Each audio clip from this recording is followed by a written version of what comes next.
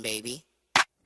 Yo, welcome to the screen where the plot gets bent. Julie B deep dives, not just for content. She don't react, she dissects those threads from the lens, catching clues y'all missed when the credits end. What you know about freeze framing frames and while you blinking, she building an evidence drum. Got a notebook thicker than the lore itself, and a chat full of nerds with a mental health shelf. Yeah, she sees the glitch, peep the double cross. You just watching TV, she talk to the boss. Every theory and thesis, no throwaway guess. While y'all on season 1, she in season X. Said rewind and slow it, zoom in, enhance. Julie B caught the symbol in the window glance. While you tweeting what just happened like a clown, she already made a flow chart, color-coded breakdown. They don't die like us, they don't vibe like us. They binge and they bounce, we revive that trust. They skip intros, we every frame. You watch shows, we decode the game. They don't die like us, nah, they don't die like us. She cracked Severance before y'all knew it was deep. Predicted the Last of Us deaths in her sleep. When the camera pans, she ain't blinking once. Catch a ghost in the glass, call it theory punch. Watch parties lit like apocalypse nights. Call-ins while they bringing alien rights. Hey, Julie, I think the trees are spies. Well, I have a spreadsheet that confirms that, guys. Zoom in, boom in, she moving through clues. Spinning Discord in the courtrooms, Lord of views. Got mods with receipts. Time stands with heat. Every rewatch turns into a Reddit elite. You stuck on the surface, we beneath with maps. Cross-referencing lore with the rector's caps. If your fave show got secrets, don't be dumb. Julie got the chalkboard out in From's where it's from. They don't dive like us, they don't vibe like us. They skim the edge, we inside that crust. They zone out, we zone in the pain. You say plot twist, we say nope, chain. They don't dive like us, nah, they don't dive like us. What's that? That ain't a blooper, that's a plot thread. You thought it was a shadow? She thought it was a coded message from season 3. And she's probably right. Step this way if your mind's unbent. Step that way if your theories pay rent. Say Julie B, deep dive queen. Now zoom, scroll, theorize, pull. Ain't no rabbit hole safe once she got the cloud.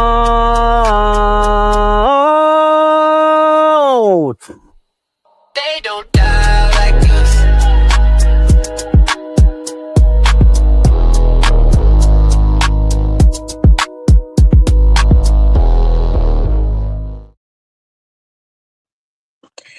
Hey, welcome. It's Julie B Deep Dives with Carl, who's about to join us. And we are going to dive into the premiere of Stranger Things 5. Finally, the wait is over. The very long wait. I think the last season came out 3 years ago, a little over 3 years ago, 2022. And I'm loving it so far. I mean, I have criticisms of it as a fan. I've been a fan of the show since season 1. So, you know, when I have criticisms, I'm not a hater. I'm a fan of the show. When I see issues, I just want it to do better, as good as I know the show can be. But I think there's a lot to love about it so far. And we're going to just focus on the first episode this time. We're going to do one episode at a time. We have just enough time to do one episode dive per week before we get the next dump of episodes. The next section drops Christmas, I believe Christmas Day. And that'll be the next 3 episodes, 5, 6, and 7. And after that, we're not going to be able to do a live on each episode because the final episode will drop on New Year's. So for that, we'll just have to be a bit more concise and just do a live, or maybe 2 lives that week discussing Stranger Things 5, 6, and 7, those episodes.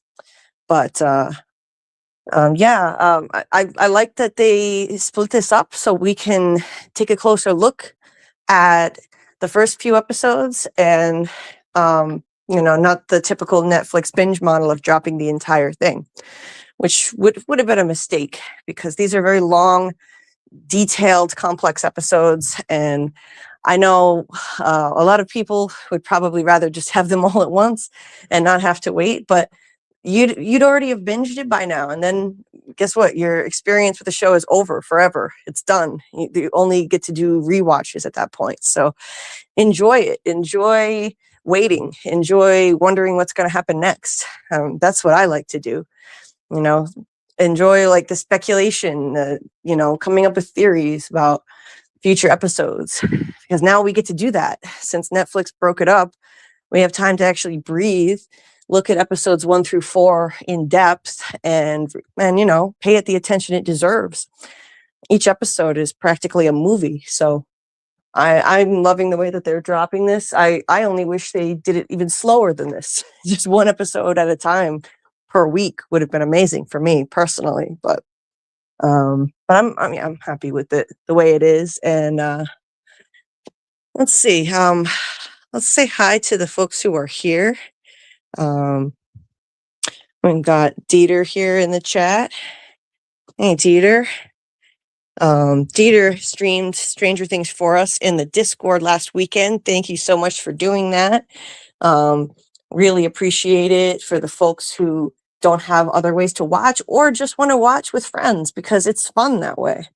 I like doing that even when I have other options. So I wasn't able to attend this time, but I'll definitely attend more.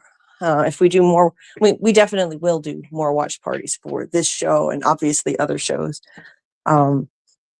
So, you know, we could do, well, we're definitely going to do watch parties for the next few episodes when they drop. We'll figure out how we'll do that when that time gets closer. And then in the meantime, maybe we'll do another watch party with the first few episodes for people who missed it the first time. So if you're not in the Discord, the link to join is in the description of this video, and you know, you can get in on some fun watch parties with us. We're also streaming Welcome to Derry as usual every week. So we're still doing that every Sunday. I stream it live when the episode drops at 9 p.m. Eastern time. So let's see. Jen is here. Jen said, "Hola, everyone. I miss you all and hope I'm awake when you start. Loving Stranger Things." Me too. Me too, Jen. My life has changed so much in the time that the show has been on. It's been a long run, 9 years to get to this point. I remember loving it from the time that it first premiered in 2016. And I was just starting out, you know, I felt like I was just truly starting adulthood when it began, moving out on my own. I had just moved out on my own for the first time out of my mom's place, and you know, got my Netflix subscription and started watching shows. And, you know, it's just wild how much has changed, and how long it took Netflix to drop just 5 seasons of a show, and each season is only 8 episodes long. It's frustrating, but at least we got a nice long journey. If you think about it, we got to enjoy it that much longer, and not have it be over quickly. Plus, they do take the time to create an amazing product. I mean, they may take years to produce this show, but it's cinematic quality. You don't look at it and say, for the most part, oh, these special effects are garbage and the acting is terrible. No, it's stellar everything. It's cinematic quality in terms of the acting, directing, cinematography, special effects. I will say, like other people have said about this season, that the AI version of young Noah is pretty bad.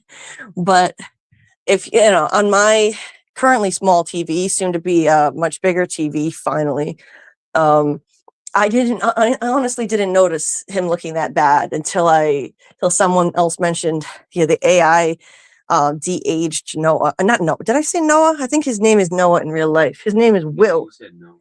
Yeah, his name is Noah in real life. That's why I was thinking of Noah, the actor, but the kid, Will, Will was de-aged pretty badly. When I'm really scrutinizing it, yeah, if you look at it side by side with the way Will looked in the actual scene that they're recreating from season 1, and then they build on it, of course. It's pretty rough, but AI is still in its infancy. It's got some progress that it still needs to make. I think they do the best they can with it as it stands now, and they didn't, to their credit, they didn't take work away from any actual human actors in doing this. They hired a young actor to play young Will, and they just used his body, but like as far as I know, they altered his face to look like Noah Schnapp. I believe that's his name, the actor. So, they actually did give work to a real actor, but then they used some de-aging technology to change his face to a young Noah Schnapp. Or Schnapp, maybe. I don't know. I don't know how to pronounce it. Why are you saying it that way? What? Giving it an extra schnow. I don't know how to pronounce it. But they did the same thing in season 4 with Millie Bobby Brown, because they needed a young 11. They got a young girl who looked remarkably like her, but now with the ability to de-age actors, they just couldn't resist. They couldn't just use the young actress as people would have done in the past. They still used the actress, plus they de-aged Millie's face and somehow put that there in place of the young actress. But hey, at least they used AI plus an actual actress, which I'm all for.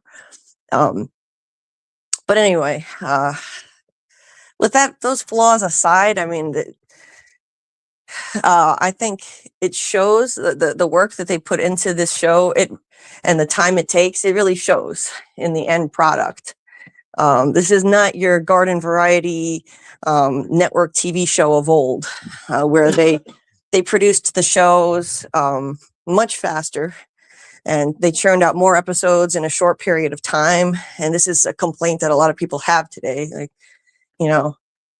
Stranger Things is what's wrong with TV today, because like they point to this as the prime example.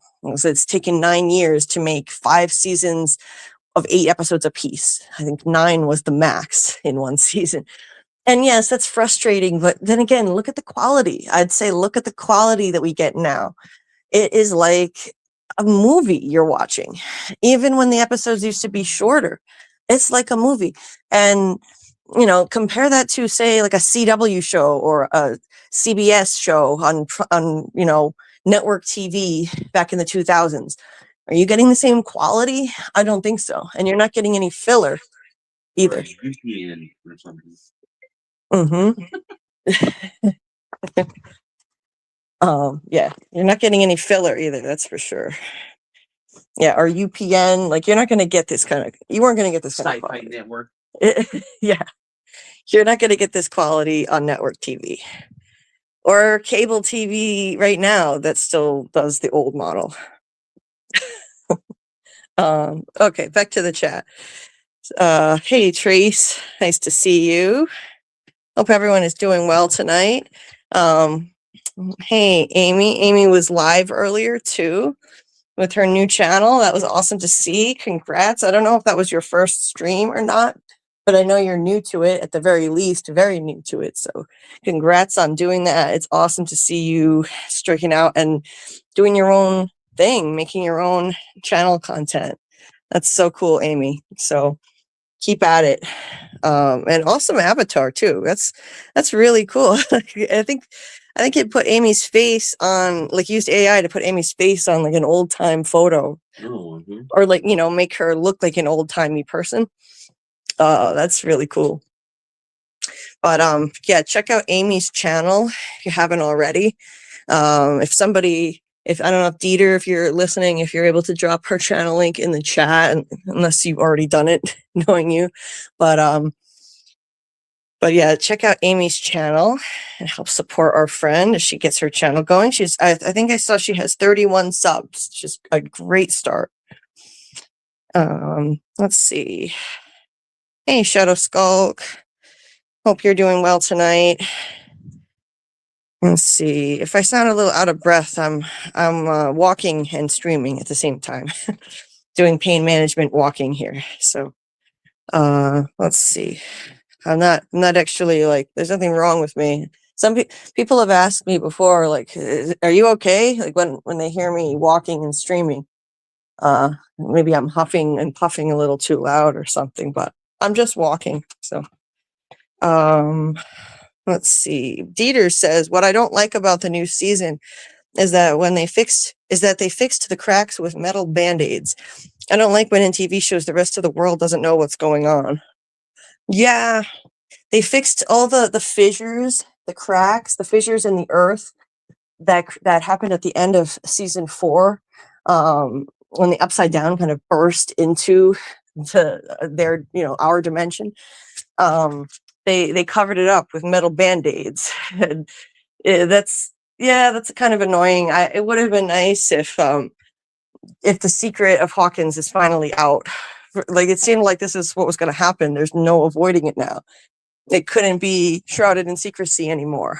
I mean, the Upside Down literally erupted into our world. And Hawkins was like the ground zero. The center of, I think the library was ground zero, like right at the center of it.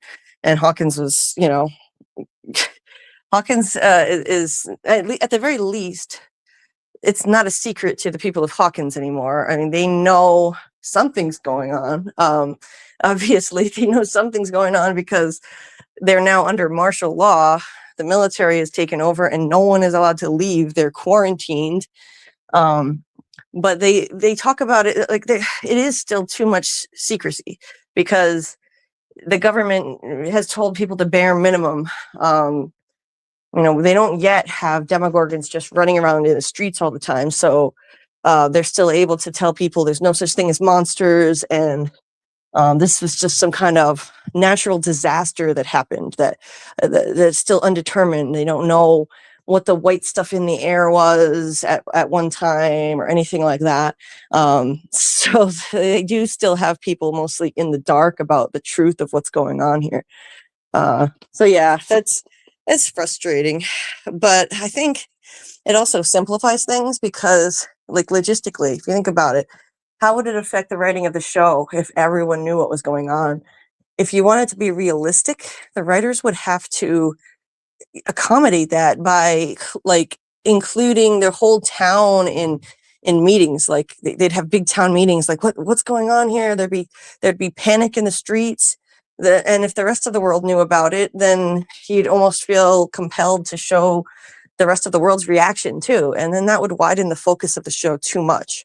When it's the final season, we have 8 episodes. That's it. We just want to focus on the characters we've come to love and not a bunch of new people, not a bunch of random citizens of Hawkins who are now in a panic over what's going on.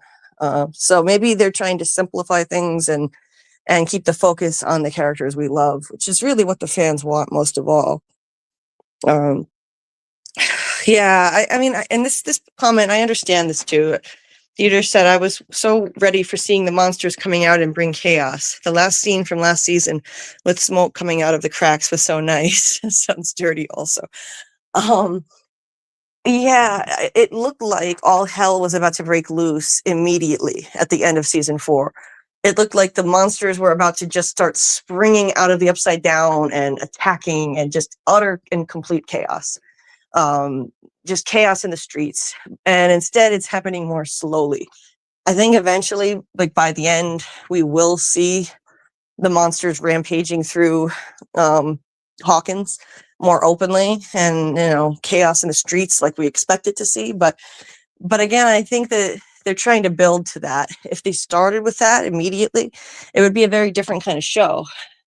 It would be an all-out war zone instead of the formula we've gotten to know, and the winning formula that's always worked for this show, which is taking our key characters and watching them execute missions to deal with the Upside Down, and they're following their formula. I do think it's way more intense than previous missions, obviously. So they've ramped that up. The intensity is it's way higher than it ever was before. So there's that. I mean, we get to see one last time the kids that we watched grow up and their parents. We get to see them undertaking missions and really get to focus on them instead of utter chaos and a total war zone on the streets. So I'm happy with it. I'm glad that they went this route, actually. What do you think, Carl? Like, isn't it better this way that we get to focus more on the characters that we've been following for years and watch them undertaking missions like we've always done instead of just a war zone everywhere? Yeah. I mean, that's the core of the story, anyways, right? Their relationship. Yeah. It's about the characters. I'm not gonna lie. Yeah, I was a little disappointed too that somehow the life is continuing as normal for most of Hawkins. Yeah, they're under military occupation, but they're going on with their daily lives, not knowing about the Upside Down yet. Most of them, anyway. And let's see. Just scrolling through here. So Jen, the teacher, said, Dieter, at the end of season 3, there was a whole ass news segment talking about conspiracies and the cover-up over season 3 in the 80s that was big. Cover-ups and conspiracy theories took off here and in the 90s. Oh, okay. And then Bill Chill, hey, nice to see you. Dieter said, don't even remember that in response to Jen's comment, but lots of people complain about that part. Still love the show. Episode 4 was like perfect. Yeah, episode 4 was phenomenal. I agree on that for sure. Hey, with Alice, nice to see you. I was actually pleasantly surprised with the ending of episode 4. I won't get into that yet because we're going to focus on the first episode. But I was glad to see it wasn't like some kind of dire event that would have been upsetting, or like, if anything, I'm excited now to see what's going to come next and not dreading it. And that's how it should be, because this show has always been fun. Maybe some people want it to be more realistic and see more bloodshed of our from our characters, but I don't. I really hope that it's not a bloodbath and that they don't kill off many of our beloved characters like we've been worried they're going to do this season as a fan base. I'm fine with that not happening. I'd be fine with it if nobody else dies. Nobody. But I know that's not going to happen. I'm sure we'll get at least one major death in the end. One really upsetting death. It's going to be devastating to watch. I'm sure they're going to go for it because it's the end of the show. So anything goes. Nobody has plot armor anymore. No one is safe.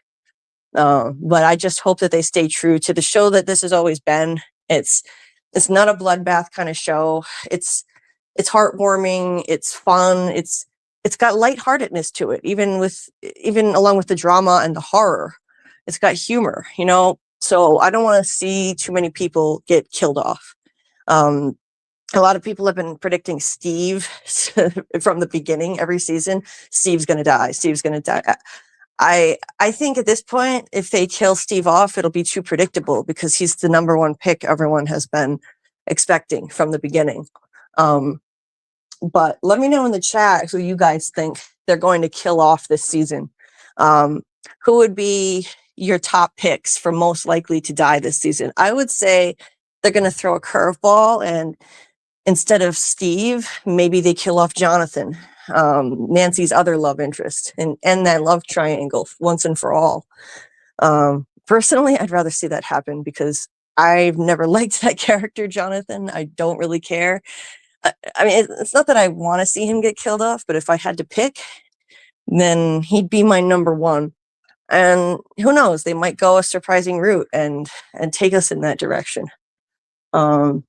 Maybe, I don't think it'll be Max because they had their chance to kill her off already. And she's come too close to death. It would be too predictable if they kill off Max. She'll probably rebound, I think, from this coma state that she's in. And, maybe maybe, I gotta say, I think the number one most likely to die in the end would be Will. That would kind of bring it all full circle. He seems to be emerging as a foil to Vecna.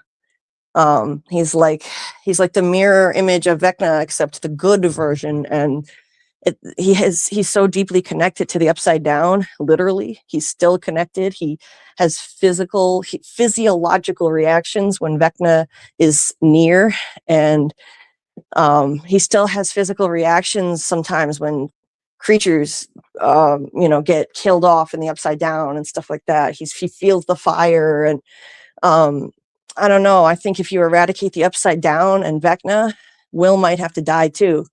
He may have to sacrifice himself, or he may die whether or not he chooses to or not. Maybe he has to go and be the administrator of the Upside Down, and then we'll see like an image of the Upside Down, and the Gorgonzolas are all like happy and dancing and stuff. What do you think? They'll take on his personality, and you'll see the as I call them, Gorgonzolas. They'll be like, playing Dungeons and Dragons in their own Upside Down basements. What do you think? That would be a happier ending than Will dying. I would take it. Turn into like those. You saw those plush versions of them at the Walmart. Remember? They'll be all happy, like, "Hey, what's up, guys?" Yeah, he could reform the whole Upside Down place and reform the Demogorgons. And they can bring back the demi-dogs. And what was rest in peace to, what was his name again? I forgot. The one that they had as a pet for 5 seconds before it ate the cat. Dart. Dart, yeah. Yeah. R.I.P. Dart. Yeah. I wouldn't mind that kind of ending, if Will has to go live in the Upside Down, but he reforms it all, and it's a happy place now. The Demogorgons are nice, and he's in control of them. I don't think that's going to happen. No such luck on that. Let's see. Let me get to the chat and catch up with you guys so I can see what you're even responding into what I'm saying. Dieter had asked, how big is Hawkins, since they find it hard to find 11? Honestly, yeah, it seems like it's, I think, a small town. So why is it so difficult for the mighty U.S. military and government to find 11? It shouldn't be that hard. Are they still hiding her out in that same cabin in the woods? Because I would think they would have found that by now. They could have mapped out like every single tree by now. Right? They've been looking for her for a while. Dieter said Mike asked if they were fighting Vecna or the electric company. The military shutdown caused more blackouts than an upside down portal. Yeah, that's for sure. Seriously. And the upside down, all of the, the craziness happening there is, fucking with the electricity all the time too. Live analysis of the season premiere is starting now. Drop your hottest takes in the chat. Don't forget to like, share, and subscribe. We're diving into Vecna's return. Thank you, Dieter. Yes, please hit the like button. The algorithm doesn't know us for Stranger Things yet, so it would really help if you hit that like button, drop a comment in the regular comment section. You can also try sharing this stream. Even sending it to yourself, even emailing it to yourself, sharing it yourself in social media, putting it on a playlist. All of these things help get us into the algorithm and push it out so more people on YouTube can find it. And any help would be much appreciated there. This is the first stream we've ever done on Stranger Things, so YouTube doesn't know where to put us, doesn't know who to show us to. Hey, Noah, nice to see you. And Amy, Pixie Vine TV, aka Amy, fresh off her live from earlier. Hey, Doc, nice to see you, as always, my friend. Normally, we would be doing FROMacademy tonight, but Doc very kindly, with so much understanding, suggested that we take a little break from FROMacademy so that I can cover Stranger Things and not get too overwhelmed with everything and manage my pain conditions. So really appreciate that understanding, and we will get back to FROMacademy very soon. So stay tuned on that. This is just during a crazy time right now because I'm also covering Pluribus and Welcome to Derry. So taking on Stranger Things 2 is also a lot. That is Stranger Things 5 in addition. And also, of course, our Doug lives are continuing. That's an ongoing thing. We weren't able to do it this week, but possibly next week we'll resume our Storytime with Doug Hughes lives, where we're breaking down his second novel now. So if anyone wants a copy of Doug's book, I'm still giving out free PDF copies to anyone who wants it. It's a sequel to his first novel, The Poor Player. It's called The Shaming of the True, and you can email me at JulieBDeepDives@gmail.com if you want a copy of that. We'll get back to breaking that down soon as well. Now, to the chat here. Let's see. Oh, Jen is loving the Koala channel too. Nice. It's cool. You discovered it too. Yeah, Koala T Reacts is another amazing channel out there covering rap and hip hop news and music. It's a lot of fun. He has a great sense of humor and he has a lot of kind, loving people in his community. So shout out to Koala T Reacts. Noah is from that community. Let's see. And Jen said, "Hey, Julie, it's been a minute. Love you, Chica. Hey, Carl, XOXO." Hey, Jen, you're so sweet. As always, you are a lovely person. So nice to see you. Let's see. Jen has a channel too? What? Since am I just forgetting because of my brain fog? Dieter asked Jen when she's going to release a new video or go live. Jen, if you have a channel too, let me know. I'll give you a wrench and you can drop your link here. Sounds like she has one and I wasn't aware. Let's see. The finale is going to be 2 hours and 5 minutes long. Yeah, that's amazing. I heard that, Dieter. That's awesome. A full-length movie. Oh, okay. So Jen said, I think I may open up my own channel and do collabs. Gotcha. Well, let us know if you do, Jen, and we'll do anything we can to help and get the word out, get your sub count up, anything that we can do to help. We're happy to do for you. And anyone who wants to try content creating here, always happy to support other content creators. I think people in the chat and like Doc and Peter and them and Scarlett, Jen has worked with Scene Invaders. Maybe made a video with them. I think that's what they're saying. Oh, cool. Very cool. She's worked with Scene Invaders. Awesome. Yeah, I've heard good things about Scene Invaders. I need to check out their channel. And they had reached out to see if I wanted to be on there as a guest, and the timing just didn't work out, but maybe another time. Let's see. Hey, Noah is starting a channel too. Wait, did I miss something in the chat? You get a channel, and you get a channel, and you get a channel. Yeah. It looks like if Noah is starting a channel too, let us know and we'll help you promote it. We'll get the word out about your channel too. Peter said, I believe the Duffer Brothers wanted to do it weekly, but Netflix didn't want to do it and changed it to 4 episodes now and split it up like that. Yeah, Netflix and their damn binge model. That's just how they roll, but at least they broke it up a little bit. Oh, okay. Yeah, Noah is launching his channel. Well, let us know when you get it started and we'll help you try to get the word out as best we can with this little platform. It may not be a lot, but we can do what we can to start getting you some new subscribers. Jen said, I love you, Julie. XOXOXO. My life has changed so much too, Chica. So proud of you and how far you've come. Love and light. Beautiful. You are the loveliest. Oh my God. Could you be any sweeter, Jen? Thank you so much for the kind words. That means so much. Wow. Thank you so much for saying that. That's just amazing. Oh, God. I'm so lucky to have met such wonderful human beings via this channel and this community. It just has changed my life in ways I can never even begin to express. Let's see. Dieter said he's going to stream every 2 weeks to get some rest in between, doing like I guess Stranger Things watch parties he was talking about. No, I really appreciate that. Thank you so much. Trying to catch up with the chat, guys. Hang in there. Let's see. Yeah, I'm trying. Dieter had said at 11:30. Ignore this chat. Ignore most of this chat. Maybe it's going to take 4 hours.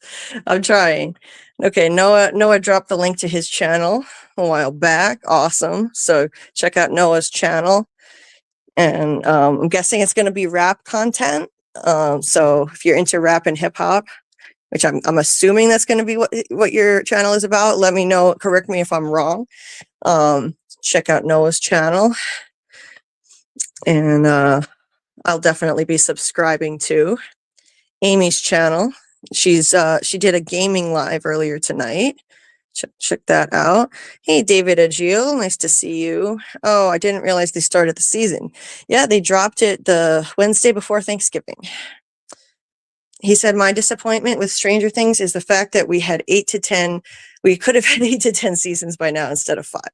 That's basically our biggest complaint as a fandom. I know. I guess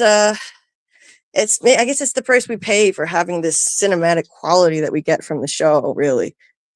Otherwise they could have made it faster. And to be honest, they still could have made it faster. If I'm being really honest, they could have made it faster and still given us cinematic quality, but it is what it is. I mean, if you look at it, like every season is an over 8-hour long movie. And then you start to understand why it takes them a few years. Because it takes people, look how long it takes movie houses to make movies, to make quality movies. It takes a few years. So that's the way I look at it. Okay. And how do they have a base in the Upside Down, says Dieter. Yeah, I think that's a little far-fetched. All of a sudden, they have a military base in the Upside Down. I think I found that a bit hard to suspend my disbelief on that. How is that possible? They've done that with Vecna down there, ostensibly, wreaking havoc still. I don't get it. How is Vecna allowing a military base in the Upside Down? He's a godlike villain. That part I can't quite reconcile. Let's see. Jen said Stranger Things at this point is so nostalgic. And those are the clues. It's building using those clues, like we're all Nancy Drew. I totally agree. She said the missions remind me of the old video games we played that had missions in order to build and defeat the big bad. Yeah, absolutely. 100% agree. Robin using coded messages in her radio broadcast was genius. I agree, Jen. I really liked that. That's how Robin passed along the intel that they got from Murray, who brings it in. Of course, it's Murray. They had Murray in a perfect role, bringing in contraband and military intel as he comes in and out of Hawkins in his truck, which is also a bit far-fetched that he managed to get a job where he's able to do that successfully, but we have to suspend our disbelief with this, and that's cool. Let's see. Jen said, I loved how the crawl was a well-planned strategic mission that has been running. So the core group has kept looking for Vecna. At least they don't act like nothing happened. Absolutely. So I like that too. Scarlett says, Jonathan was a creeper. Yes. Thank you. Jonathan was a creeper. He never deserved Nancy. He was a peeping Tom taking pictures of her with her shirt off. And I don't think they took that seriously enough on this show. And Nancy just forgot it like it was nothing and cozied up to him immediately. That never made sense to me. I was always Team Steve, not Team Jonathan. So anyway. Because it wasn't like you couldn't see anything, right? Nancy didn't have anything to see, I guess. Yeah, but still, she was half naked regardless. Yeah, Vecna is gonna die. When I asked who's gonna die, Dieter said Vecna is gonna die and some army men. Yeah, I think Vecna's gonna die in the end. We know we're gonna get somewhat of a happy ending, even if we lose some beloved characters. I think it's inevitable that we'll get a happy ending and Vecna will die. There will be no more havoc from him or any monsters from the Upside Down. Bill Chill says, shocker, they off Dustin. I hope not. It's possible. I mean, anybody could go. Shadow Skulk said Will, at least. Yeah, Will is my number one on the death list. Dustin's calorie control is definitely died. Yeah, kind of has. Jen said, if Steve dies, I riot. Jonathan is a goner, especially since he's planning to propose to Nancy. He'll sacrifice himself for her, telling Steve to take care of her. Oh, I like that angle. I thought that's a sign that they're the end game for sure. He's going to propose and that'll be it. But yeah, like that would be too predictable. That would be too easy. He's going to propose, so it's all going to work out. Yeah. If he proposes, then he's dead. Right? Isn't that usually how it goes in sci-fi horror? That's a great point. Except in From, when Ellis proposed to Fatima, and the two of them are still living happily ever after. Great, aren't they? They're doing too great. Ellis and Fatima are having. Oh, let's see your baby pictures. Oh no! Well, still, they're doing too great by From standards. But they're both alive and well, and they got to have a happy wedding and a healthy marriage for now. And a healthy baby boy. Not exactly. Baby Smiley is not the baby they were looking for. But yeah, I hope Jonathan's out of here. Scarlett said, remember when he was taking photos of Nancy in her window? Yes, never forgot that. Yes, it was creepy. It will always be creepy. We cannot just forget that. And all the people shipping Jonathan and Nancy, I don't get it. I don't get it. No judgment here. You can ship whoever you want. I personally just don't get it. Dentists everywhere are sad. Yeah. Steve said, ladies find Steve too hot. He can't die or we indeed get riots. Crazy ladies. Yeah, that's the truth. There would be they'd have to have a separate funeral just for Steve's hair. It's become a character unto itself. Oh, yes, remembering Steve's hair. Have they referenced the Farrah Fawcett maybe?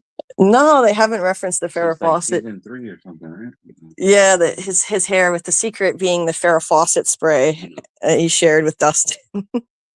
Well, and that's not really working for Dustin like it's worked for Steve, though. he's rocking a kinky curly mullet these days, and it's not working. Yeah, I mean, he looks.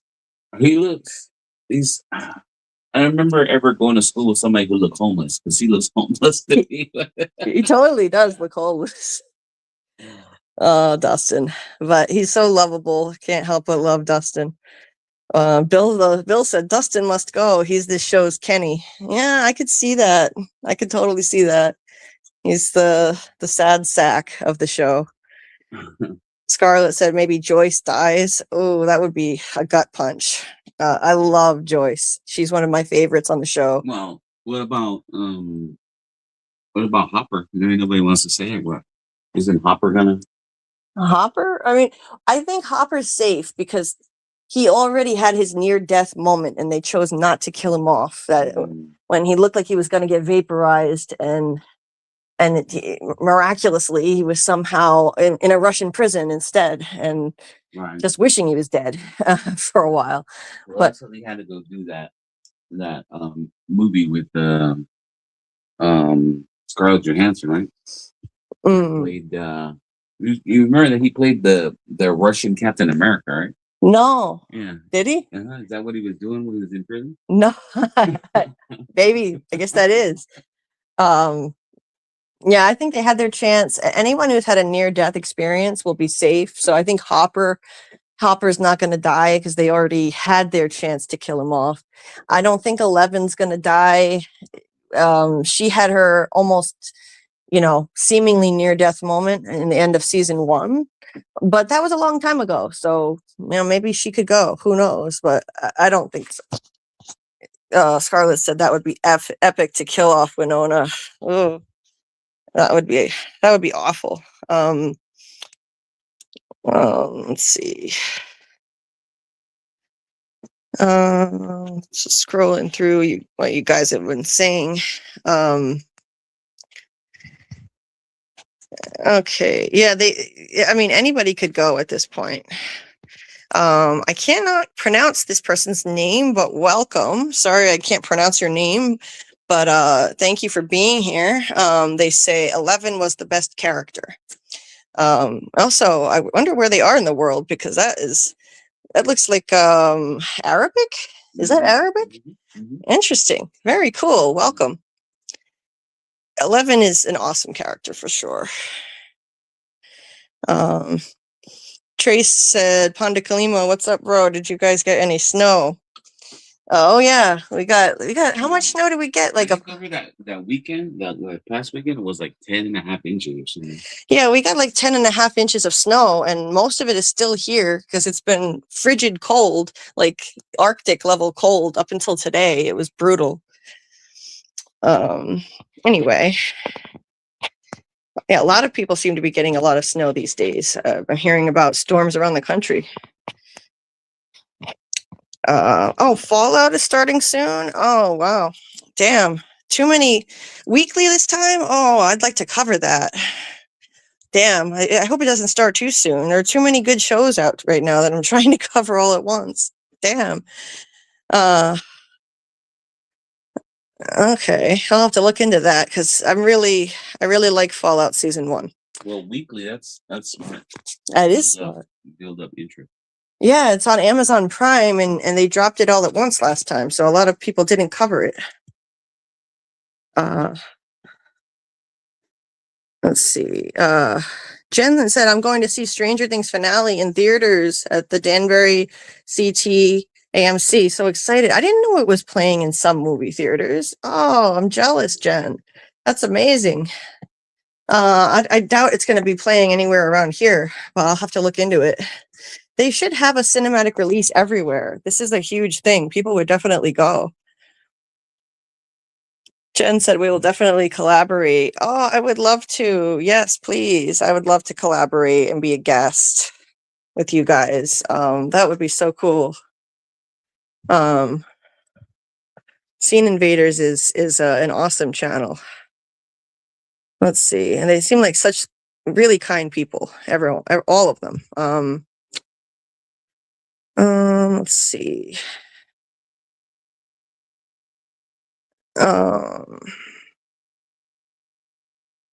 So I only took like close to 1,000 pictures for this show, for this episode. Yeah. I think it's 800 something actually. It could be worse. I might run out of storage. Yeah, I've had no cloud storage from all the pictures I take for this channel. Then we're gonna get into breaking down the actual episode. Scarlett said, do you think Stranger Things will end with time travel or a time reset or both? Oh, time travel is something that a lot of fans have been worried could happen this season. There have been clues that time travel is a possibility. I don't think so. I think the way that they're playing with time is unique, that they're just going to continue showing us people's memories through like 11 going into the void and like things like what happened with Max, looking at being in Vecna's head, looking at his memories and things like that. So it's not like being a time traveler literally, but you can actually go into someone's head. Certain characters can like be in someone's head and visit their past memories. Oh, like story walking almost. Yeah, kind of like from story walking. So I hope that they just stick to that and don't do any literal time travel where they can actually change events. With story walking on From, you can visit chapters, but you can't change them. So it is like looking at a memory. And so that would be what I would hope for, because time travel is too dicey. You introduce that in the final season of a show that's never employed it, and all kinds of messy results could come from that. Well, but what do you guys think in the chat about that point? Vecna always has a grandfather clock associated with him, and whenever he's present, a lot of times you hear a ticking sound. He's obsessed with that damn grandfather clock. He doesn't like the concept of time in season 4. Like, he explained how he can't stand how the human race is enslaved to the concept, the social construct of time. And so it's like, are they going to try to unravel? Is he unraveling time itself? Is there going to be some storyline like that? I don't know. I don't think so. I don't think they're going to go that route and do anything too extreme. But you never know. You never know. It's the final season. A time reset. I'm not sure what that exactly would entail, but I don't know if they're going to reset anything and undo any events we've already seen. I think that would be a cop out. That would be a lazy way of writing, and I wouldn't like that, because it would cheapen the emotional impact of things that we've seen if they undo anything. That's just my opinion. So anyway, Jen said the taking picture of Nancy by Jonathan had been changed like a bad Mandela effect. Yep. Like, what the fuck? I remember him as a creeper, and now he just looks like a sad puppy. Yeah, I think they want us to forget about that. The show, I don't think they planned on the show lasting this long in the very beginning, and so they didn't, put put enough weight on what Jonathan did. And then they tried to retcon him as just a normal guy. Yeah, like Noah said, Jonathan is a creep, though. Jen thinks that a time reset and time travel could both happen. Henry is still inside Vecna and wants to end the Mind Flayer, but can't. I think he's helping Holly and Max to do so. Interesting take. I like that.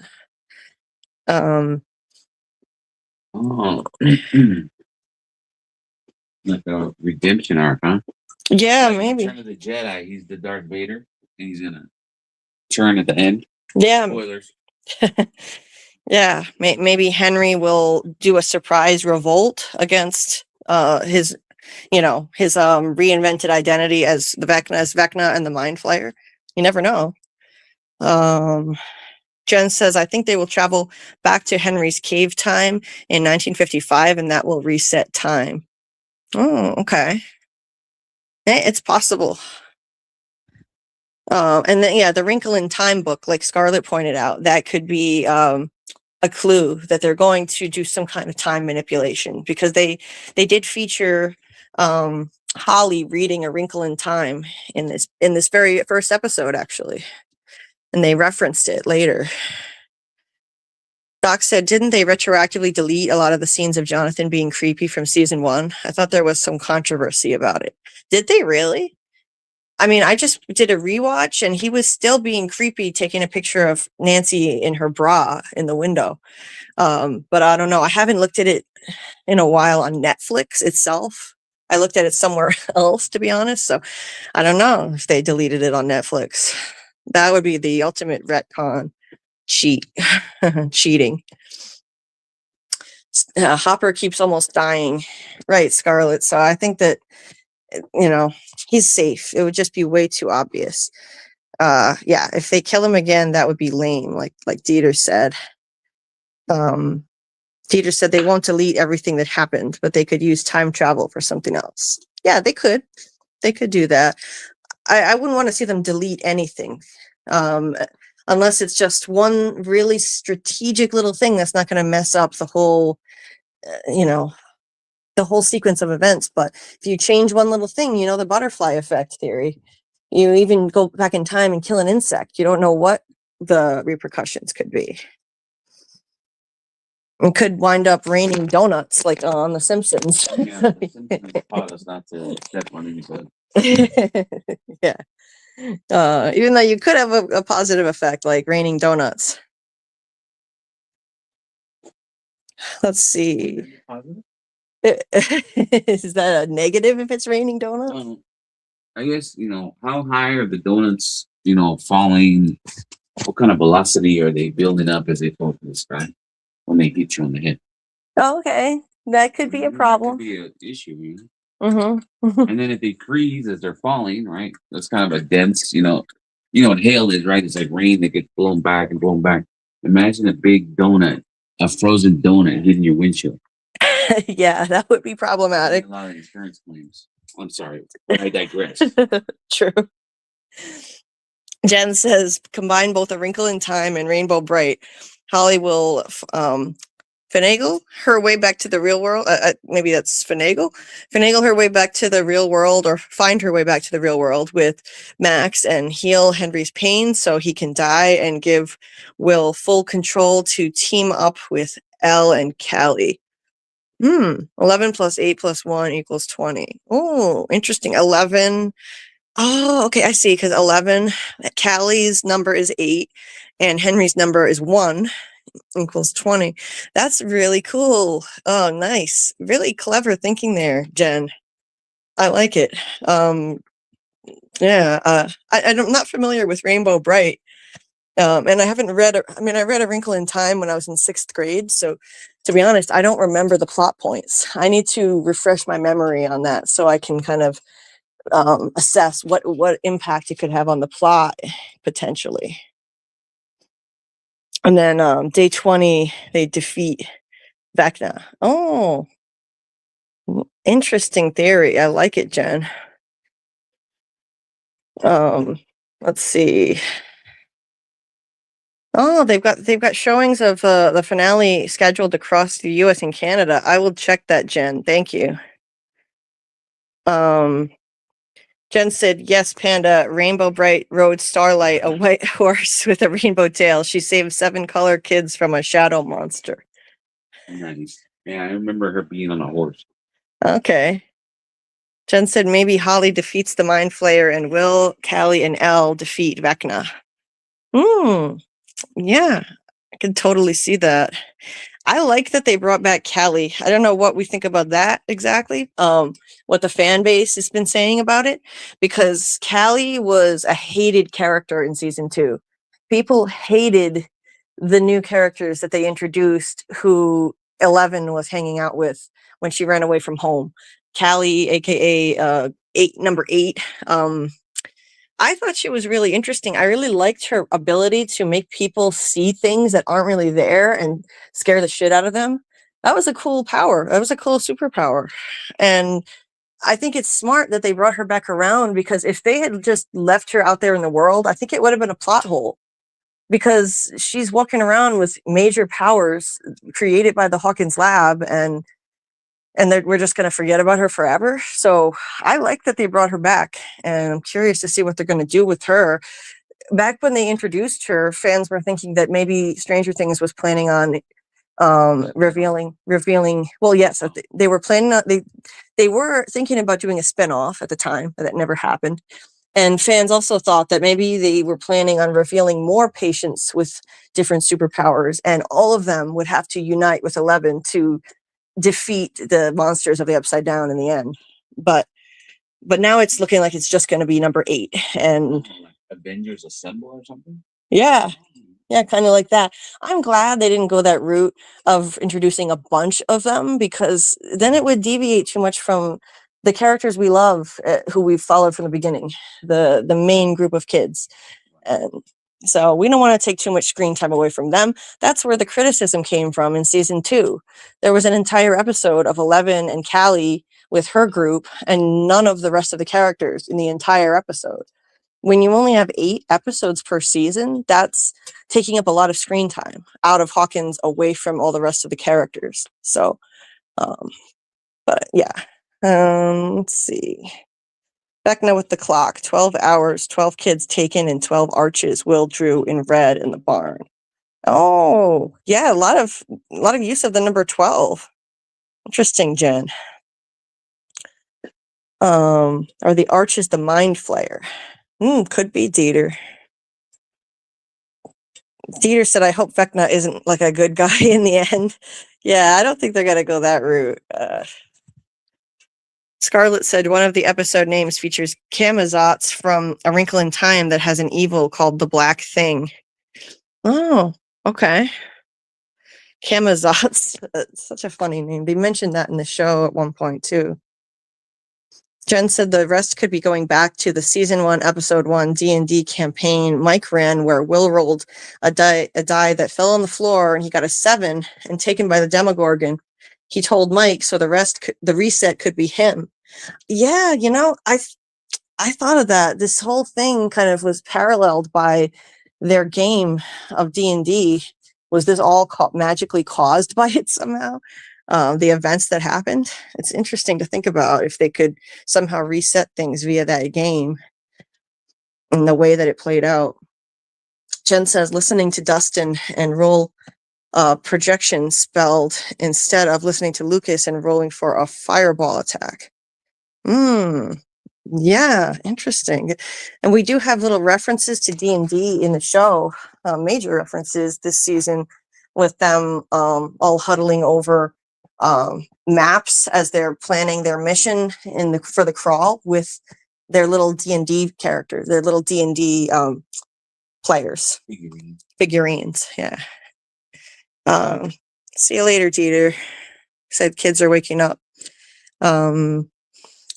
Scarlett says the showrunners are planning to George Lucas the first season by putting clock chimes in it and retconning it to show Vecna there earlier. I think that is why people think they messed with other scenes. Oh, that's kind of cheating if they do that.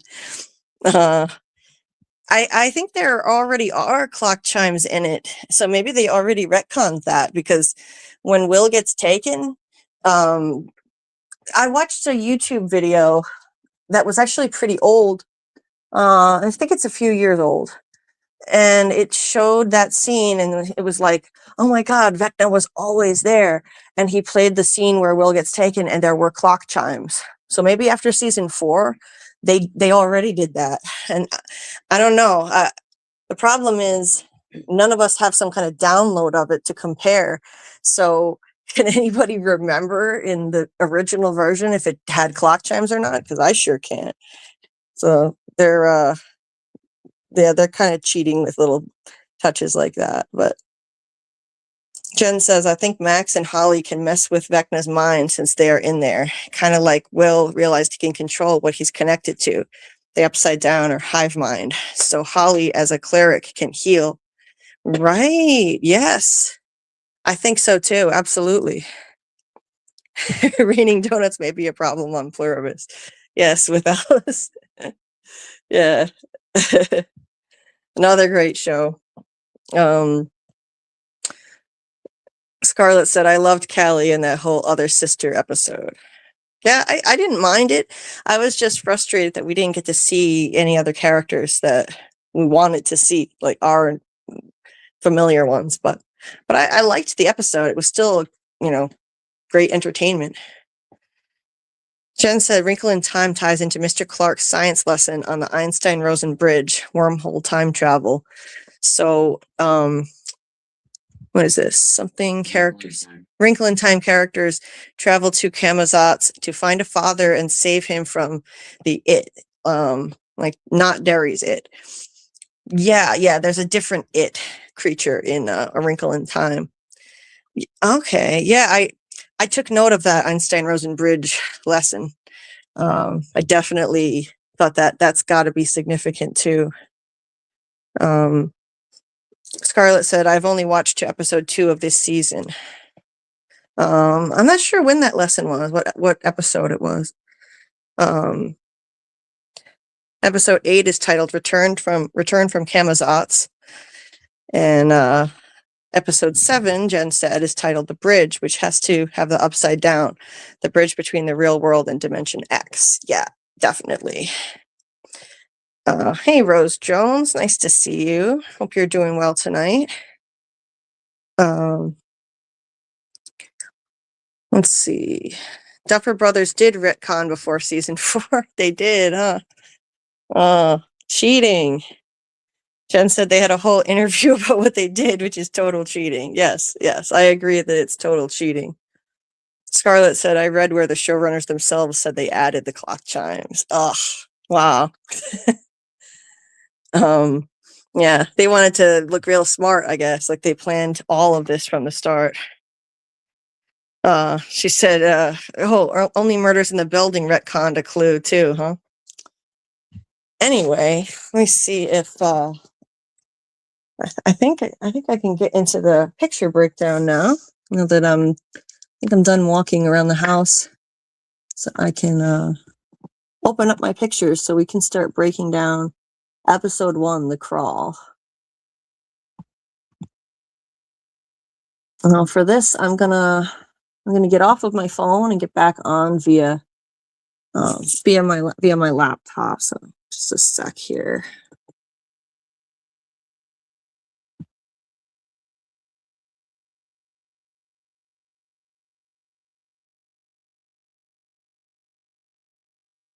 Okay, there we go. Now it should be, yeah, my audio is coming through, right? Okay. Uh, should be connected on my laptop now. Okay, yeah, great. All right, so I loved how Jen, you're so sweet. She said, "You sound so good, Julie. I'm so happy. You don't sound like you're in pain. Love you, Chica." Love you too, Jen. My pain is definitely better managed right now. I've been walking and streaming at the same time, so that it's helped. So I'm good at hiding it though. A lot of times you have no idea when I'm actually in horrible pain. My mom can't even tell the difference. She's like, "You sounded like you were having a great time in there laughing." And I'm like, "I was in terrible pain the whole time on the live stream." But I'm very good at covering it. Right now it's managed well though. So um so I really liked how Netflix they changed their opening to reflect Stranger Things. That was really cool. I had to take screenshots of it. They had a bike and then it basically plunged into the upside down, and the Netflix logo was made out of a portal on top of that wall full of vines from the upside down and a bunch of bikes, of course, the kids' iconic bikes. Yeah, this was a cool tribute to the final season. And then they open with November 12th, 1983. So a flashback to the day that Will was taken. And so this is 5 years before the start of the new season. Um, they just passed the 5th anniversary of that, and um, that doctor, oh, what's his name now? His name is escaping me at the moment, but the doctor, scientist rather, played by Paul Reiser, he said back in season 2 that around the anniversary of a traumatic event, people can have, you know, like a traumatic response, basically.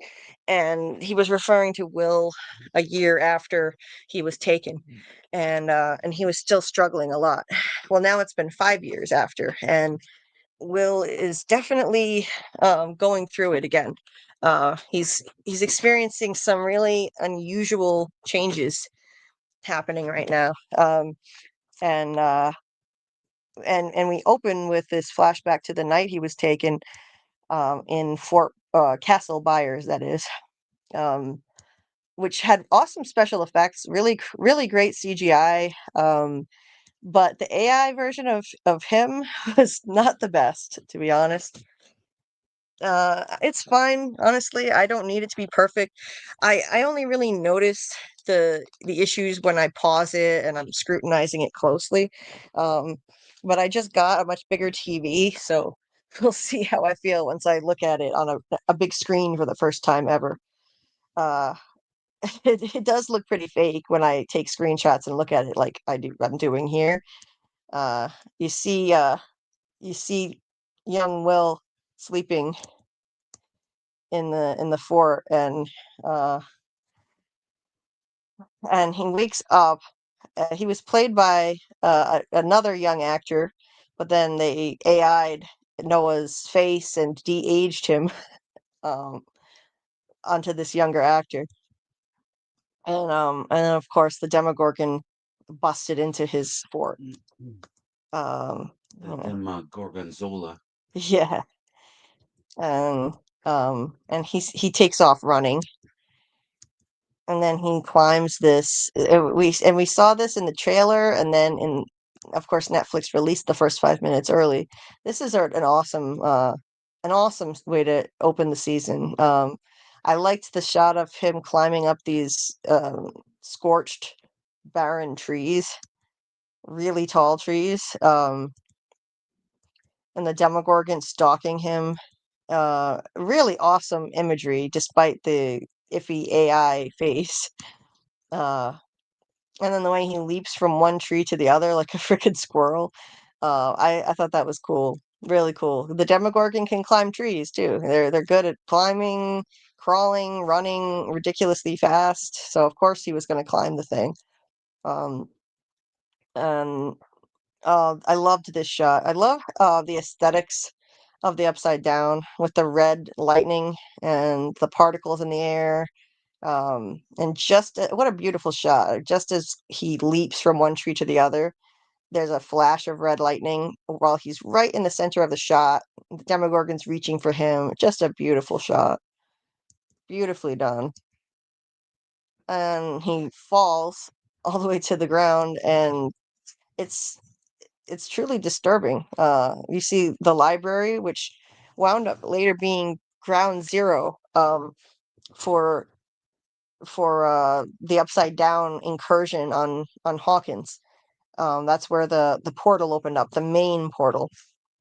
But so yeah, now we see the library has been important from the beginning. That's where Will was taken, and there's another flash of red lightning. So cool. Um, you see Will get dragged there by his foot. It's really harrowing to watch, even knowing that he got out okay. Just watching him be dragged there, even knowing that he's safe now, he was rescued. It's disturbing to watch this little boy get dragged there, and Vecna approaching him, and the vines surrounding him like this helpless little kid, and Vecna coming up to him. I mean, this was epic. I loved how they did this scene. Um, and this disgusting villain. He's truly a great horror villain, I have to say. I think he's genuinely terrifying.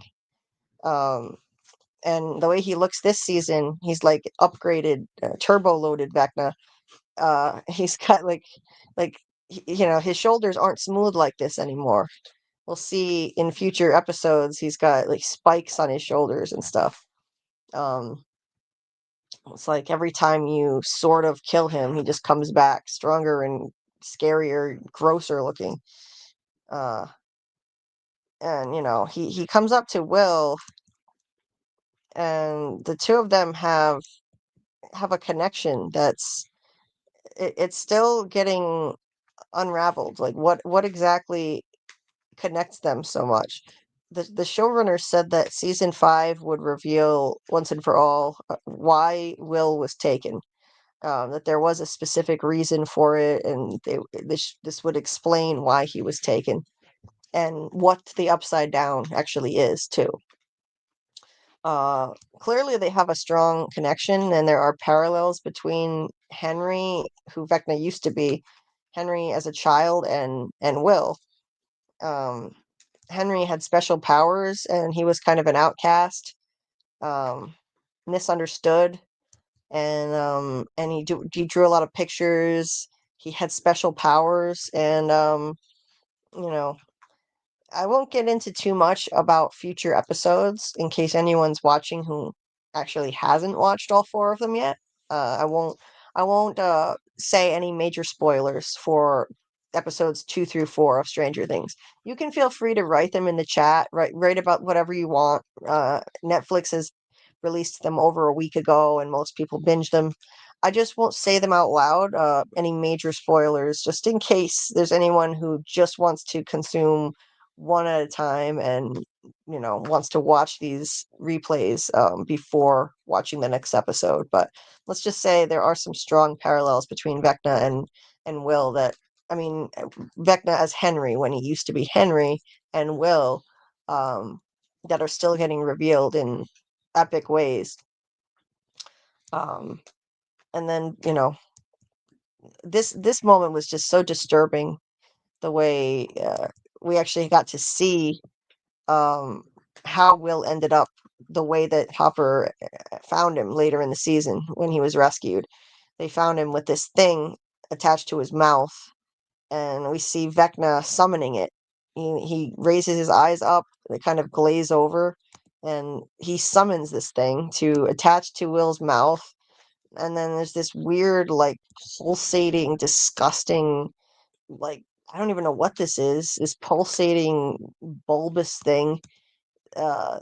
That's like it looks like it's pumping like uh something into Will's mouth. Like, Whoa.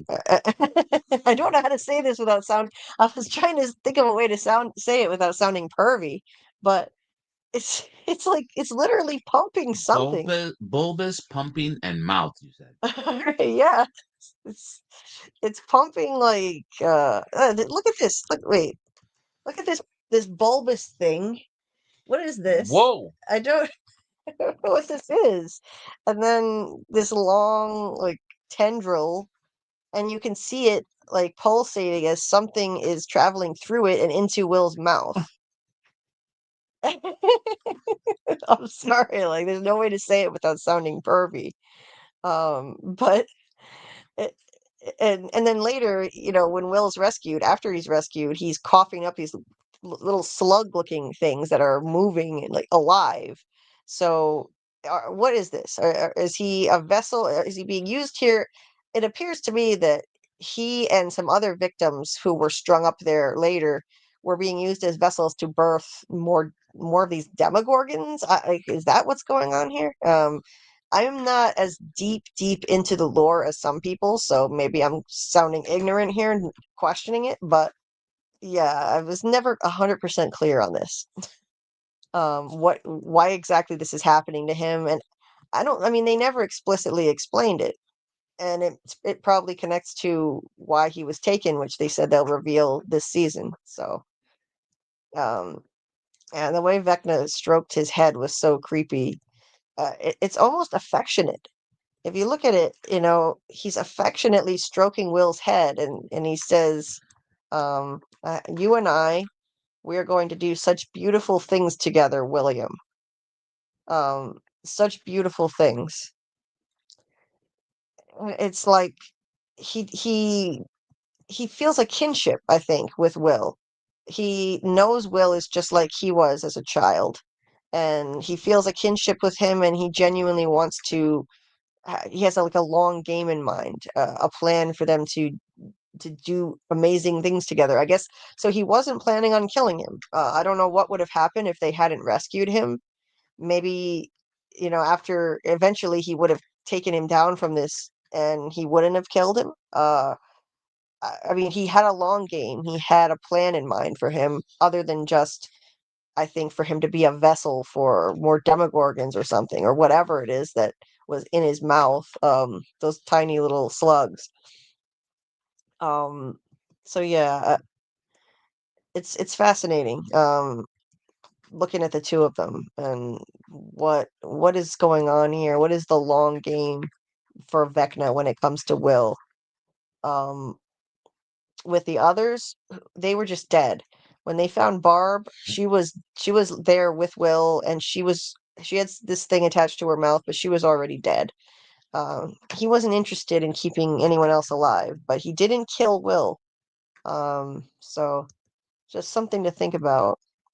Um, but He was just trying to make a friend, not be alone in the upside down. yeah, just trying to make a friend. That's one hell of a way to make a friend. Thank you for being a friend. Right. Um, Let's see what you guys are saying before I move on to the next scene. This is a pretty epic first 5 minutes of the show.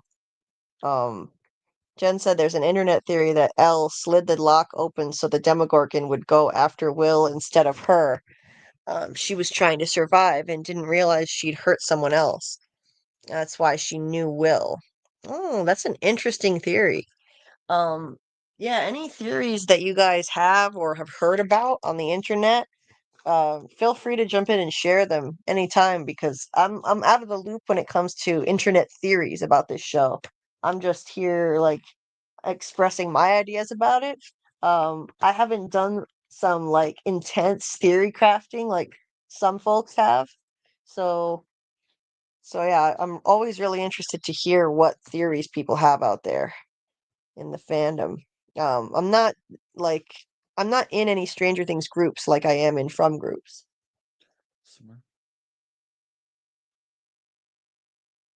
So yeah, pause, Amy. Yeah, I was trying not to sound perverted when I was talking about the. Fail. I was trying, but it's like, how do you avoid it with a scene like that? It just sounds pervy no matter what you say.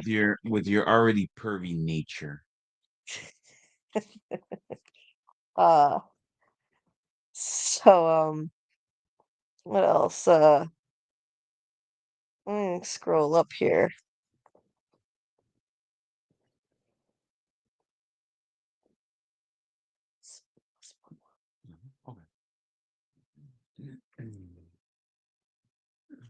Anyway,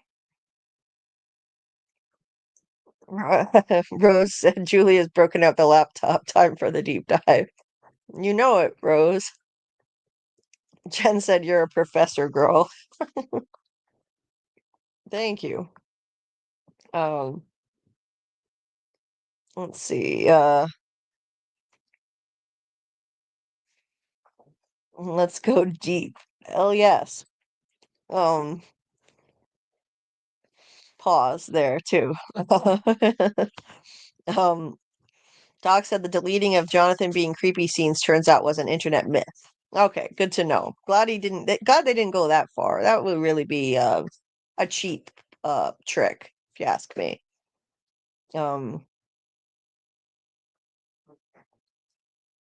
Let's see. But they retroactively corrected continuity errors, mainly times and dates. I mean, that's all right. I think correcting times and dates and continuity errors is okay. I don't see a problem there. Jen said, "I love they saved Will shoot the they showed Will shoot the rifle he had and disappeared with. Yes, yes, he disappeared with that rifle, and they showed him actually using it in that flashback scene. That's right. I loved that too. They really had a great attention to detail. Um, let's see. Oops, I'm clicking on stuff and it's not working. Okay. Uh, Rose said Will's dad is not his dad. His daddy is Vecna. Yeah, Vecna seems to want to be that. I don't know. Not in a pervy way. Um. Anyway. Let's Who's your see. daddy? Who's your daddy? Um. Yeah, Scarlet. The weird tentacle corn is gross. It really was gross. Um. Jen said, "I hope they don't do the 'I am your father' Star Wars shit in Stranger Things." Right? Yeah. Obi-Wan never told you what happened to your father. Rose says the same way he touches 11 at the clinic. Yeah, he's a creepy, touchy guy. It's nasty. He needs to keep his hands to himself. Who the Vecna? Yeah, yeah. It's like, don't be touching on these little kids' faces and shit. It's gross. It's just creepy. Um, hey, third shift lurker, welcome. Nice to see you. They said I feel like the stuff pumping into Will could be the essence. Oh God.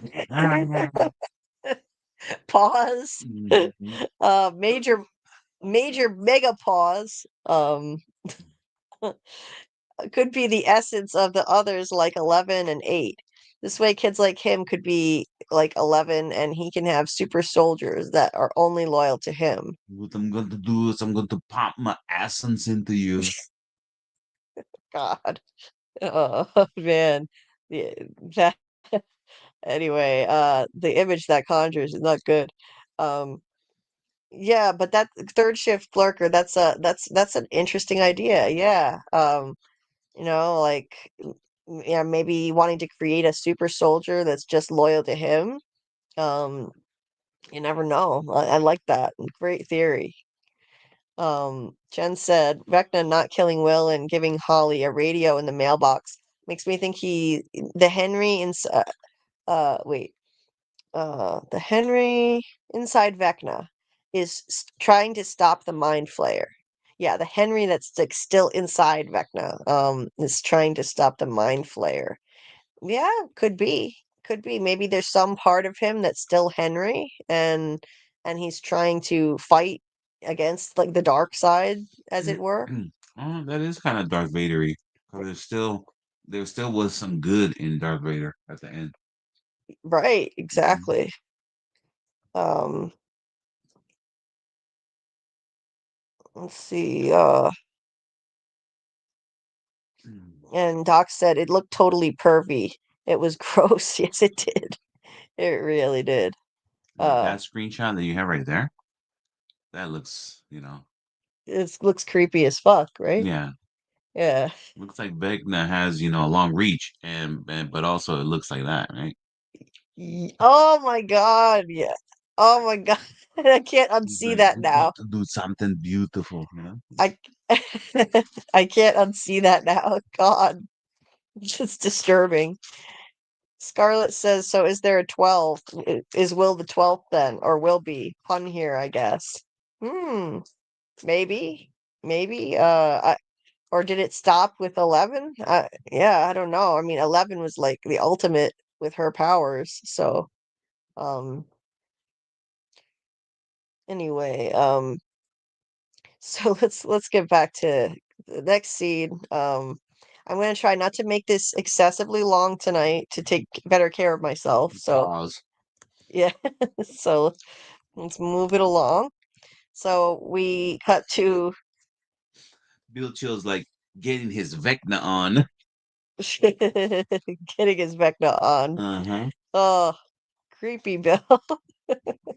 Um, so we jump to 5 years ahead now, and it's November 3rd. Is this wait, was it November 3rd, 1983? Is that wait, or was it wait, 65432? Isn't it 5 years? Let me check. I forget now. Is it five Because that years would be exactly? 82. November, no, it's not. So we're not at the 5th year anniversary yet. So we're going to get there though in the Oh. course of this. So we're approaching the 5 year anniversary. So November 12th, 1983 was the night that Will was taken. Well, that's 5 years. I thought it was 5 years. It's only from 83. It's only 4 years. I could have sworn I heard that it was a 5 year anniversary, but maybe I'm just thinking of the 5 seasons. So Yeah. it's been 4 years, not five. Yeah, my bad. So anyway, it's been almost 4 years. Now it's November 3rd, 1987, and the opening scene where it starts with Holly looking at a shadowy figure through a window was so unsettling and odd and unexpected. Holly has never been a major character in the series. When this show started, she was a tiny little girl. She was so little she had practically no lines.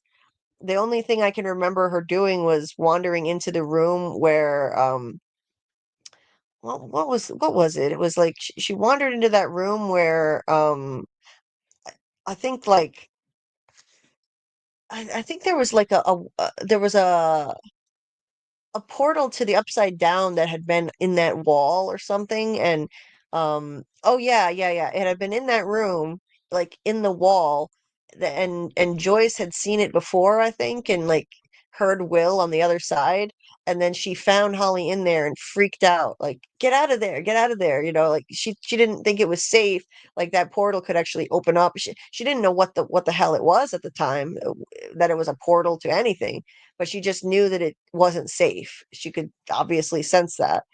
Um, she could hear her son calling to her through that area.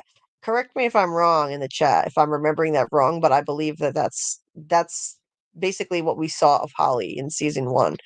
I believe it was the same actress, and she was so little. Now she's practically grown up, but they're trying to stylize her to look younger than I think she actually is. Um, and she's never played an important role in any of the seasons, but now all of a sudden they're spotlighting her in a new way that she's never had before, which it's so far I think it's going really well. I like her storyline a lot. It was genuinely unsettling watching her interact with this Mr. What's-It, as she called him. And to see this introduced, it was just like a true what the fuck moment on multiple levels. It's like, A, what the fuck as a fan of the show, because Holly has never had a major role in anything, and why is she now in a weird, creepy scene? And B, what is this weird, creepy scene about? What the hell? This is not what Stranger Things is usually like.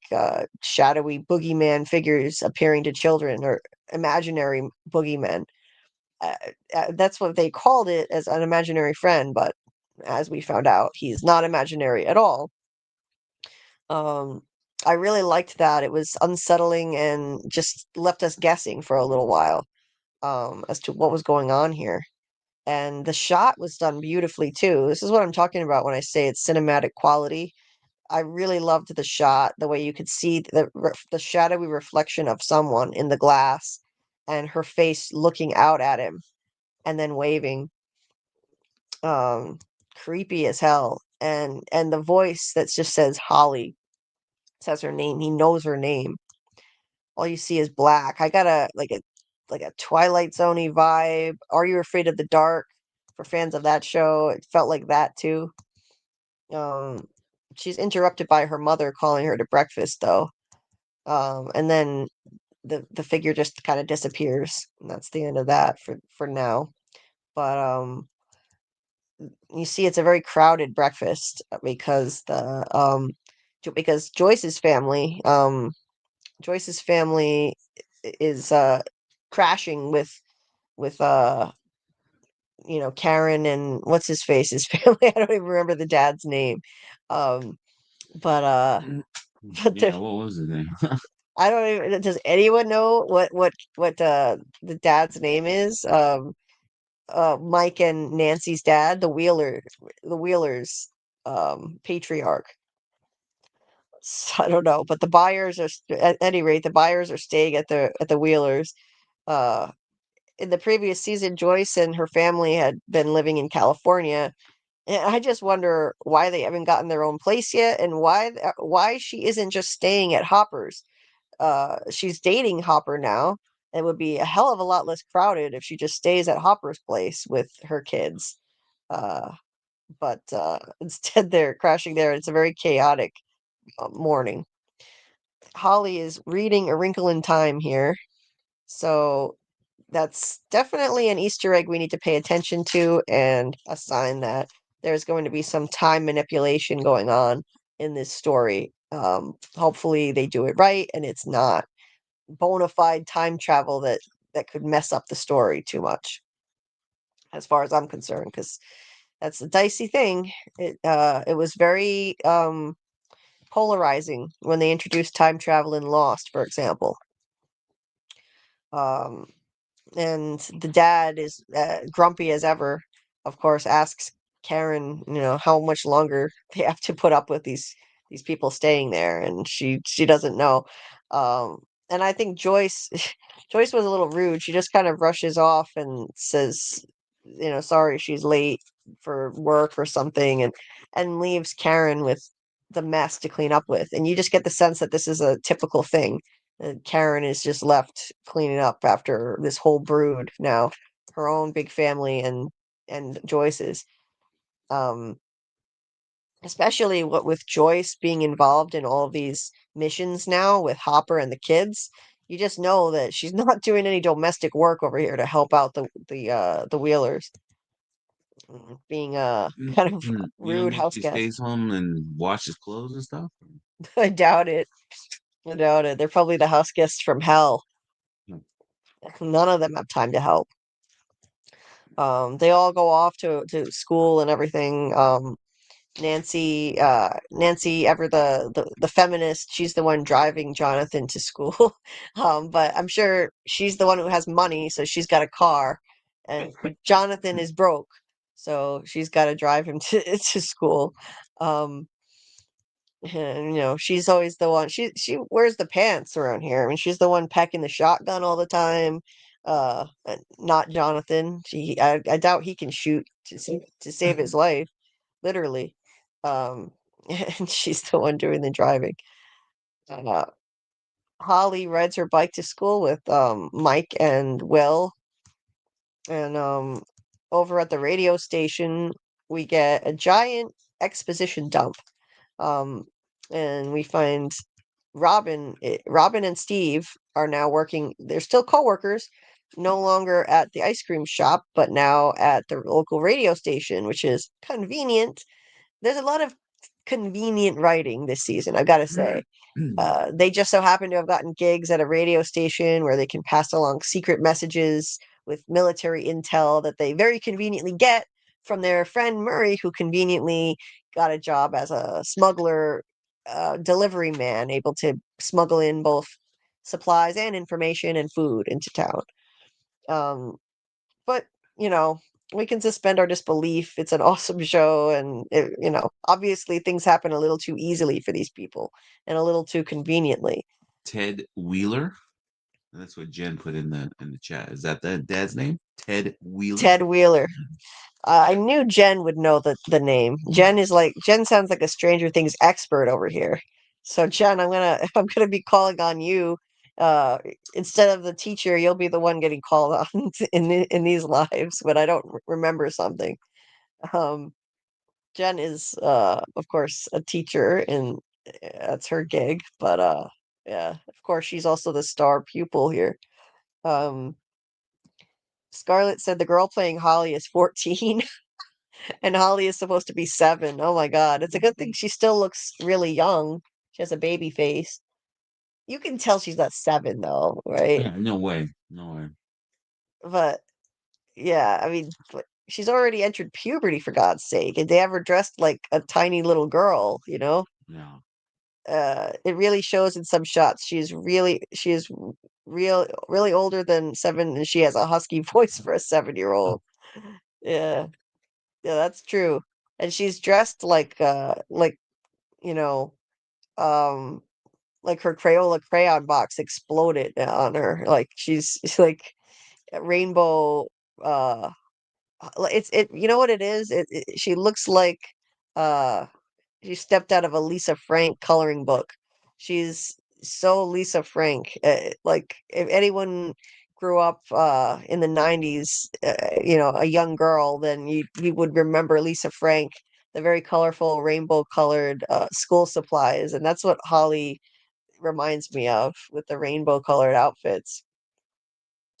Um, Jen said, I think Vecna transferred his same powers to Will, making Will the new one. Oh, interesting theory, Jen. Hmm. Yeah, I mean, it seems that way. It certainly seems that way. I mean, so yeah, maybe Will is like the new one, even though Will was not actually a patient at Hawkins' lab, obviously. Oh, I'm sorry. I'm highlighting random comments now. We've got 16 likes. Awesome. Please hit the like. Thank you for hitting the like, Trace. Appreciate that. So we can try to get this video out to more people, get more eyeballs on it. It's not easy to break into the algorithm. And this is the first stream I've ever done for Stranger Things. I've Mm. never actually seen it. Yeah, Is that it? doesn't Yeah. it? Yeah, it looks a lot like Holly's outfit, right? Yeah. Yeah, kind of. Mhm. Lisa Frank, yeah, she always had the rainbow. I mean, the designer always had the rainbow colors. spitting out rainbows. Mhm. Carl was taking a look at images from Lisa Frank, and it definitely reminds me of Holly's wardrobe and her room design too. Um, Scarlett said, wondering why they didn't get a 7-year-old actress since they replaced. Oh, so they did replace the original one. I didn't see. I didn't know that because she looks a lot like the original Holly. Oh, well, that's weird. They could have just replaced her with a 7-year-old then. Um, yeah, that's odd. Um, anyway, so thank you, Scarlett. If you can hype this video, you really should. Yeah, hyping is a new power that you have on YouTube. And so you get a certain amount of ability to hype videos, and that helps push it out to more people so they can see it. So if you have any hype power available to you, that would be much appreciated. Yeah, be the hype man. Yes. Uh Scarlett said the band on Jonathan's shirt has is The Fall and has a great song called City Hobgoblins and one called Mr. Pharmacist. The LP is called Bend Sinister, which seems very Stranger Things. Or is that what it should? I think that should be must be Sinister, right? Mhm. Yeah. Oh, cool. I had never heard of that. Instead of Ben Sin Sitter. Yeah, that weird slide whistle in this scene. They did their radio broadcast in a kind of old-fashioned way with funny sound effects and stuff like they It used to was like do. or whatever sound it was. Yeah. Like yeah, like people used to do back in the day. Hmm. That yeah, it was they definitely put on a fun show, and Robin has a perfect name for a radio DJ, calling herself because her name is Robin already, and now she's Rockin' Robin. Tweet, tweetly. Yeah. And I'm sure that in all of Hawkins, there was nobody else who could run the radio station, but a couple people that used to work at an ice cream parlor and are still in or just out of high school, right? Yeah, Like, it was convenient that check, they right? that these two happen to be able to get this job, right? What Uh, have you done before? Have you ever operated a radio station? No, but I scooped ice cream. You're hired. there you go. Yeah, these two kids who like they've how long have they even been out of high school and they're manning their own radio station like this? I mean their own radio, yeah, their Mhm. radio show on this station. Yeah, Right. very far-fetched. In real time, sure, right? 10 years or whatever, but in Stranger Things time, nah. No. They've probably been out of high school for just a few years. Yeah. Um, Scarlett said, so everyone is just okay with their city being on lockdown with the government encircling them. I know, right? Yeah, like we all would. Like, sure, we would all just be totally Oh, fine there's with it. like metal plates everywhere because some came up from the ground and we can't leave. Oh, no big deal. And no, no You got any, problem. you got any, let's go to the mall and have some ice cream. Yeah, no Mhm. problem. Let's just go on with life as usual. No problem at all. Yeah, I think people are not nearly upset enough about this military takeover. It's very fascist. Um, Jen said, let's go. I got you, Julie. Thanks, Jen. Yes, you could be the star pupil here. Thank you. Um, let's see. Scarlett said, I saw The Fall twice. Really good band. I assume Jonathan discovered them in California. It's hard for me to think people in small town Indiana could find alternative college rock merch in the 80s. Yes, they did live in California in the Well, they would previous have just went season. on eBay. Yeah, 80s eBay, sure. Uh, Mm. Doc says, I think we can only hype it after the live finishes. Okay, yeah, so after the live is over, you can hype this once it's a replay video. So thank you for that. Hype this. Thank you for that clarification, Doc. Hey, John Answers, welcome. Nice to see you. It's been a while. Hope you're doing well. Um, 19 likes. Thank you. Thank you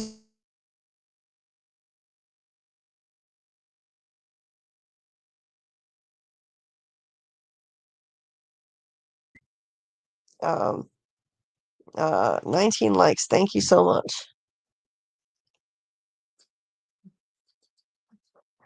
John says the military always seems so one-dimensional in Stranger Things, just like the Russians. Yes, it does. And the big bad government trope, like the government baddies are coming to get 11. I mean, don't get me wrong. The government makes a great villain. It's certainly making a great villain in many modern situations in the US, which I won't get into because I don't want to bring down the party. But I mean, let's be real. It's not far-fetched to see the government as you know, an antagonist, let's say.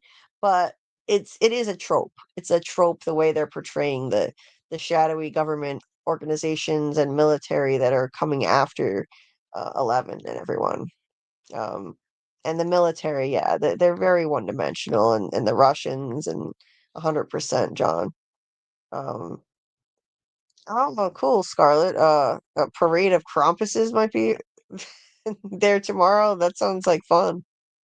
Uh, Dieter said hopping in real quick because someone told me there was dirty stuff. Of course, dirty Dieter. A head isn't just a head, and it depends on how you use it, not how long it is. Width is also more important how you aim it. Okay, then. More lessons next week. You can't resist the dirty stuff. Not the size of the boat, but the motion in the ocean, huh? Okay. I think we know something about Dieter now. Right, yeah. So anyway, you got a radio show being manned by the dynamic duo of Robin and Steve. I really like that they're still working together. I think they play off each other well. They always have. I loved their dynamic in season 3 when they were working at the ice cream shop together. Um, she's funny and sarcastic, and I like how she gives him a hard time. Uh, and she's the star of the thing, and he's basically like manning the controls and popping in the applause Sound cassette effects. Mhm. sound effects and various other effects for Robin. Um, now Can you this imagine? Can you imagine having to, instead of just pushing a button, you have to plug in a big honking cassette just to get a soundboard sound? Damn. it looks exhausting. Yeah. And they used to use records to do that. They used to Oh my sit god. there and like put record after record on for sound effects. Terrible. Yeah. Can you imagine? Now they just push I guess buttons. I guess back in Egypt they'd have to like chisel out the sound, huh? Yeah. Being a DJ has gotten a lot easier with technology nowadays. Next time Doug is on, ask him about that. What was it like before the pyramids? Carl, what the hell? What was radio like in the, Nile Delta? Anyway, then we get our exposition dump with with Robin, basically summarizing what happened at the end of season 4 and after that, so we can get an idea of how life has changed in Hawkins. She's talking about how she felt when the earth split open under her feet and coughed up that tsunami of mysterious dandruff, as she calls it. That's basically when all those fissures appeared in the earth around Hawkins, leading to the library at the end of season 4, and all the white stuff which we've never, it's never been identified as what the hell it is, and what the effects could be on people.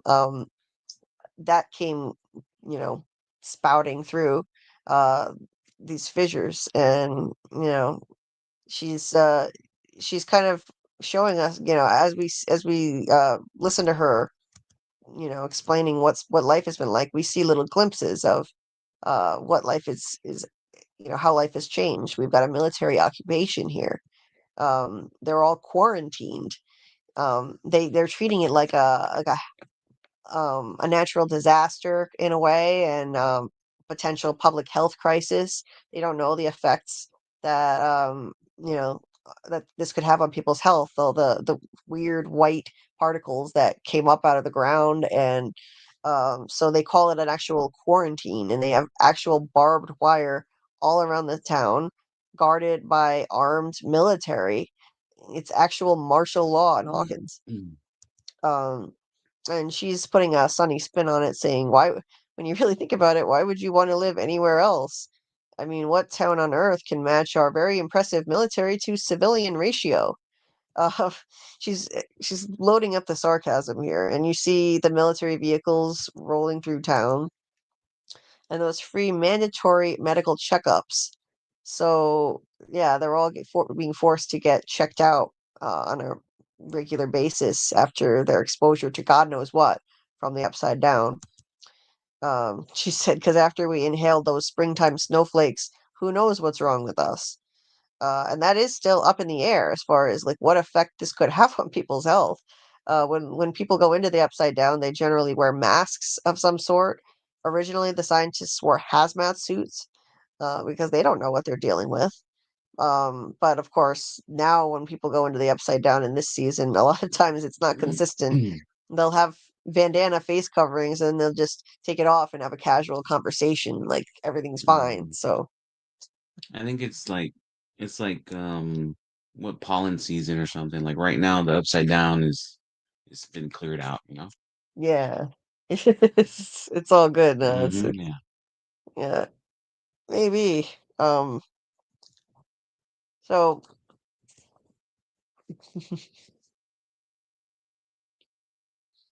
um, she said. Then she goes on to say, no one knows for sure. Um, what exactly the effects could be. She said, after all, this was a natural phenomenon never before seen by man. Um, and so that's what they're telling everyone. Like this was a natural phenomenon, even though this looks more supernatural than anything else, but the government is spinning it this way. Um, and they're not telling everyone that there are these actual monsters involved or anything like that. They're keeping a lid on it still. She said, the phenomenon is now covered up by a giant metal band-aid. Um, so Which one is that one? The skinny one? quite the eyesore, but hey, it's great for sledding. And then we see a shot of kids literally sledding down the giant metal band-aid, which they use to cover the fissures in the earth. Um, I know it's a little bit of a little bit anticlimactic for some people who were hoping to see more havoc going on and not normal life. Granted, under military occupation, but still relatively normal life in Hawkins. It looked like there was no way that was going to be possible with all those fissures opening in the ground, and it does seem a bit too facile, a little too easy, to just show. Boom! They literally just plunked down metal band-aids over the fissures, and let's all just go to school and go to the mall like normal. Um, but I get it. Like they want to keep the formula for the show consistent and not not open with complete and utter chaos. Let our characters go on their missions as always, and that's the winning formula we've all loved from day one on this show. That's when the show is working at its best, when they're planning, their next mission. Chaos, mass confusion, rhymes so hypnotizing no one that cause an illusion. Let's see if Bill Chill's still listening. Where's that from? Oh yeah, I don't know that lyrical reference. Um, but she warns kids to stop sledding on the giant steel band-aid though, because the police don't like it. The military police don't like it. There are cameras everywhere watching them, so life has become very, uh, you know, oppressive in this town. Um, and she also warns people to steer clear of the military access control zone, um, which she calls Big Macs, I guess. And she says that she has no idea what's going on there, but she has a gut feeling there's a pretty good reason they'd like you to stay away. And that's ground zero for the event where the earth opened up through the upside down. The Earth. And that's so that's completely walled off. Nobody can go into that max zone, the ground zero area where the library is, at the center of all those fissures. And that is where there's an open portal that the military are guarding all the time, and where the military go in and out of the upside down. They do controlled burns there, but they can't do much more about it. It doesn't seem to do much to keep it under control, really. Um, it's like, I don't know if they would close that, even if they could, to be honest, though, with the military's propensity for wanting to weaponize anything they find, no matter how dangerous it could be. They're probably looking for ways they can weaponize these things from the upside down. Um, anyway, so after that little exposition dump, which is it's very helpful to us. It's very helpful because it gives us a summary of how life has changed since the end of season 4 for the people of Hawkins, and they do it in a playful, funny way, so it doesn't feel like too much exposition dumped on us. It's handled well. Um, and then but then the radio kind of goes all haywire, and they lose signal for a bit. Um, Steve thinks that the military must have taken offense, and they, stopped the signal from going through. He says to Robin, "I told you to stop thumbing your nose at the military." Um, but as she points out, and I think she's right, that she was just reiterating their rules and encouraging compliance. So she doesn't think that that's what's happening here. Yeah, but at the same time, she was using sarcasm, though. Um, so he gets in touch with Dustin via radio, as always. Radio has always been at the heart of this show. They've constantly been using radio technology from the beginning. So it's fitting that now they're actually working at a radio station. Um, and Dustin is like his unpaid juvenile IT guy, because he can't seem to do anything technical himself. And as Dustin is just trying to go to school, Steve gets in touch with him and asks him what exactly they can do at the Squawk, which is what they call the radio station. Um, Dustin is just, going to school, so all he could do is give them some idea of what to do. Like, it's probably the remote radio head, look at the manual. Steve can't keep relying on Dustin to solve all his technical problems when he's trying to go to school. Um, and he's rocking the Hellfire Club t-shirt in honor of Eddie, of course, who died tragically and heroically in season 4. Um, a lot of people were hoping that somehow Eddie survived and he'd come back in season 5, but I think that would cheapen his death, and they should probably just leave it alone. R.I.P. Eddie. Yeah. He went out in a blaze of glory for sure. Um, and but the thing of it is, no one knows, like, no one other than our core characters know that Eddie was actually a hero. The way that he went out, there's all kinds of misinformation about it, and people think that he was a monster, not a good person at all. So the fact that Dustin is wearing this to school is inviting trouble, unfortunately. He gets a lot of nasty looks, um, and bullies targeting him because he continues to wear this shirt and honor Eddie. Uh, so they come confront him at his locker. Um, they're always threatening him and getting in his face, and his friends have to come save him because he's not very good at defending himself, apparently. So you've got Lucas and um, Mike, who show up and get rid of these bullies. And Will, but let's be real, Will didn't help chase anyone off. Will would need help himself. But Lucas and Mike come through and get rid of these guys for Dustin. Um, but not before ripping Dustin's Hellfire Club shirt. Um, nice to see them coming through for their friend. And Dustin is now wearing rings on his finger like Eddie. He's got two rings there. He never used to dress like that. Mm. Well, that must be inspired by Eddie. It would be cool if they were actually Eddie's rings, but people have looked closely at them and it doesn't appear that he's actually wearing Eddie's rings. Um, this missing poster is here for 11, listed here as her with her proper name, Jane Hopper, with a horribly unflattering picture, I might add. I don't know why they used a picture like this, Oh, I but wonder what happens when we call that number. oh yeah, I wonder if this phone number actually leads anywhere associated with the show. It has a reward for information leading to the location of Jane. And we know the real reason why this is here. The government wants to find her. They don't want to return her to her home or anything like that.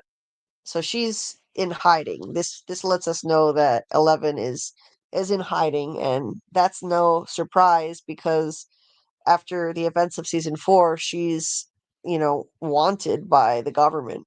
They think that she's, you know, a villain of some kind. They think that she's, a freak with superpowers well, which she basically is, but like that she wants to, that she's a threat, so they need to find her and study her and whatnot. Um, I mean, in season 4, she actually took down a military helicopter that was chasing her. So, I mean, she did actually take some people out, but I mean, it was obviously self-defense. Um, and yeah, so much for her leading a normal life. She got to do it for a very short time in season 3, but I mean, is her life ever going to be normal? Probably not. Hopper tried to build as normal a life as possible for her. In season 2, she had to be in hiding. He had to hide her because she was an escaped patient and he wasn't her real parent. Your phone. Um, Hopper wasn't her real parent, and he didn't have a birth certificate for her or anything to get legal custody at first. So she had to be in hiding in season 2 at his cabin. And then the scientist, I forget his name now, who was running Hawkins Lab at the time, played by Paul Reiser, he got a doctored birth certificate and christened her Jane Hopper.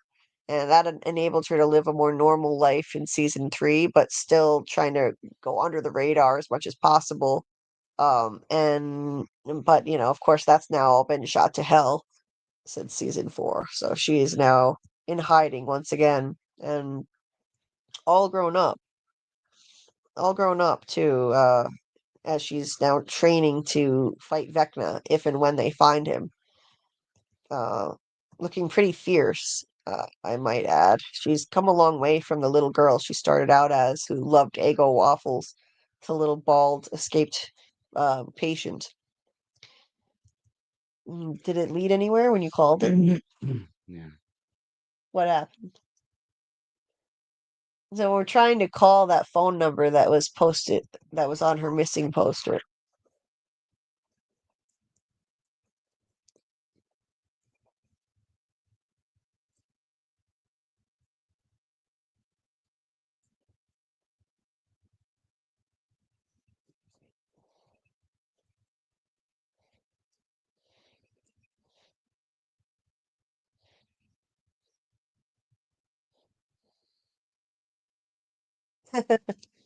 So yeah, this is a real number. If you call this number, you'll actually get a recorded message saying that they're looking for Jane Hopper, information on Jane Hopper, and it's fun. So yeah, you can give that number a call and listen for yourself.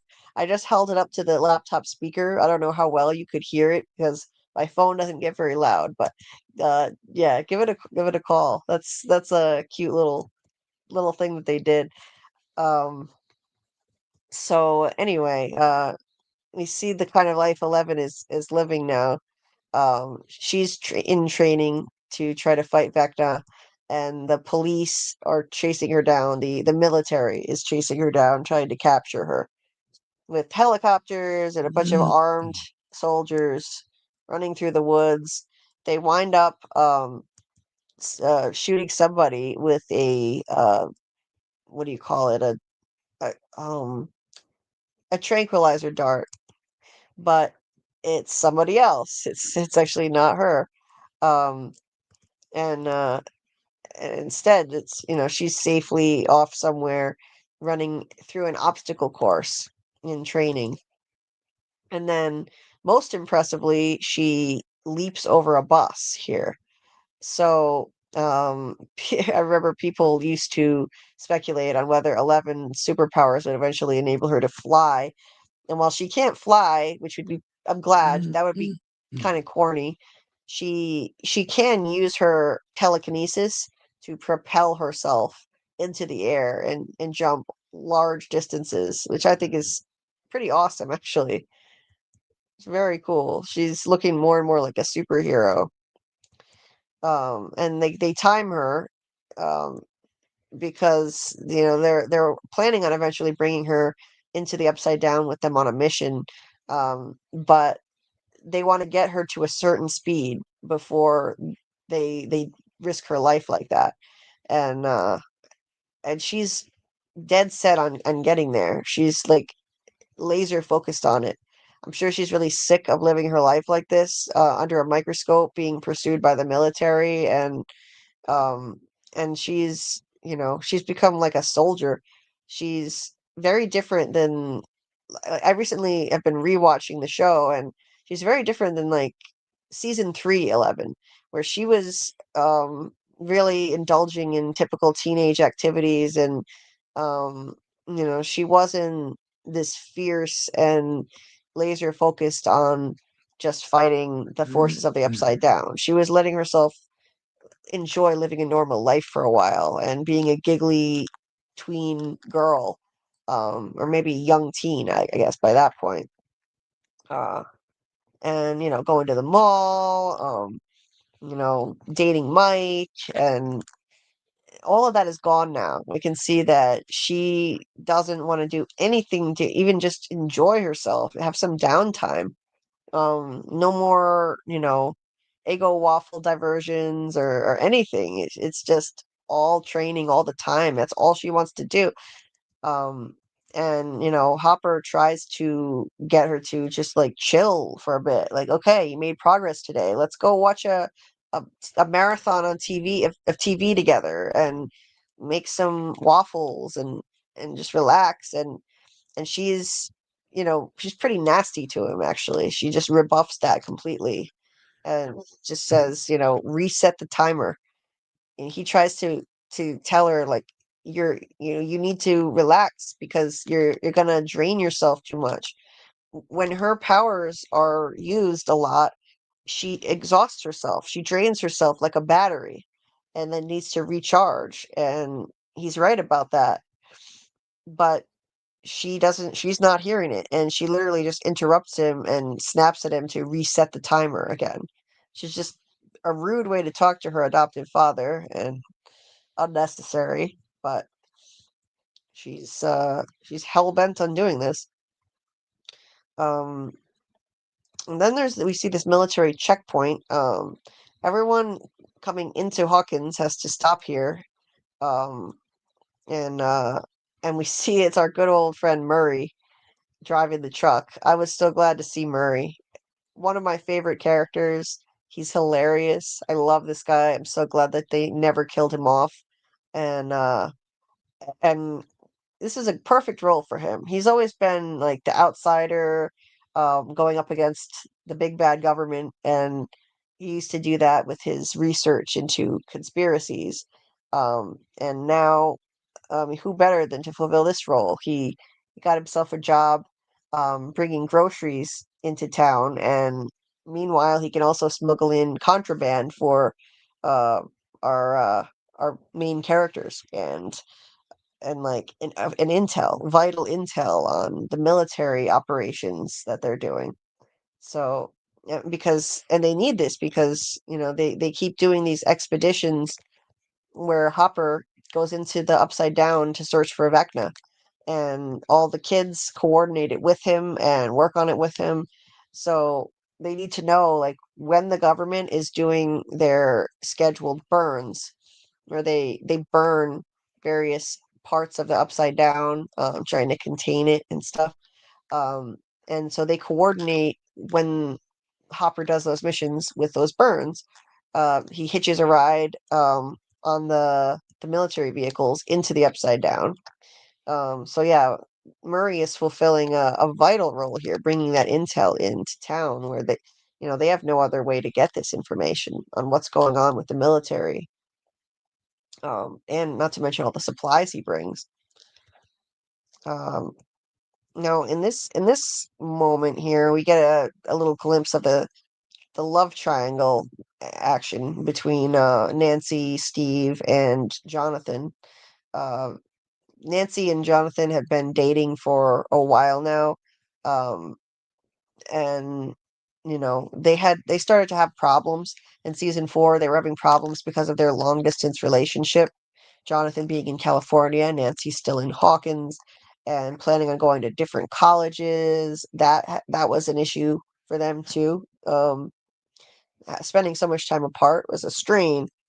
And Nancy also reconnected with Steve a bit in season 4, and she found out some stuff about his feelings that she never really knew, about how he had envisioned a future with her where they would be married with a bunch of kids and traveling around the country together. And he had this very sweet, very like wholesome uh, f- uh you know like vision of their future together. And so and they also they spent more time together than her and Jonathan, because Steve was still there with her in Hawkins and Jonathan's far away. So you can see now that there have been some changes in her relationship with Jonathan. In that brief epilogue at the end of season 4, you can see that like they things were still not right. Even though Jonathan came back to Hawkins, things were still not right between the two of them. Not the way they used to be. And personally, I think she'd be better off with Steve. Jonathan is and always has been a creeper, if you ask me. Steve was a jerk in the very beginning, but he has undergone the greatest redemption arc. I mean, you know, everybody loves a great redemption arc, and he changed. He stopped being an asshole. He got rid of he ditched his asshole friends, and unequivocally he got rid of them. He told them he was done with them, and he made it right after he had his friends like spray paint Nancy Wheeler as a slut or something on the theater marquee.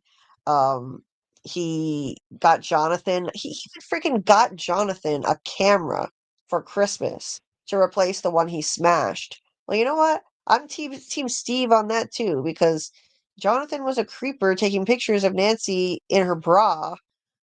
And so, okay, Steve shouldn't have smashed Jonathan's camera. Two wrongs don't make a right. That's not his property. But hey, honestly, like that was his girlfriend, and Jonathan did that. I don't blame Steve for doing it. But he even made that right by buying him a new camera. He became the de facto unofficial babysitter of the kids in season 2. Um, he came through again and again, putting his life on the line. Um, and he also, bailed, saved Nancy and Jonathan, and bailed, what was that? What was the phrase I was trying to say? He bailed them out. He bailed them out when a Demogorgon was coming after them at the end of season 1, and he didn't even know what the hell was going on. He Oh, wasn't. with the baseball bat, right? The spike bat. Didn't he? Isn't that when he saved him? Or Yeah, was that? Yeah. yeah. He wasn't the one who made the spiked bat, but he took But he used basically it. he Yeah. took possession of it and he started using it.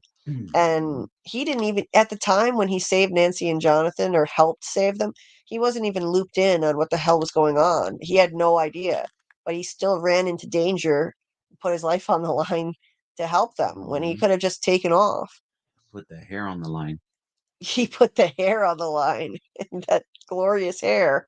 So, yeah, I think he's a great character.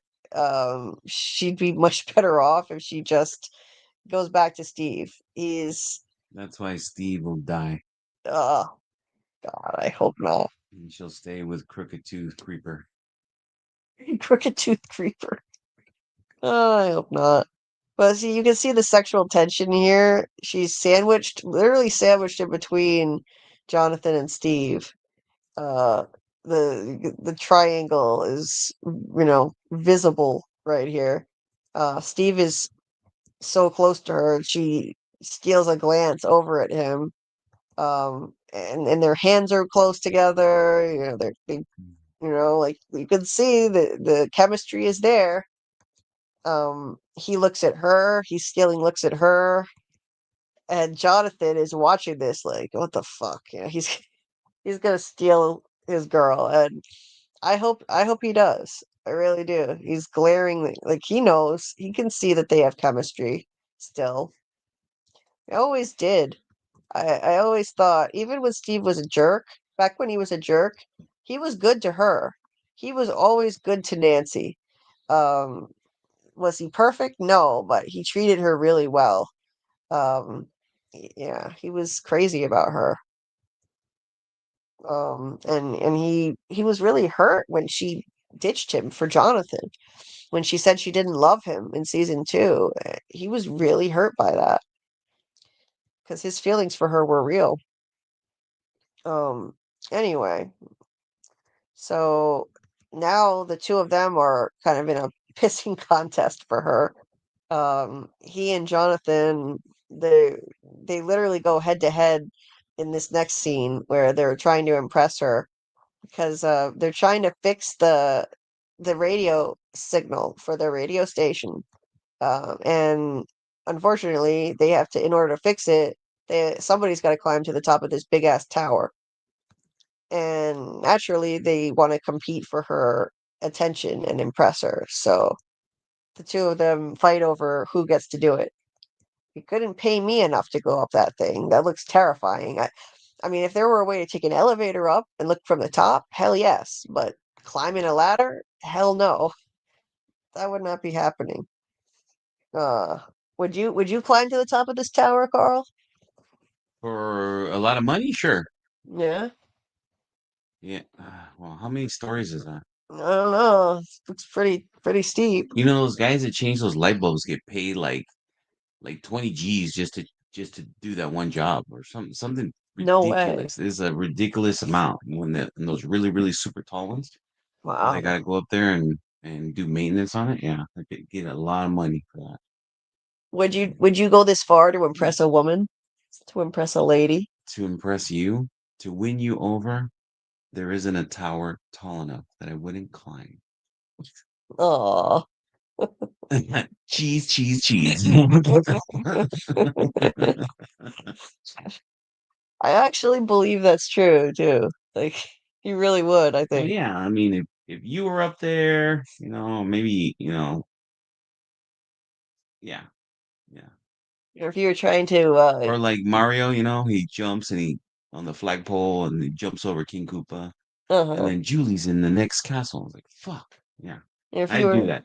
or if you were trying to compete with some other guy to impress me like these guys. There's no competition, but yeah, okay.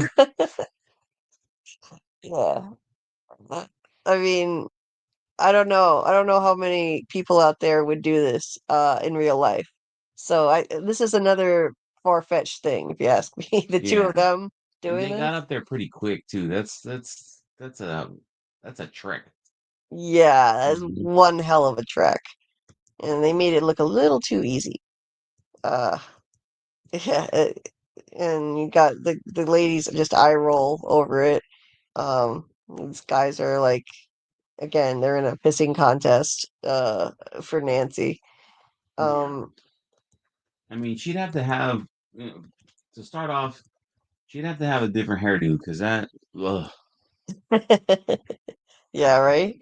That's She'd have to have at the very least Steve's hairdo for me to climb that thing. Yeah, right. Mhm. Steve has better hair than her, and this Mhm. this haircut is not working, if you ask me. I don't like that 80s shag look. And that 80s denim. Sorry, denim. Ugh. The Stonewashed jeans over here, you know? the light colored ones, yeah, I don't like those either. Yeah. And yeah, they're over there wearing a Canadian tuxedo or whatever.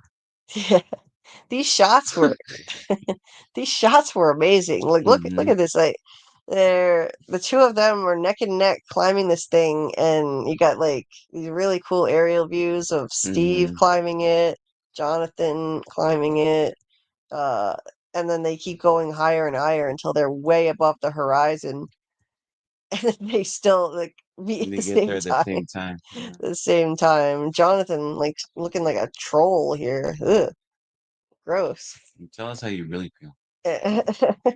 um. Yeah, that looks amazing. I'd like to be up there just for the view, but you wouldn't catch me on a ladder climbing this thing. Wow. Um, yeah, uh, so they both wind up claiming credit for taking care of the radio signal issue. It's a tie in the end. Um, and uh, and so well, before I move on to the next scene here, let me just check in and see what you guys have been saying. Uh, Let me see. Jen said, "Didn't Hawkins' population drop because so many left after the four gates opened?" Is that true? I don't know. Actually, Jen. Is that official canon? Yeah, I don't know. Um, I know I would have got the hell out of there. yeah, I bet a lot of people probably left before the military quarantined it and Um, prevented people from leaving. um, Um, yeah, yeah, real estate prices probably dropped. yeah, I bet. Um, Jen said Robin's encrypted messages on air were so sick. Little geniuses. Oh yeah, absolutely. Um, I thought that was very clever. After watching Uma Thurman and Dexter and now watching Robin, you can see similar mannerisms between mother and daughter. There's a strong resemblance between her and her mother, Uma Thurman, for sure. Mm-hmm. Yeah, they almost look the same age. Fuck. Yeah. When you're out of high school and she looks 45. She kind of does. Um, I think she looks more like her mother, Uma Thurman, than she does Ethan Hawke, her dad. Mm-hmm. Yeah. Hey Martin, nice to see you. Hope you're doing well. He says, I still hope he can come back. I'm talking about 80. Talking about Eddie. Yeah, it would be nice. I do think it would kind of cheapen his heroic death if he comes back, but at the same time, I would love to see him again. In some capacity. Maybe they'll at least show him in terms of someone visiting a memory, or you never know. With the fact that they're showing flashbacks now, you could see him in some capacity. Who knows? Martin said, "Always thought those bats would turn him into a vampire. I love Eddie that much. I'm just trying to think of any way he can still be alive." Oh, I've heard theories that, you know, somehow make this a possibility. Like, we didn't actually see him die on screen. We didn't. And it happened in the Upside Down. So who knows how things work? It's possible. It's absolutely on the table. This could be. And I heard a really interesting theory. Because I think in D&D, I think Vecna had oh, I don't remember. He had like this. There was this person who was His right hand man. his right hand And man. became like some sort of undead something something, right? Yeah, Yeah. and he winds up turning on him. Mm-hmm. He winds up Mm-hmm. betraying him. Mm-hmm. And Yeah, yeah. I don't remember what his name was. Yeah. yeah, I can't Mm-hmm. remember his name, but there were theories that that figure could be Eddie. Could be Eddie. So you never know. John Answers says, one thing I like to do is all the background hints we get in in it, like the Back to the Future references. Um, yeah, absolutely. He said the clock's last season, time travel is definitely happening. Yeah, they're definitely doing something related to time, even if it's just looking back at past events, going back into time and observing um, things things that happened previously. Um, yeah, I love the Back to the Future references to it. I love as a fan of Back to the Future, I thought that was great. Yeah, they reference what is it they reference in volume one of this that's from Back to the Future? It's Oh, the flux capacitor, that's right? it, the flux capacitor. Mhm. Um, Martin says, I hope you got a screenshot of the grid map because the site I was using made it blurry when I paused it. Yeah, I think I have a screenshot of the grid map. We will see as I shuffle through, but I think so. Um, Doc called the number. You get a voicemail from the Hawkins Police Department. Yeah. Indeed. Martin says the map of Hawkins that everyone is using when they're planning to do a crawl. Yeah, I think I have that. I screenshotted everything I could, so hopefully it's clear and not too blurry. Um, yeah, Jen, the phone voicemail sounded like great propaganda for sure.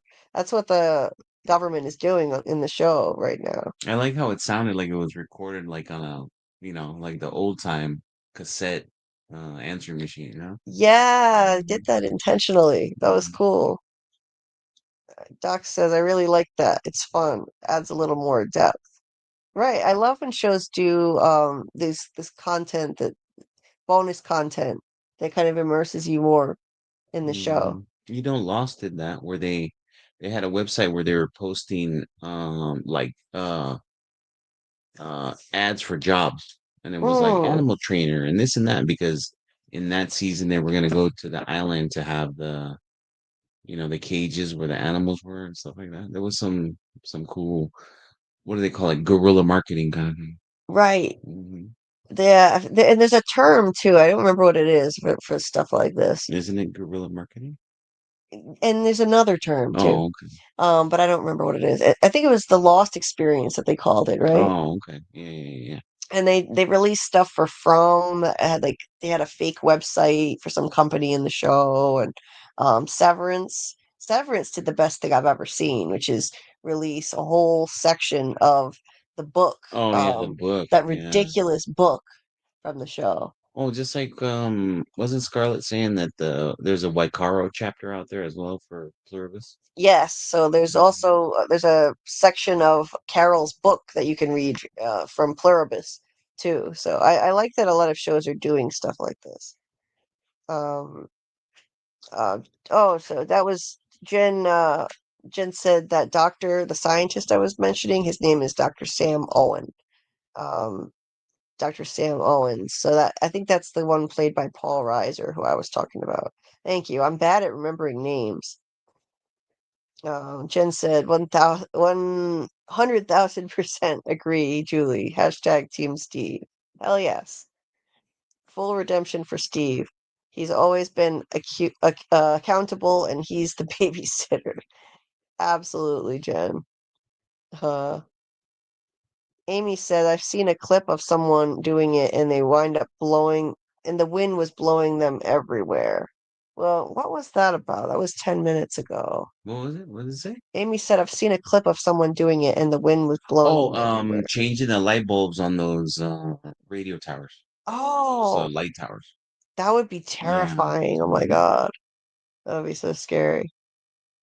Talk said, while my phone was listening, I started typing who plays and it guessed Steve immediately, and I never look up Stranger Things stuff. I'm telling you, I don't like how our devices are spying on us now. They're listening in on what we're saying. Mm, it's so intrusive. Uh, see, Carl says 19 likes. We need more, guys. Wake the kids, mom, dad, the dog, the cat. Smash the like button. Yeah, get everybody, get the whole family, please. Thank you. Um, Oh, Doc said, anyone else seen Spree with the actor who plays Steve? It's worth a watch party. No, I haven't seen that, but I will check it out. Spree, huh? Spree. Movie. Okay. Make a note of that to look it up. 20 likes. All right. Awesome. Uh, let's see. Yeah, it's only the beginning when it comes to that technology listening in on us stuff, Amy. That is true. Anyway, so back to the episode. Murray brings a delivery to Nancy and the crew.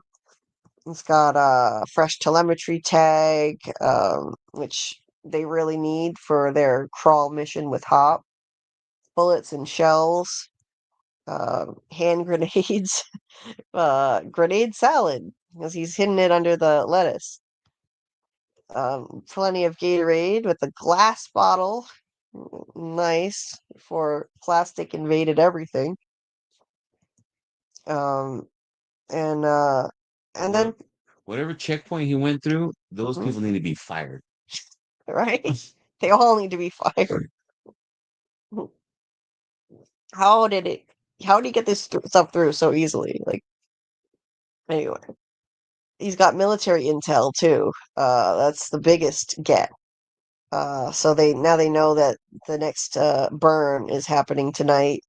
They've got the time and everything. 2,200 hours. What time is that? 10 p.m. Wait, what did it say? 22? 2,200 Yeah. hours. Yeah. Um, and yeah, so they don't have much notice. But so they've got to get their shit together to get ready for this mission. He said whatever they're doing in the Upside Down evidently needs serious resources. Because the military ordered a lot of cargo. There's a whole list of stuff here. Laboratory equipment, because like there's a lab down there too. Oxygen generating system, chemical analysis test, steam sterilizer. What does this say? De Dep meds? It says Dep meds or yeah, Dep meds. I don't know what that is. 70 is a cargo weight. Depot meds, maybe? I mean, meds going to the. Yeah, I don't know. I don't know. Surgical masks. Well, if it Well, starts, yeah, I mean, see how it starts dep meds, so that mhm, must be what it is, like their department meds, mhm. yeah, a lot of aspirin for the upside down, huh? Yeah. He said he figured that a supply drop this big takes 2 hours minimum. So that's how long this will take, and that's how long Hopper will have to look around the Upside Down too. He said that gives Hopper plenty of time for a crawl. Maybe tonight's the night, and we finally find that bastard and end this. Um, so we later learn that they've done multiple, I think over 30 of these missions. These kids working with Hopper, and they call them crawls. Um, and every time the military goes into the Upside Down for something like this, like dropping off supplies or something like that, they they have Hopper hitch a ride on the military vehicles, go into the Upside Down, and zone by zone in the Upside Down, search for Vecna and clear each zone. Search for him in every single area that he can. They've got it all blocked off on a map, leaving no stone unturned in looking for Vecna. Um, and this is like a really dangerous thing that they've undertaken many times successfully. So they've really gotten organized. The kids have grown up a lot, and they're working hand in hand with the adults now on really dangerous missions.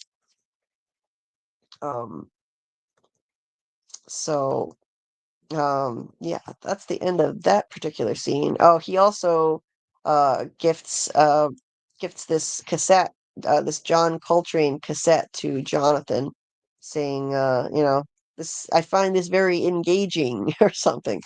giving him a hint, like hint, hint.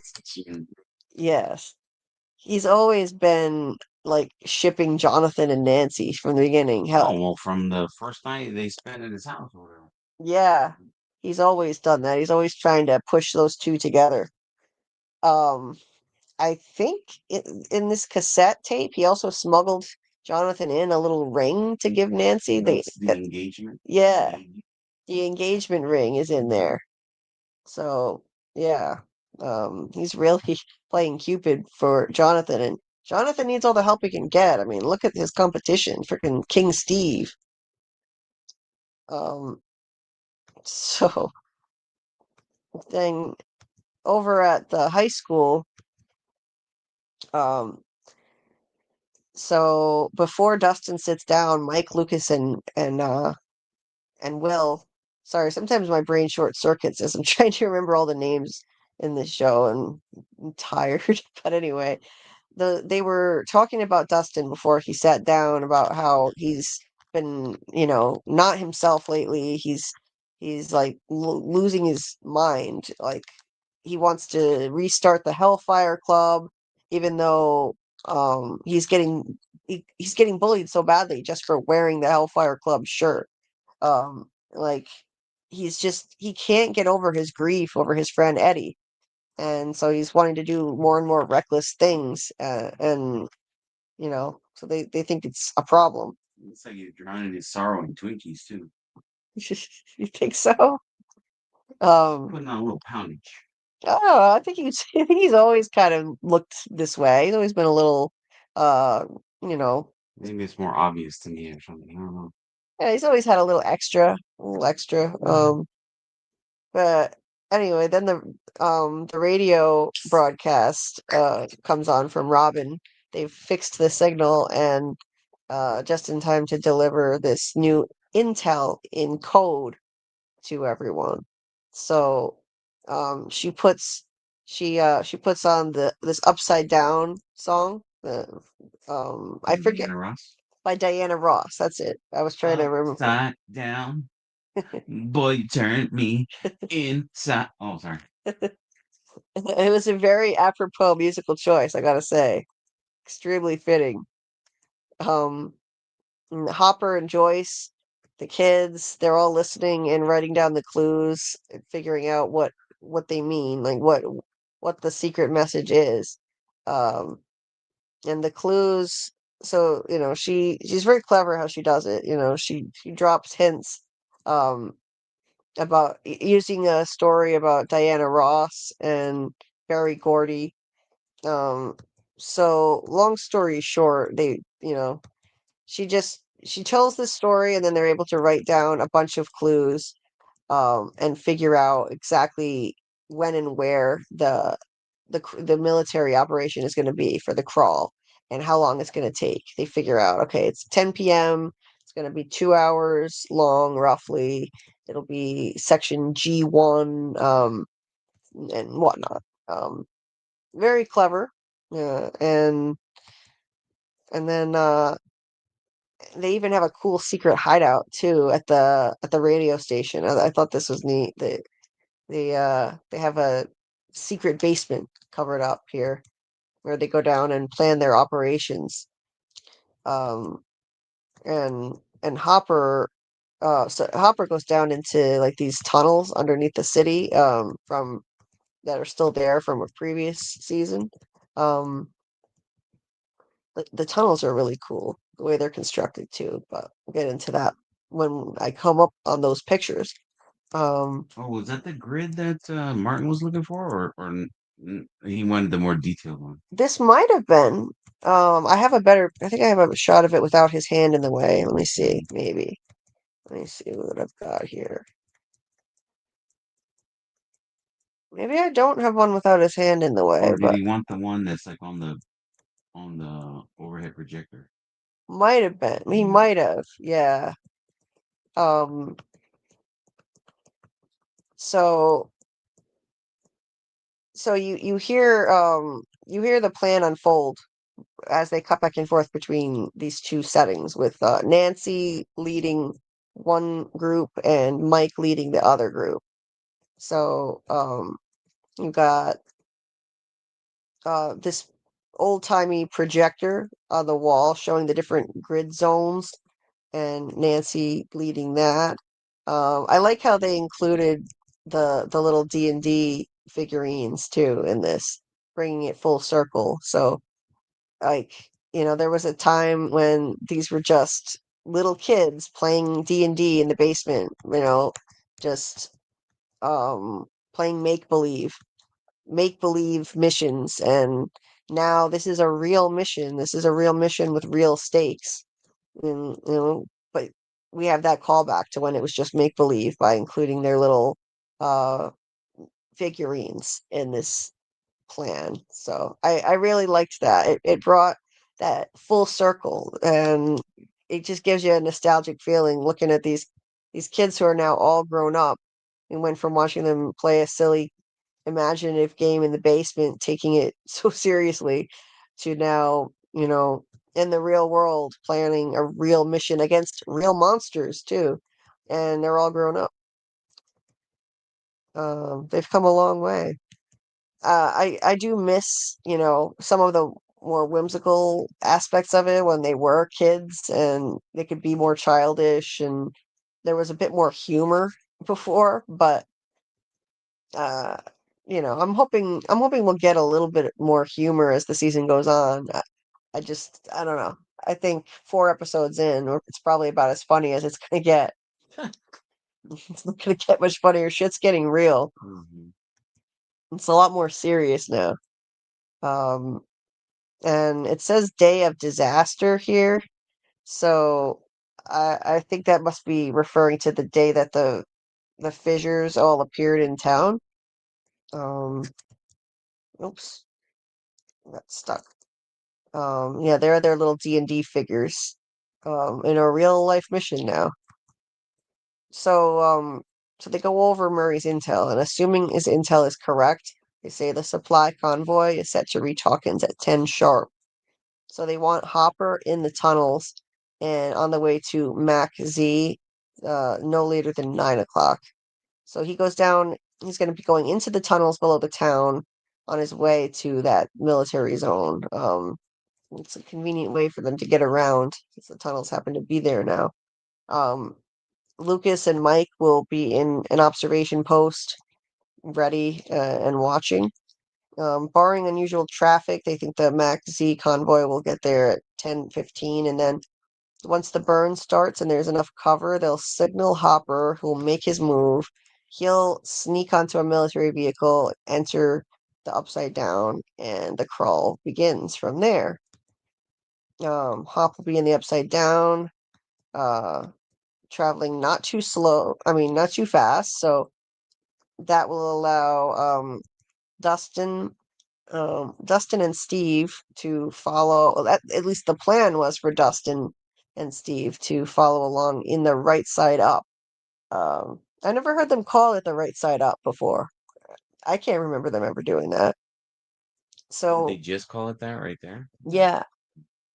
So yeah, Steve and so the way they do this, I don't really understand why they have to do it exactly this way, but Steve basically tracks where Hopper is going using radio signals in the radio van, following along in the right side up, following the military convoy that's in the upside down, and they emphasize how important this is.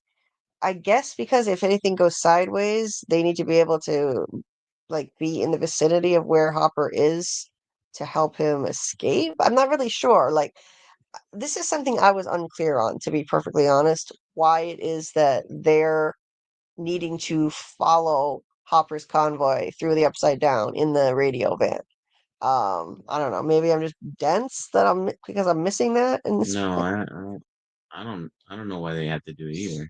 yeah, Unless it's simply to follow him to bring him out. But wouldn't he have to come out no matter what through whatever gate the military creates, right? right. Like the kids don't have any way to break into the upside down and get him out. Right. So Yeah, I'm not quite clear on that. I mean, this would at least give them knowledge of the location he's in. Well, Scarlett is saying, just to be able to communicate with him. That's a reason, I guess, right? Yeah, To stay close, even though he's in another dimension. yeah, yeah. To be able to communicate with him, that makes sense, Scarlett, because they're able to talk to him on what do you call those things? Like the walkie-talkies. Just walkie-talkies, I Mhm. guess. You were gonna say transistor radio. Yeah, but it's not that. Um, It's not shortwave either. It's something yeah. different. Um, let's see. Please like, share, and subscribe. Yes, thank you, Dieter. Please hit the like button. Hi, Petra. Welcome. Welcome to the channel. Nice to see a new face. Um, Doc said, Petra, are you Team Steve or Team Jonathan? Yes. Where does everyone stand on that? I am Team Steve, 100%. I'm team Steve's hair.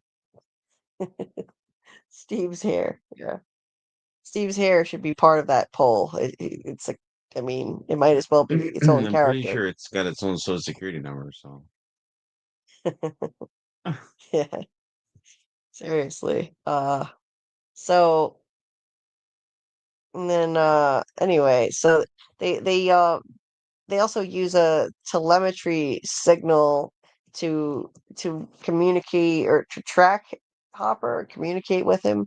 They have to keep it. What do you know what DB stands for? I keep seeing that on their meters on the show too, as they're measuring decibels, decibels. Okay, maybe. it must be decibels. So so the military has these convoys every month, and they seem to always take the same route. So they just they can assume it's probably going to do the same. Um, but yeah, and they say if they lose Hop, they're toast. So they keep emphasizing how important it is that they don't lose him. I guess so that they can stay in contact with him via radio and know what's going on if anything goes sideways.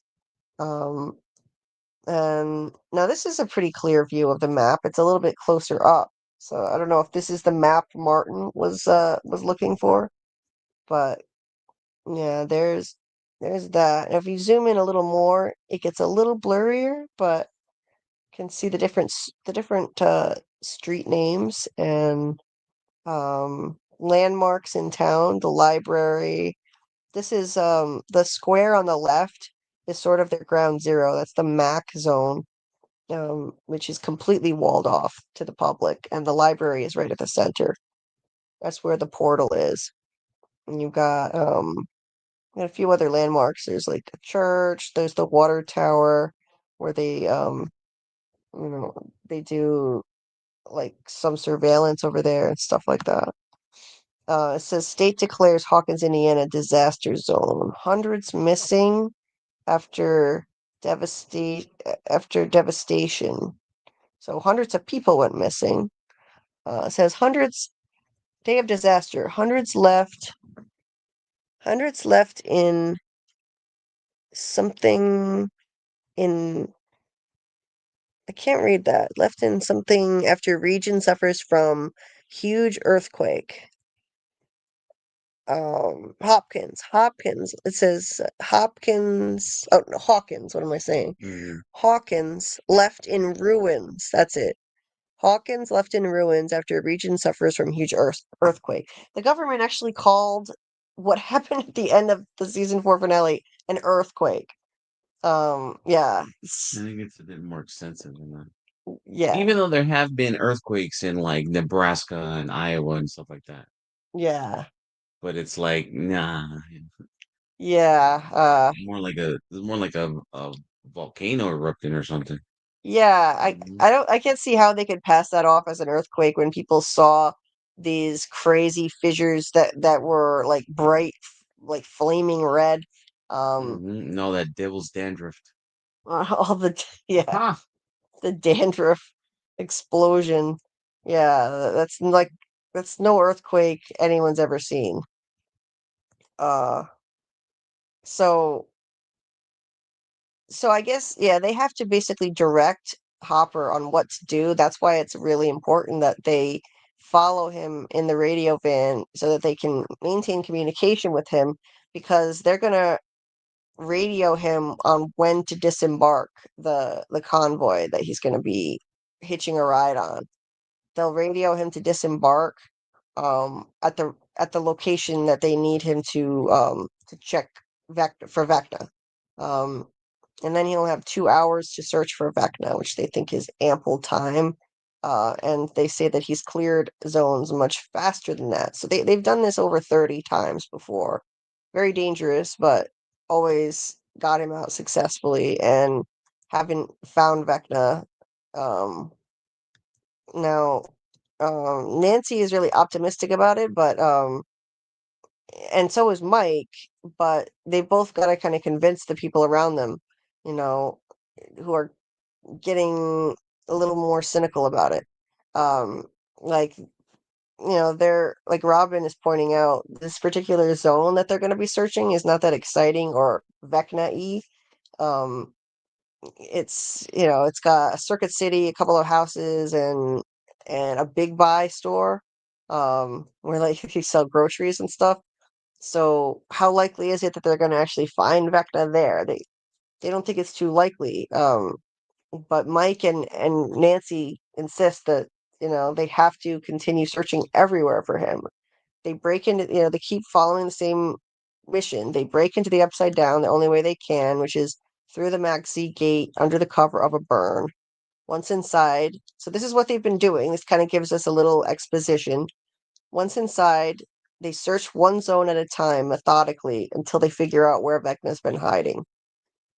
Um, that's what they've been doing. But then Steve points out, he's already dead, though. Vecna, as far as they know, I think, he's basically an entity that's already dead.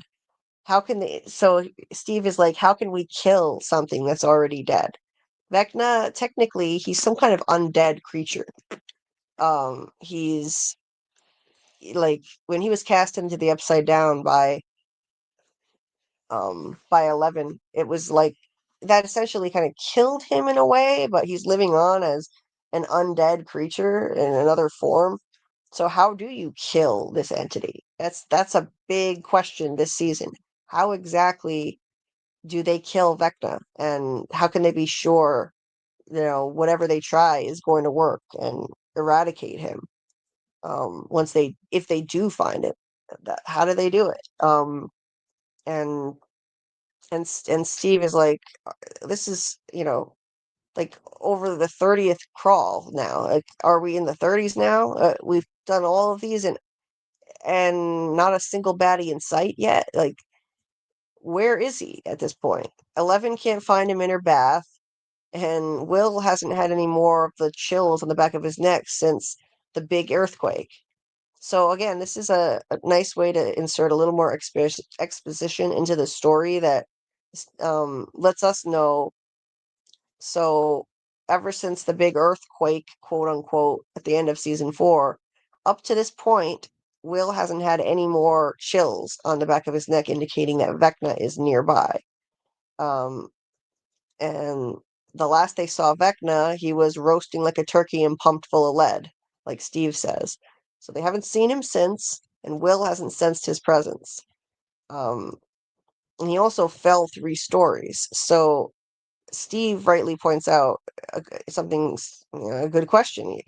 That's a good question. He says, "So you ever think we're scouring? Sorry, you ever think we're scouring a battlefield that we already won? Um, like maybe he's already done, eradicated, done. But like, I mean, with the Demogorgons still around and the fact that there's this gaping void into the Upside Down now in Hawkins, like it's clear." Um, they still have battles to fight, and they were right to continue searching for Vecna. Um, like Jonathan points out that Vecna showed Nancy a vision of Hawkins on fire, Karen, Holly, and everyone dead. Um, So, yeah, they should keep looking for him. That's it's a vision of what could happen in the future if they don't stop him. Steve said he also showed Max her brother walking around with a hole in his chest. That's what he does. He gets in your head and tries to scare you. It's a good point. But like Nancy says, they should be scared. She is scared because if he's still out there, he's planning to end their world. That's what he wants. He wants to destroy the whole world and wipe out humanity and start over. Um, so Mike says they're not going to stop looking, even if it takes 100 or 1,000 more crawls. I like this line. We don't stop until we're goddamn sure that wrinkled, noseless, rotting bastard is dead and gone and never coming back. And Vecna too. Yes. Yeah, another thing that should be gone, never coming back is God. this hideous, this horribly done flat top on Lucas. Oh my god. What? When that picture came out, I knew you were gonna say that. Yeah, it's pretty bad. What an eyesore. Because this isn't how flat tops are supposed to be done, right? I mean, it's not round, it's not even. It's all rounded weird on his forehead. It's not even on both sides at all. They did my boy nasty with that flat top, yo. What's the word for how it's supposed to be? Edged or something? Sure, yeah, it has to be edged and faded properly. I mean, fuck. It's an abomination as far as I'm concerned. Yeah, it's not the flat top itself isn't the issue. It's hmm that's the It's popular. supposed to accentuate your head, not take up its own zip code or whatever. You know what I mean? Right.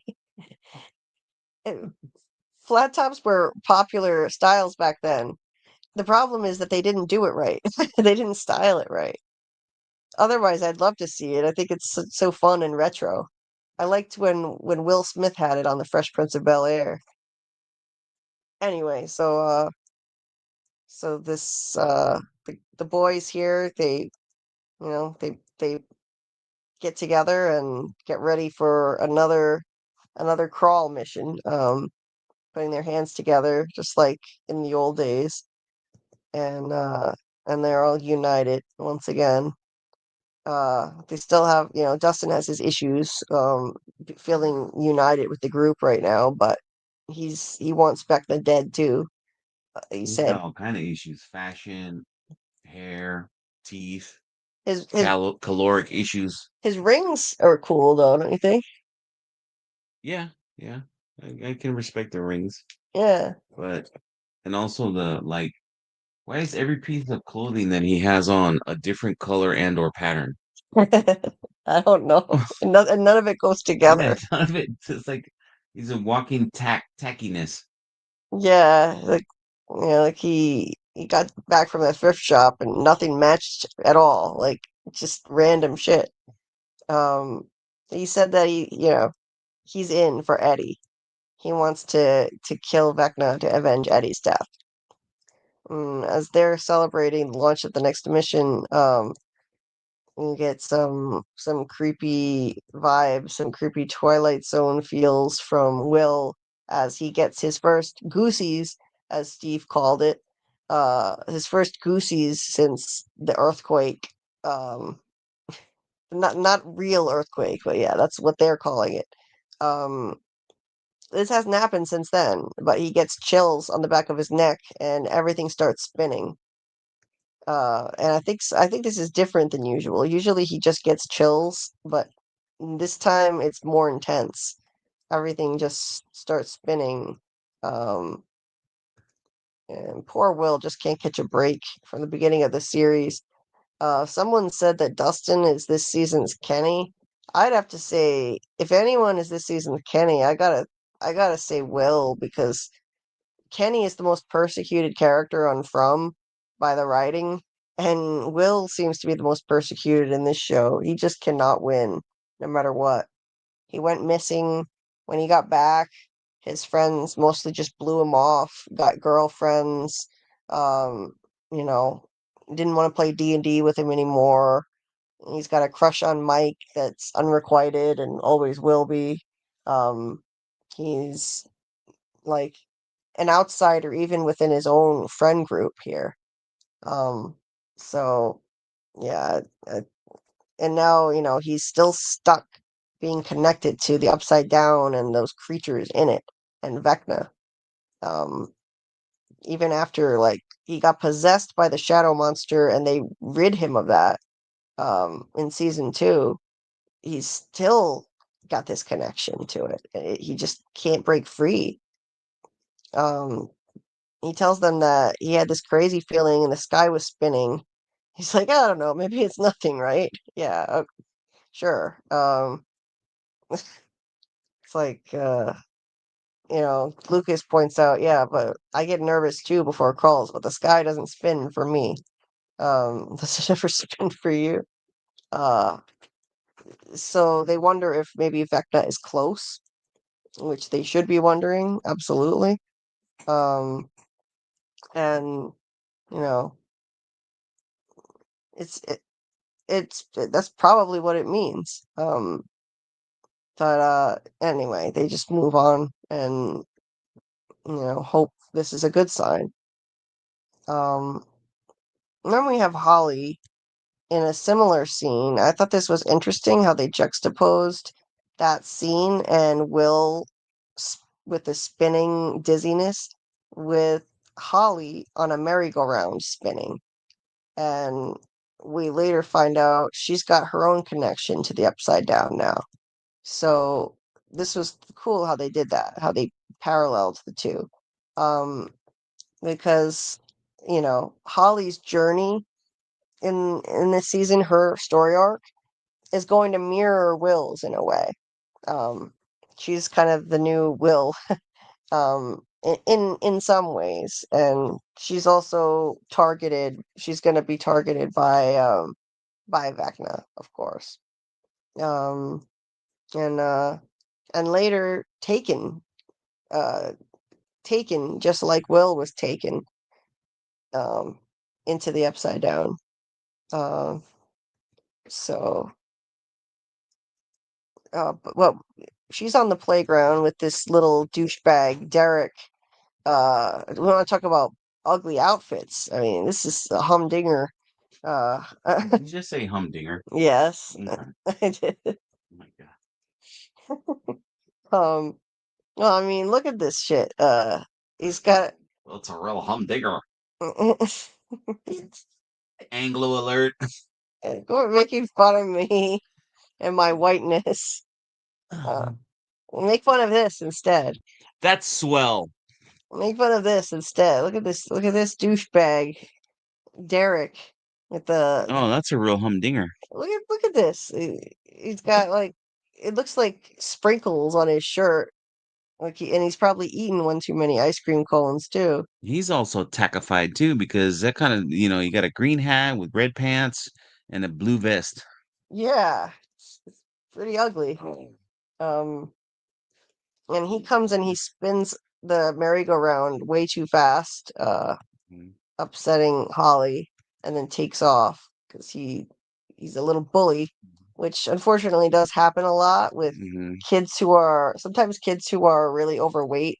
They'll like become bullies so that they can, I was gonna say preemptively. usually they're the bullies, but it's sort of like what came first, chicken or egg, right? Yeah.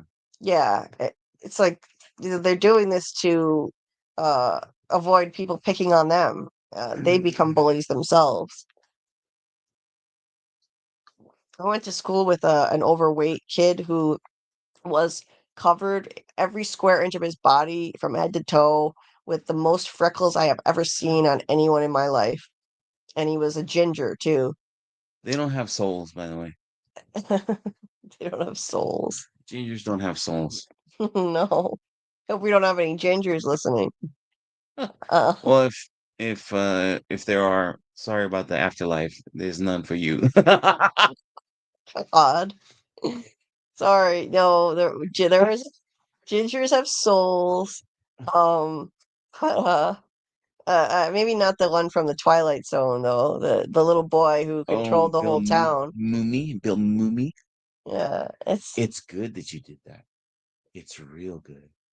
it's good that you turned that guy into a Jack in the Box, Billy. It's real good. Mhm. And you wished him into a cornfield forever. Wish it away. Wish it away. Yeah, he was an evil little bastard with no soul.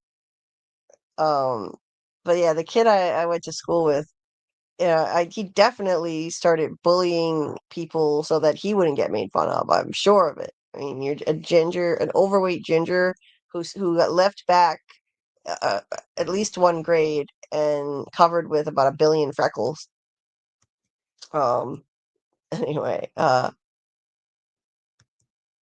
so Holly then meets up with her new buddy, Mr. What's It.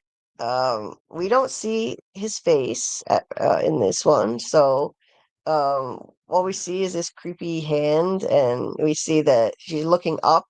So this is a grown man meeting up with her creepily. Like he looks like he should have a The creepiest part is that color brown. Yuck. Is that a yeah, corduroy suit? Nasty. yeah, brown suits are just wrong. Just wrong. But he looks like he should have a what do you call it? When you're barred from getting close to something. Oh, like a restraining order? Like you get, yeah, restraining order. He has to stay a Mm-hmm. certain number of feet away from a Mm-hmm. playground. Yeah, yeah. This is creepy as hell. And she's way too happy to see him too. Not looking too bright.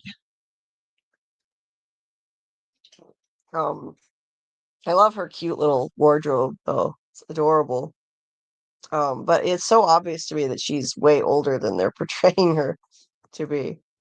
Um, and then his teacher is looking on as she's talking to her friend, and we see from the teacher's POV that there's nobody there.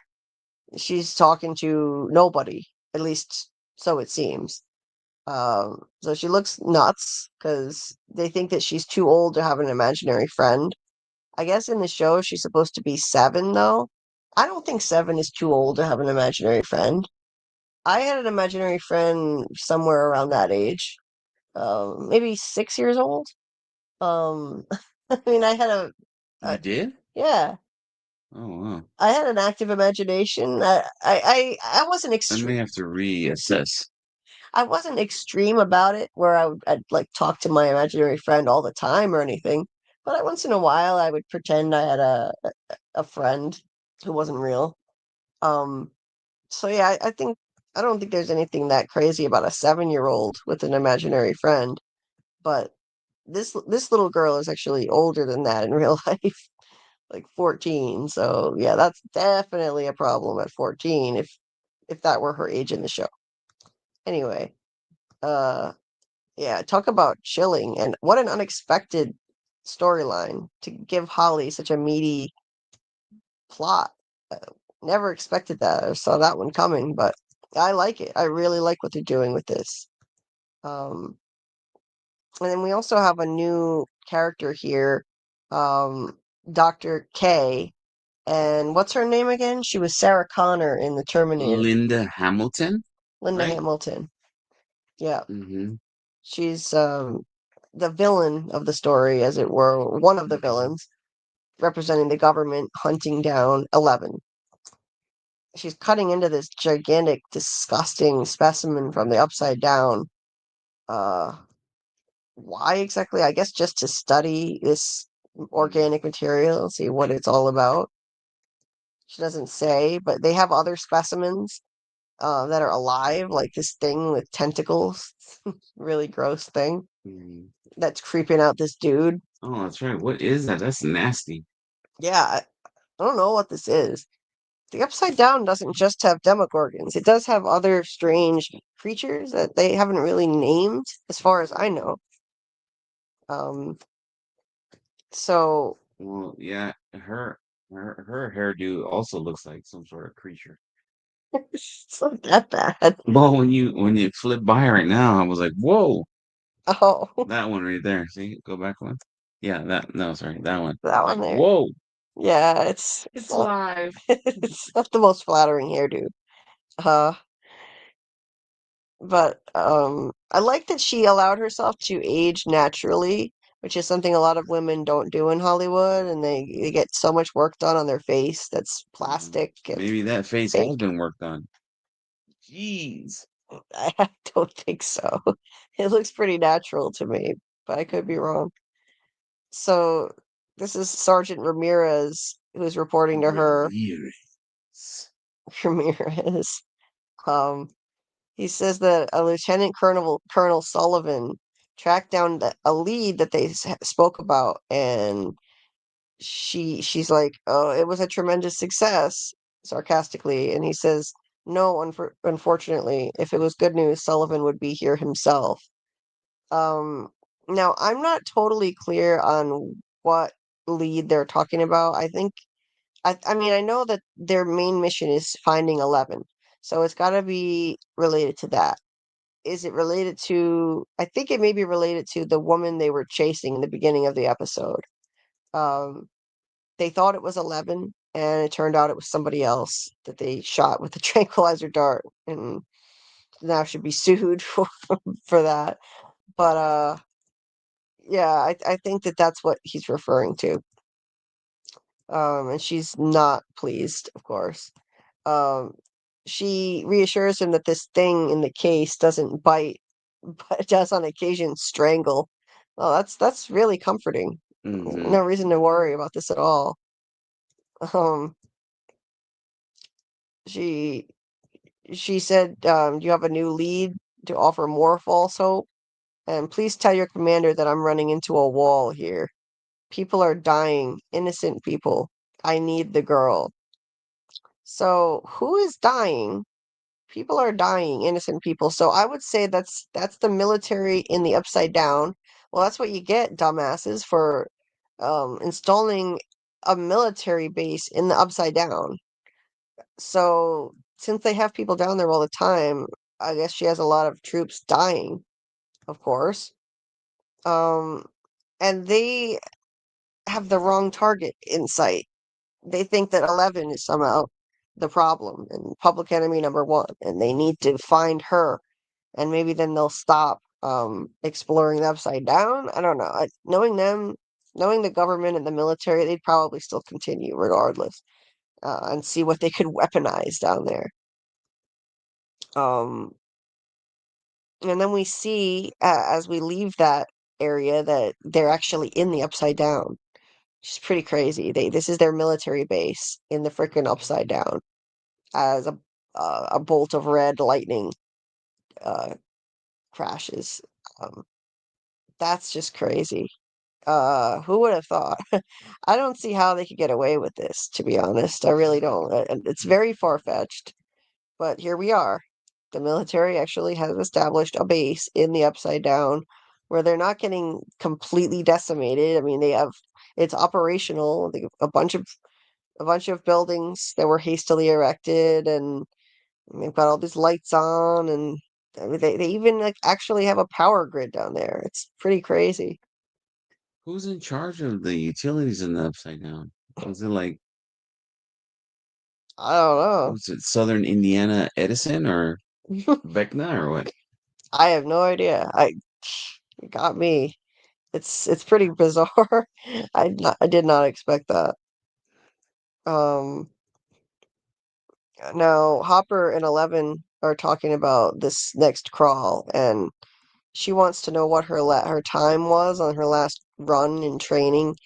Um, he just basically tries to skirt the question. She thinks that she saved 4 seconds, and he denies it.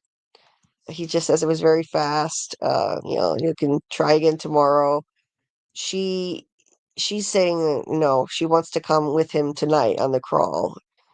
If she beat her time, then she can come. That's what he promised. And he said, "Yeah, I promised that, but I didn't see it."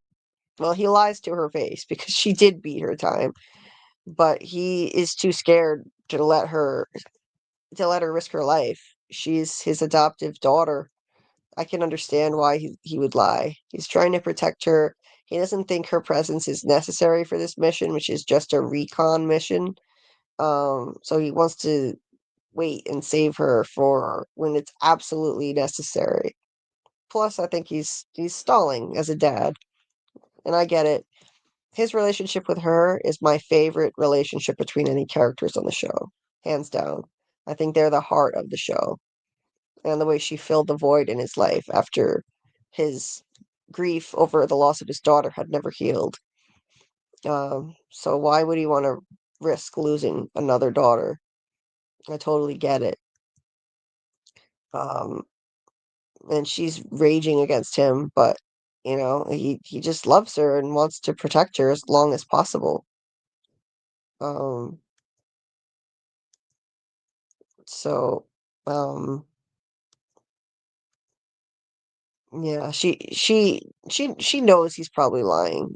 She's like, "You saw the time. I saw you look down. You have to let me go with you." And he says, "You want to find Henry so bad, don't you? Do it from the tub."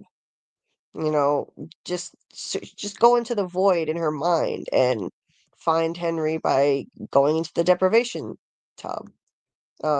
He wants her to do it remotely where it's safer. And says that she's not coming with him. Done. And Joyce confronts him on this, and he says that um he does this. This is a great point. He's like, and it'd be great if Will could help, but you keep that kid wrapped in bubble wrap, which is an excellent point to make because she does overprotect Will like crazy. Um, doesn't She practically doesn't want to let him out of her sight, even at his age. Um, she's like, that's different. 11 is ready. 37 crawls. Um, and yeah, I mean, she has a point. 11 is, a lot tougher than Will and stronger. And, they've done 37 of these, they've done 37 of these things. So they kind of know what to expect a bit. And she's been working hard trying to get ready. But Hopper says he's done 37 crawls, and the only thing he found down there are soldiers, lots of them. Um, and the only thing they're looking for is her. They're all down there with one mission to look for 11. It's just stupid, but I won't go down that route. Um, he says there's no reason to put her life on the line and bring her down there, especially not for some recon mission. Um, Joyce questions like, well, then what's with all the guns if this is just a recon mission? And he says it's in case he runs into trouble, uh, or Vecna. But he says that if he runs into him, he's tucking tail and running. He's like, I'm nuts, but I'm not that nuts. So he's not going to try to take on Vecna, is what he tells Joyce. That's what he tells her. um, he has his own kind of plan that we see unfold later for what he wants to do if he finds Vecna, but we'll get there when we get to that episode. Um, he admits that he knows that he's going to need Elle eventually to take on Vecna, but he said there's no point in risking her life now over some stupid recon crap. I want her safe until the very last minute. Uh, yeah, I love how he cares for her and protects her like that. He's a really sympathetic character. Um, he's rough around the edges, but he's got a huge heart. The way he cares for 11 and the way he cared for his late daughter. Uh, and he admits to Joyce that yeah, she did. 11 made the time with a second to spare. She beat her time, but but he lied to her face to protect her. Um, and we see here evidence Joyce and Hopper are together now. Why she and her kids don't just move in with him instead of horning in on the poor Wheelers and turning that house into total chaos. I don't know, but they seem to be, finally Hopper and Joyce seem to be in a good relationship, though. It took a while. That was a slow burn, seeing that develop. Everyone knew eventually they'd be a couple. It was just a matter of time. And that's my second favorite relationship on the show. Like, number one would be the father-daughter Hopper 11 thing, and then number two is this one. Because I think they're really sweet together, he and Joyce. Um, and they're funny together too. They make a great duo. Now, um, from there we cut to the high school again, and to the bullies who have been bothering Dustin find a snake in their locker. Which is not smart at all. Dustin, the culprit, even writes evidence on it of this on the locker, saying "Hellfire lives." And yeah, that was just really dumb on his part, because uh, now he's got a target on his back. Because like everyone laughs at the bullies, saying it's just a corn snake, guys, it's just a corn snake, and everyone around starts laughing at them. Like Dustin's gonna die. You just can feel it after that. Um, so so and of course then there's Mike going to pick up Holly to take her home, but she's there waiting while her mom talks to the teacher about her little imaginary friend, and she's reading A Wrinkle in Time again. That book has to have some significance, the way they keep inserting it into the show. Um, Now, Mike talks to Holly about Mr. Whatsit, and she said that he's only trying to help by protecting her. He says that there are monsters in Hawkins, and they like to eat kids like her. Um, Now, Mike keeps up this lie that monsters aren't real, telling her that. Everyone in town is still being told that. Um, so they still don't know about the monsters in the Upside Down, the rest of the town. Uh, um, Holly doesn't believe it, though. And Mike says, so apparently a lot of stories have gotten out, though. People have probably seen Demogorgons, and people tell stories about it. Um, Mike writes them off as just stories. He says everyone in Hawkins is scared shitless. Anyone who says they aren't are full of it, um, including Derek, um, the one who's been bullying her.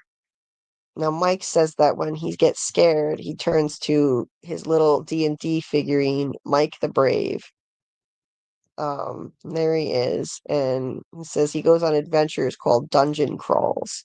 So once again, I guess the crawl. See, I'm not a D&D person, so I wouldn't know this. But once again, something in the show is being patterned after a D&D thing. So this crawl mission is named after dungeon crawls from the game. Um, and that's where they explore underground worlds, fight monsters, evil wizards, sorcerers, and stuff. He says, but Mike the Brave is never scared. So when he's nervous, he imagines that he's at his side and he feels better.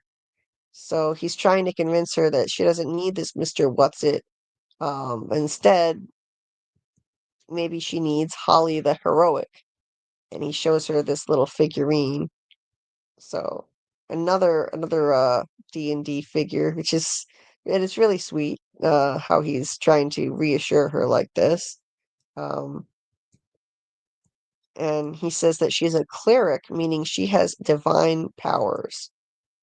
Now, oh, and she can cast spells of protection to ward against evil spirits, and she can cast a dimension door which can teleport you to anywhere you visualize. So fans are already theorizing about what that could mean. Like, this is going to be Holly's role, because we know that all of these D&D references, they're mirrored in the show in some way. So that's definitely going to have some significance in terms of what Holly's role is going to be in this story. She's going to, maybe she's going to have some kind of powers in the Upside Down. Spells of protection to ward against evil spirits. I mean, it's kind of hard to believe at this point that, Holly, who's had no important role in the series thus far, would have such a major thing going for her. But who knows? I think this is definitely telling, and it's going to be significant in the story. She's going to have some sort of powers, at least in the Upside Down. I don't know about outside of it. She'll probably just be ordinary outside when all is said and done, if they do uh, successfully save her. But within the Upside Down, I think she'll probably have some sort of powers related to healing, um, protecting, and maybe opening a dimension door, teleporting. I mean, who knows? Like, this is it's going to be interesting to see. Um, so the next scene is Will explaining how it felt when he got that new sensation. Um, he said that it was this weird feeling, like something I really haven't felt before. Mike thinks it could mean that maybe Vecna's close, that he's finally reemerged, and if he has, maybe we'll find him tonight. Um, he asks Lucas what he thinks, and Lucas says he thinks that we'll find him this time for sure, but he's sitting next to Max's bedside, so he's pretty down, understandably, because Max is still in a coma. And it's important to note that Will is experiencing something different than the previous chills. This isn't the chills we're used to, and I'm glad that they're changing it up, because it was starting to get a bit redundant, just getting the chills on the back of his neck related to Vecna. They definitely amped it up for this season, for sure. Even more so in subsequent episodes, um, but yeah, with the everything spinning, and yeah, it's way more intense now. The connection that he has with the Upside Down.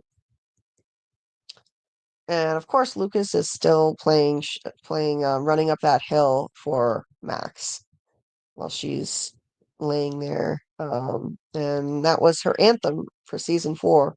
That gave her the motivation to keep going. So music is really important in this show, and there's a recurring theme of that. Um, it can be an anchor to keep you going and pull you out of a bad situation. And "Should I Stay or Should I Go" was Will's anthem, and that helped pull him back when he was stuck, tied to the Upside Down. And yeah, this song is doing that for Max, and so he keeps playing it for her, I'm sure, hoping that he can draw her back. Um, and then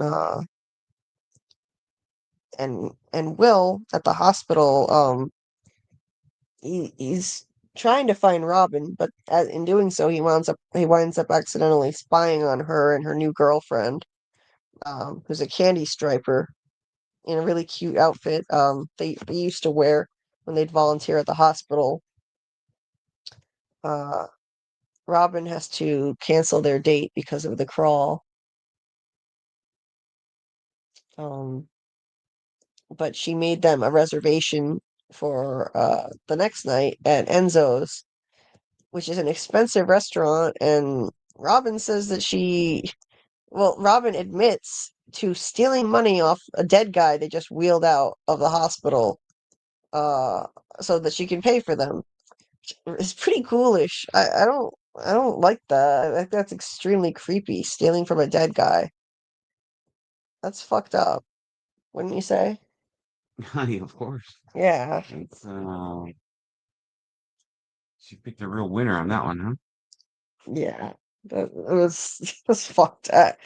I like her as a character, but that there's certain aspects of her that are fucked up. Are you gonna drink this?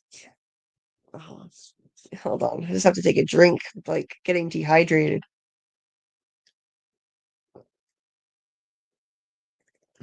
Glug glug glug. Yeah, I haven't been drinking enough. Like That's high I've quality been. H2O. Mhm.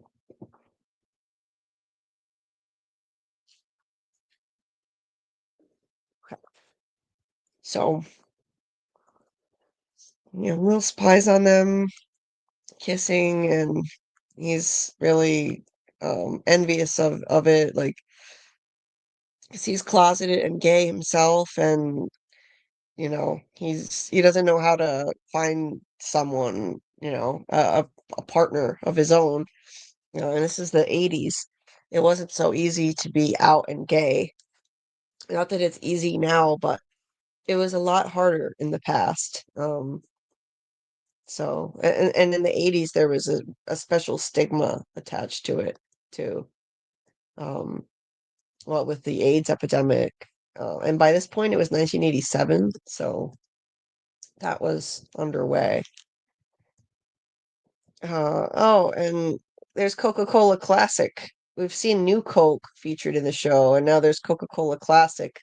That's when Coke had to um fix their image and like make sure people knew. Or did they?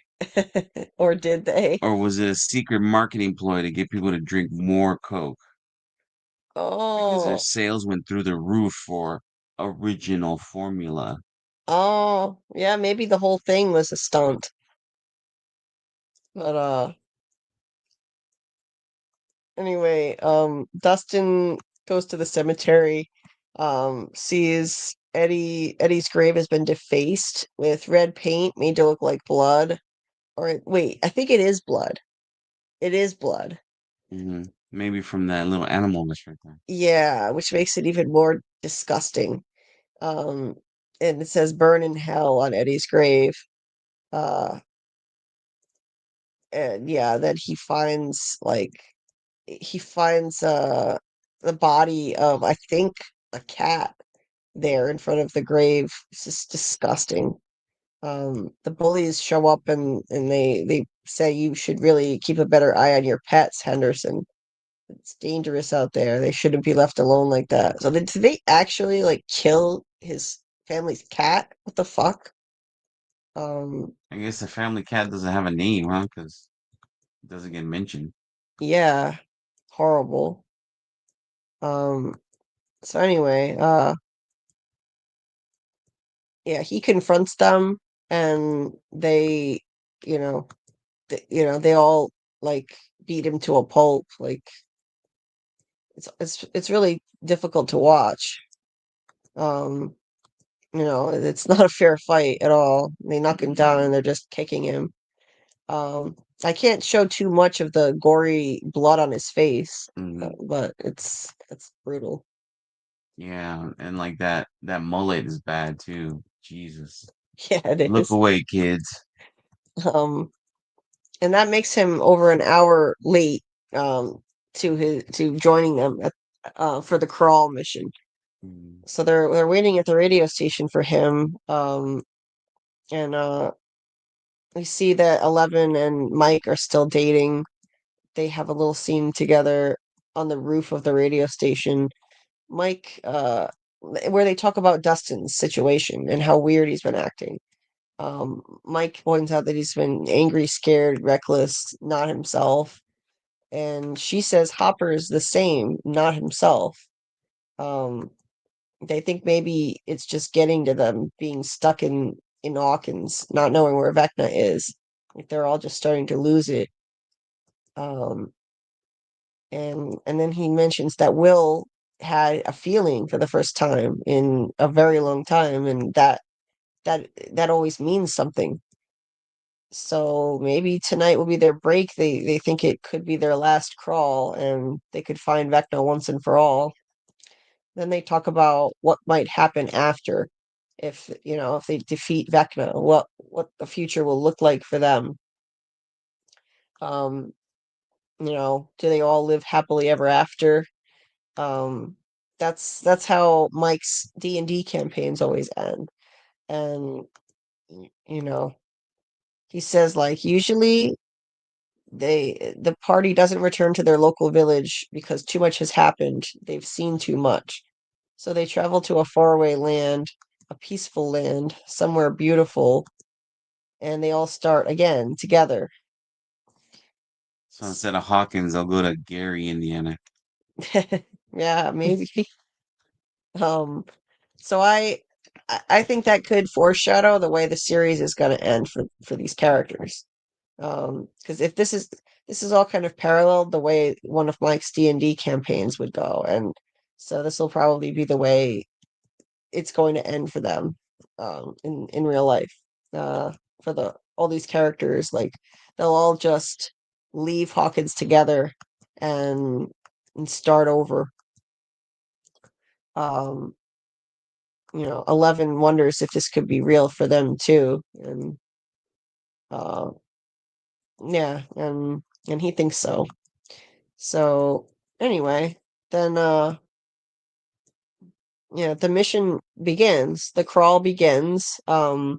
Unfortunately, like Dustin didn't show up for his post with Steve in the radio van, and Steve doesn't know how this thing works, how, like, the actual equipment works.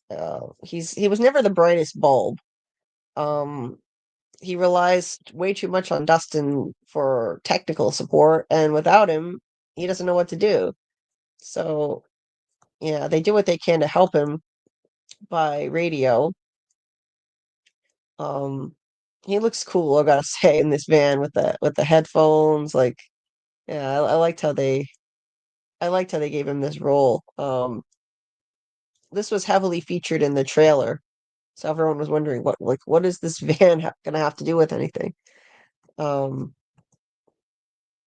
yeah. So then, um, yeah, they need to get someone else to ride with Steve since Dustin didn't show up.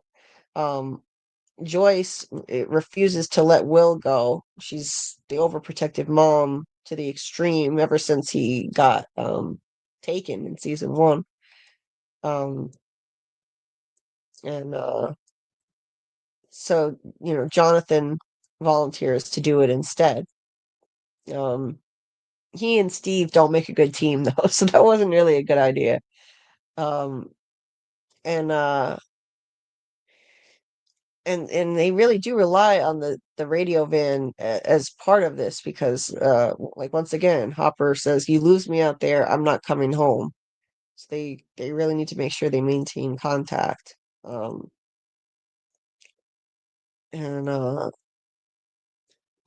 Steve and Jonathan set out together again. Bad idea with the rivalry between them, it being such a distraction. um and Hopper goes off to do his part. His next crawl mission, and Joyce sees him off going into the tunnel. Um, they have a sweet moment, and that was nice. He's like, "You get more beautiful every day. How is that fair?" It's very sweet. Um, and then Holly here is in her adorable little room, with all the rainbow colors. It's very no, it's not rainbow. It's more like primary colors. Everything is primary colors.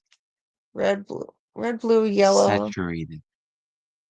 and then well, no, not primary because there's also green. But yeah.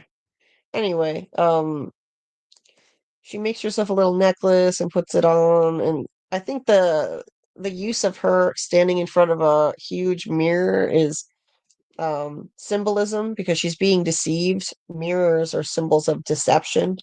This is done on the series From a lot.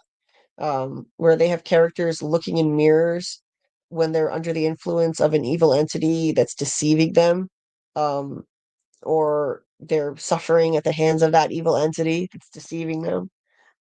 And she's being deceived by Mr. What's It, as she calls him. So yeah. Um, she overhears her parents arguing about how she's been talking to her imaginary friend, uh, and how concerned they are because, they think she's too old to have an imaginary friend. Her mother is drunk as a skunk. Uh, Apparently she's been doing a lot of this. Um, and Holly cries in her room over her parents arguing yet again. I mean, I really think these parents need to just, go their separate ways already because they're making their kids miserable. They're miserable. I mean, this woman literally like contemplated going on a date with an adolescent young guy. So something's clearly wrong, seriously wrong. Um, anyways, Well, he was possessed by the Slayer or whatever. That made him more appealing and more mature. who was? Who was she gonna go on a date with? Oh, you mean Billy? Yeah, Yeah, yeah. Um. Anyway, and he did drive a Camaro after all. yeah, he did. Um, and then down in the tunnels, Hopper gets ready to board one of the military vehicles. He gets himself armed, and he waits for his opportunity to go hitch a ride, sneak onto one of these vehicles heading into the Upside Down. There's the library tower there, the ground zero. Um, or is it the library? What is that? Yeah, I think it is. Um, well, if that's the case, what is this place where Mike and Lucas have been playing lookout? If anyone in the chat knows, tell me It's got to because be like a church tower, doesn't it? yeah, Like across the way. yeah, I think that's a church tower. It looks awfully close to that ground zero area, but it can't be in there because it's blocked off to the public. No one can get into the max zone. So it must be right outside of it where they can actually go up there and play lookout. So Yeah. so their job is to watch for an opening for Hopper to hitch a ride as a stowaway on one of these vehicles. And then they radio that information to Steve over in the van, and he'll radio that information to Hopper. Um, so um, Yeah, everybody involved in this military occupation should be fired. yeah, So you seriously, got people who can observe all your movements, could set up a sniper nest and you don't have eyes on it. There's all kind of stuff being smuggled in. yeah, Yeah, I think this was the low point in our military history, the 80s, I guess, huh? yeah, Mhm. yeah. It's pathetic, really. Uh, the level of security is pretty weak. Um, Oh, see, Hopper's rocking the Carl beard. oh yeah, he is. Hmm. He is. The longest it's ever been this season. Um, So she said. so let's check in with the chat before we continue. Scarlett had said, the actress that played 11 has adopted a child. Yeah, that's right. Millie Bobby Brown. That was Oh, in the context of like how young they're supposed to be, and they're yeah, probably like adopted kids. yeah. Mm, They're supposed to still be in high school, yeah. and she just, admittedly, she's very young to be doing this, but because she's like 21. But she just adopted a child with her new husband, the son of Bon Jovi. Oh, that's who she married? Yeah, Oh, yeah. okay. I forget his name, but he's John Bon Jovi's son. Yeah, that's his name. That's gonna be his name forever. Let's face it. Huh? He's a model. Yeah, he's always He's gonna a be. nipple model, you say? Okay. Yes, he Mm. is. He is. Uh, he looks just like his dad, just taller. Yeah, she's now changed her name to Millie Bonnie Bon Jovi. Millie Bobby Brown Bon Jovi? That would be a mouthful. Hello. But her middle name originally was Bonnie, but they changed it to Millie Bobby Brown because they thought it sounded better as a stage name. And now that she's changing her last name to Bon Jovi, she decided to take her middle name back. So she's Millie Bonnie Bon Jovi. Yeah, either way, that's It's a weird, yeah. It was always kind of weird sounding. Anyway, having how about Bobby. Millie Bon Jovi? Done. Yeah, it's a mouthful the way that she has it. Mm. Um, anyway, please hit the like button if you haven't already. Help us try to get into the algorithm for this show and get this video pushed out so more people can find it. Um, let's see. The new Pluribus episode was fire. Yes, I agree, Doc. We're gonna be breaking that down in a few days. I thought it was great too. Um, so if anyone out there is listening, we love Pluribus on this channel too, and we're covering that. We'll probably do the next live for that on Monday night at like 10:30 p.m. Eastern, maybe 11. So make sure you're subscribed and you have your notifications turned on because I have been needing to postpone start times and start later than planned to manage my pain condition a lot more often than usual lately. But if you have your notifications on, then you'll get a notification when I go live. Let's see. How deep are we into this episode? Pretty far, I think. I think Maybe that's here, I think. 3 hours, 46 minutes. Mhm. Yeah, I think we're pretty far into it now. Amy says we have more going on in episode 6. Episode 6? Oh, Amy's in the future over here. Yeah, we've only got 4 episodes so far. Amy's got the DVD screeners, guys. Yeah. I'm just checking to see how much more we have here.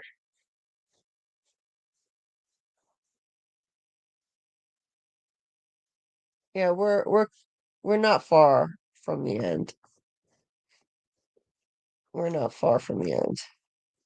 Because the rest of the crawl continues in the next episode. Oh, that was episode 6 of Pluribus she was referring to. Oh, okay. Yes. Scarlett said lots of radios in the shows we watch, from Pluribus, Stranger Things. Indeed. Uh Lots of that. Family Connection. This is an account I think run by Doc. Yeah, this is Doc's account. And it's a podcast that he started for theories from the fans. And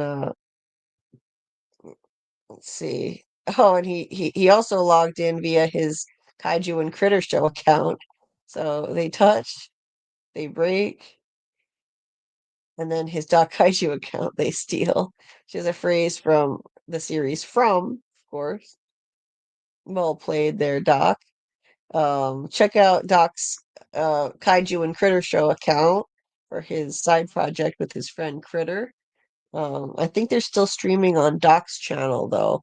So we need to help Doc and Critter get their likes up. I mean, their subs up on the Kaiju and Critter channel. So Doc, please share your link anytime to help us help you get your subs up on the Kaiju and Critter Show channel. Um, anyway, Let's see. The likes are, I think, 22 likes. 23 currently. 23 currently. All right. All right. We're Looks getting like there. maybe some of the kids and the cats and stuff did get woken up, huh? Yeah, maybe so. 40 mil an episode and they can't style hair right. Yeah, seriously, Scarlett. They couldn't get that flat top right with that kind of budget. Jen said that high top like kid in play or Steve Urkel. Mhm.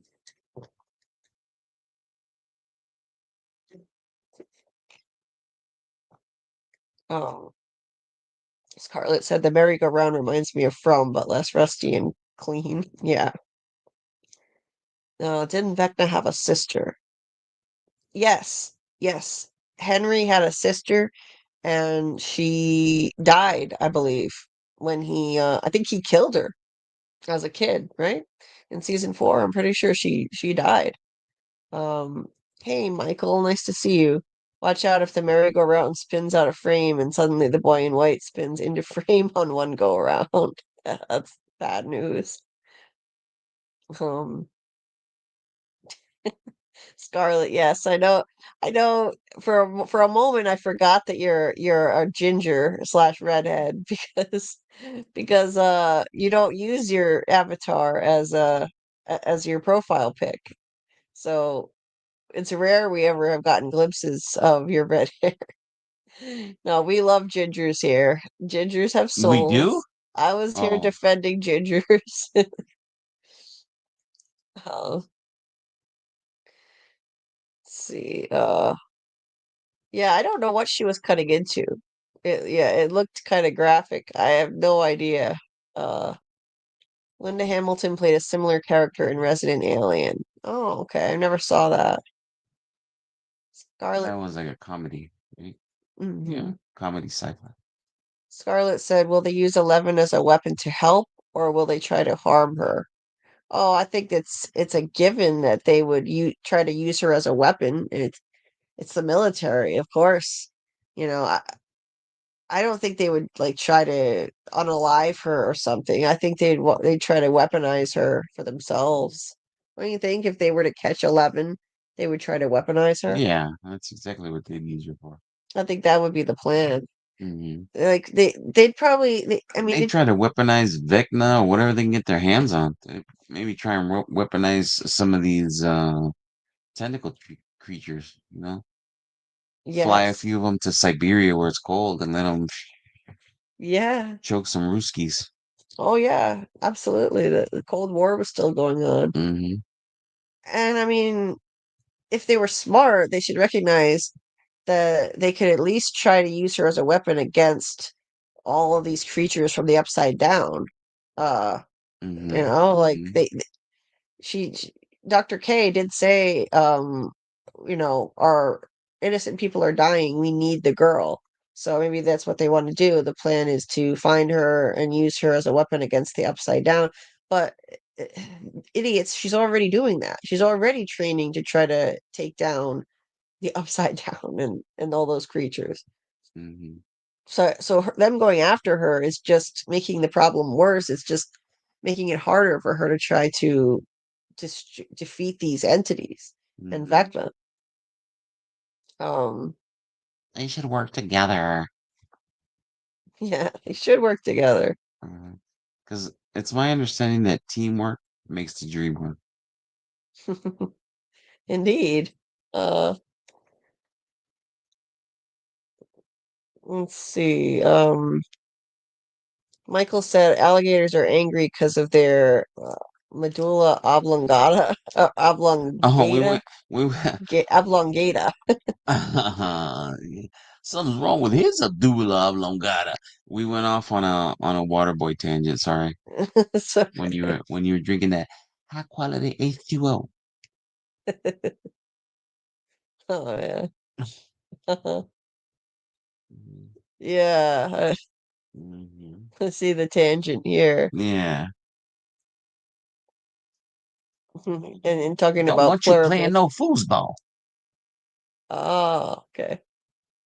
Um, Michael, yes, we will have a new From Academy soon. We decided to put it off for this week and not do one because there are too many shows I'm trying to cover at once right now. And so Doc suggested that we take a break, a short break from Academy because I'm covering this show with Carl and we're covering Welcome to Derry and we're covering Pluribus. Pluribus.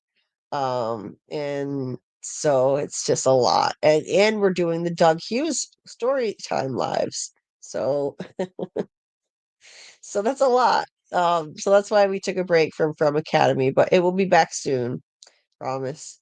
Um it should be um probably not next week because I'm still juggling a lot of shows, but maybe the week after we'll do From Academy. There we go. Doc posted the link for the Kaiju and Critter Show channel. So check that out. Give them a sub. Help them out. Do you like giant monsters? Please give the Kaiju and Critter channel a sub. Right there. They do an awesome job. They make a great team, him and Critter. It's a lot of fun. Um, okay, so let's try to wrap this thing up now. So they see the opportunity for Hopper and they radio him so that he can get into position and he's in. He gets onto a military vehicle. They start the next burn, um, which begins the crawl. Um, really cool special effects. I thought this looked awesome.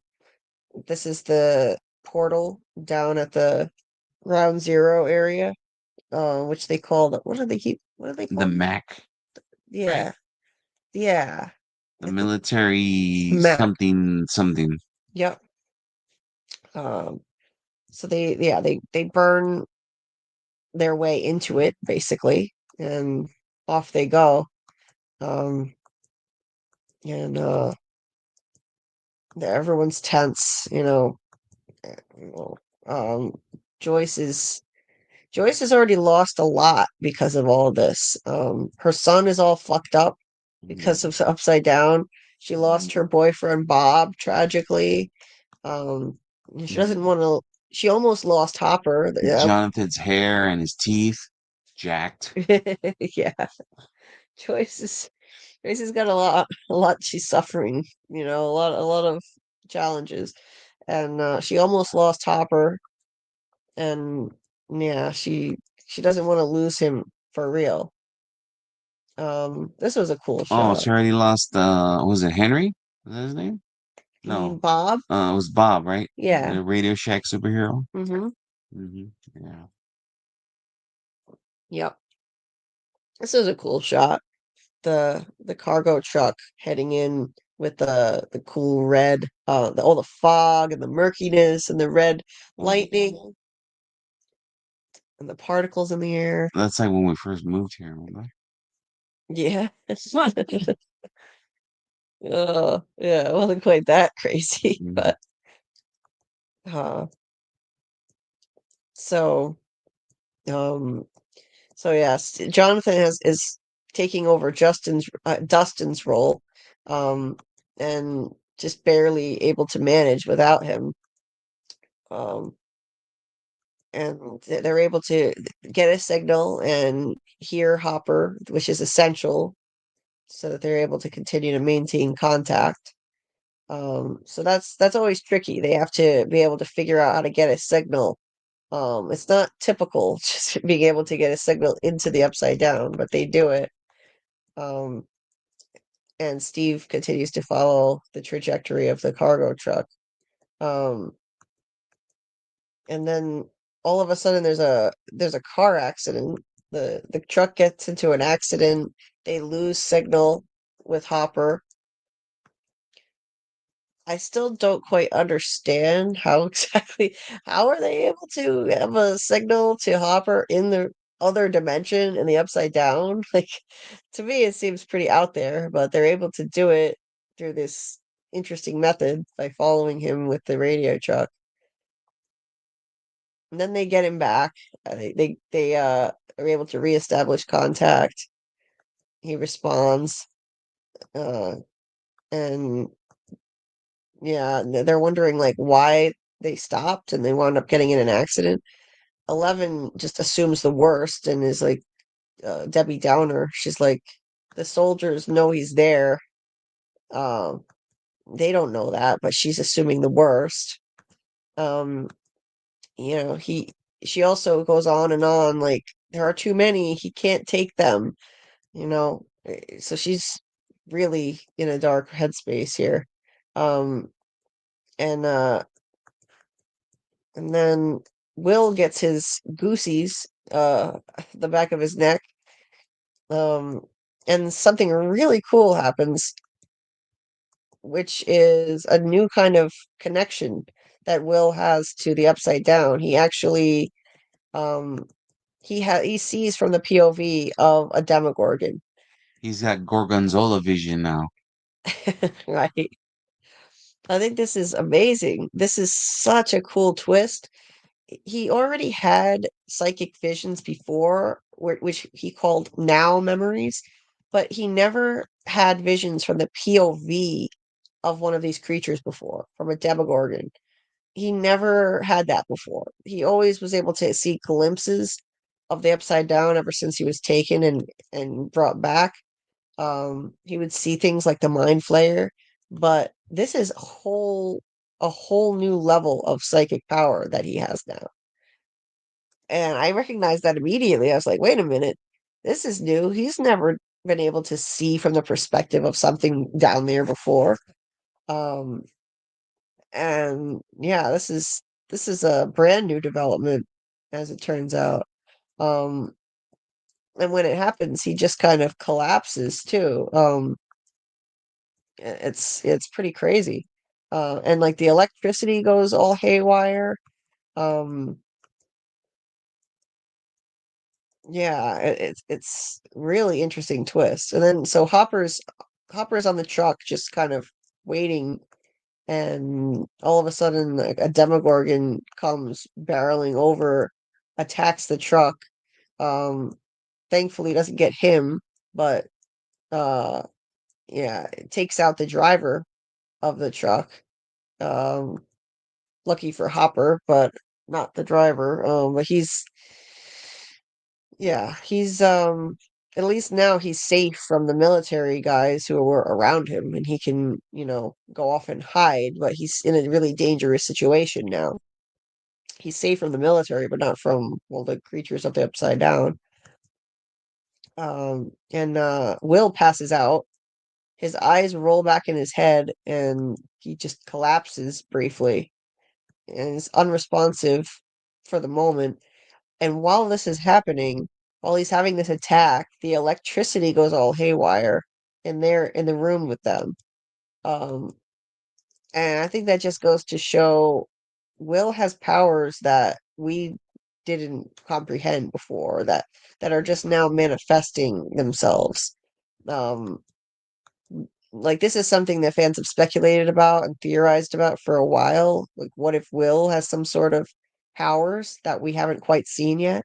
And it's finally coming to fruition, which I'm really psyched about. I think it's a great development. I like that a lot. I like that another one of our main characters will have powers other than just 11. I like 11, but um I don't need it to be like the 11 show. There are other great characters too, and I think it's really cool that they're developing Will in this way and giving him so much importance that now he has these incredible powers that we're just discovering. And as he's having this attack, that's definitely what's causing the electricity to do this in the room. Um, it's like the way the entities from the Upside Down affect the electricity too. They make the lights flicker, and he's connected to these entities, so naturally this sort of thing happens, caused by him as well. Yeah, really interesting twist. um Hopper then loses his signal, his connection with everyone.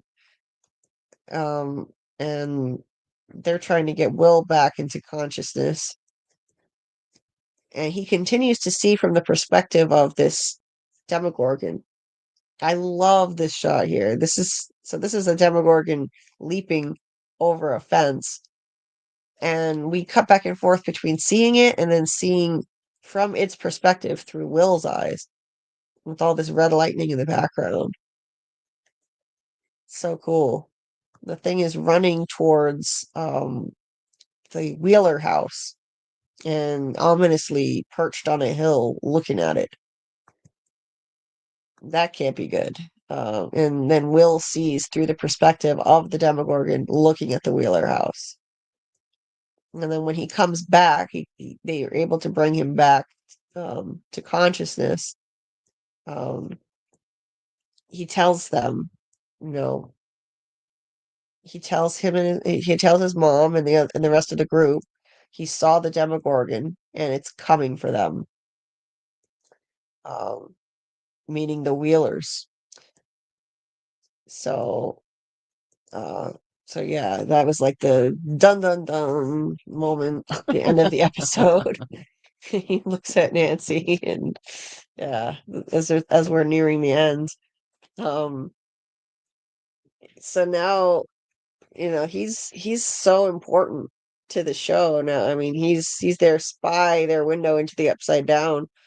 Now they're able to go, try to warn the Wheelers because he has that ability. Danger's approaching. Great twist. It's a great twist. Nancy flies into action and tells Robin to contact Hopper and the boys in the van, tell them what's going on. And she and Eleven leave. And she also says to call the Wheeler house, her house, and tell everyone to get out to try to warn them. Meanwhile, her dad is playing golf at night by himself, and the mom, Karen, is drinking like a fish as usual. Holly's still crying in her room. And she's got a really cool light bright here. I love that. I found light bright annoying as hell. That drove me nuts. It took too much patience and focus, and I didn't have enough of that as a kid, so I was like, well, screw this. But that's pretty. A rainbow light bright. Very nostalgic. And then Holly and there's another nostalgic item, a Care Bear in the background too. Oh, is there? Yeah. It's not the grumpy one, right? No, it's not the grumpy Care Bear. You ever play with a light bright? I'm betting you didn't. No, that's I never had one of those, but I remember the commercials all the time. Yeah.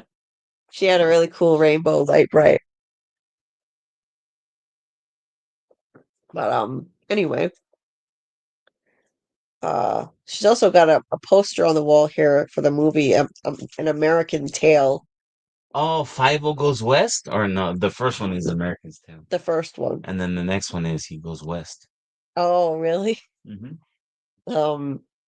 Yeah, I've never been into those movies. I was like a Disney kid through and through, so I was. Oh, so you're like Don Bloom, you traitor, huh? Yes, yes. So I didn't. I only watched like Disney movies and Nickelodeon. So I wasn't into those, but anyway, Holly's in her room, and the Demogorgon gets ready to come for her, breaking through the ceiling. What a harrowing scene. That was great. I loved that. The lighting was awesome. Just really well done. And I love Holly's room in general too. Like it's so colorful and cute. I would have loved that room as a kid. The ceiling leaves something to be desired, though. Yeah. It's yeah. And the uninvited It guest. seems a bit slapdash. And the uninvited guest is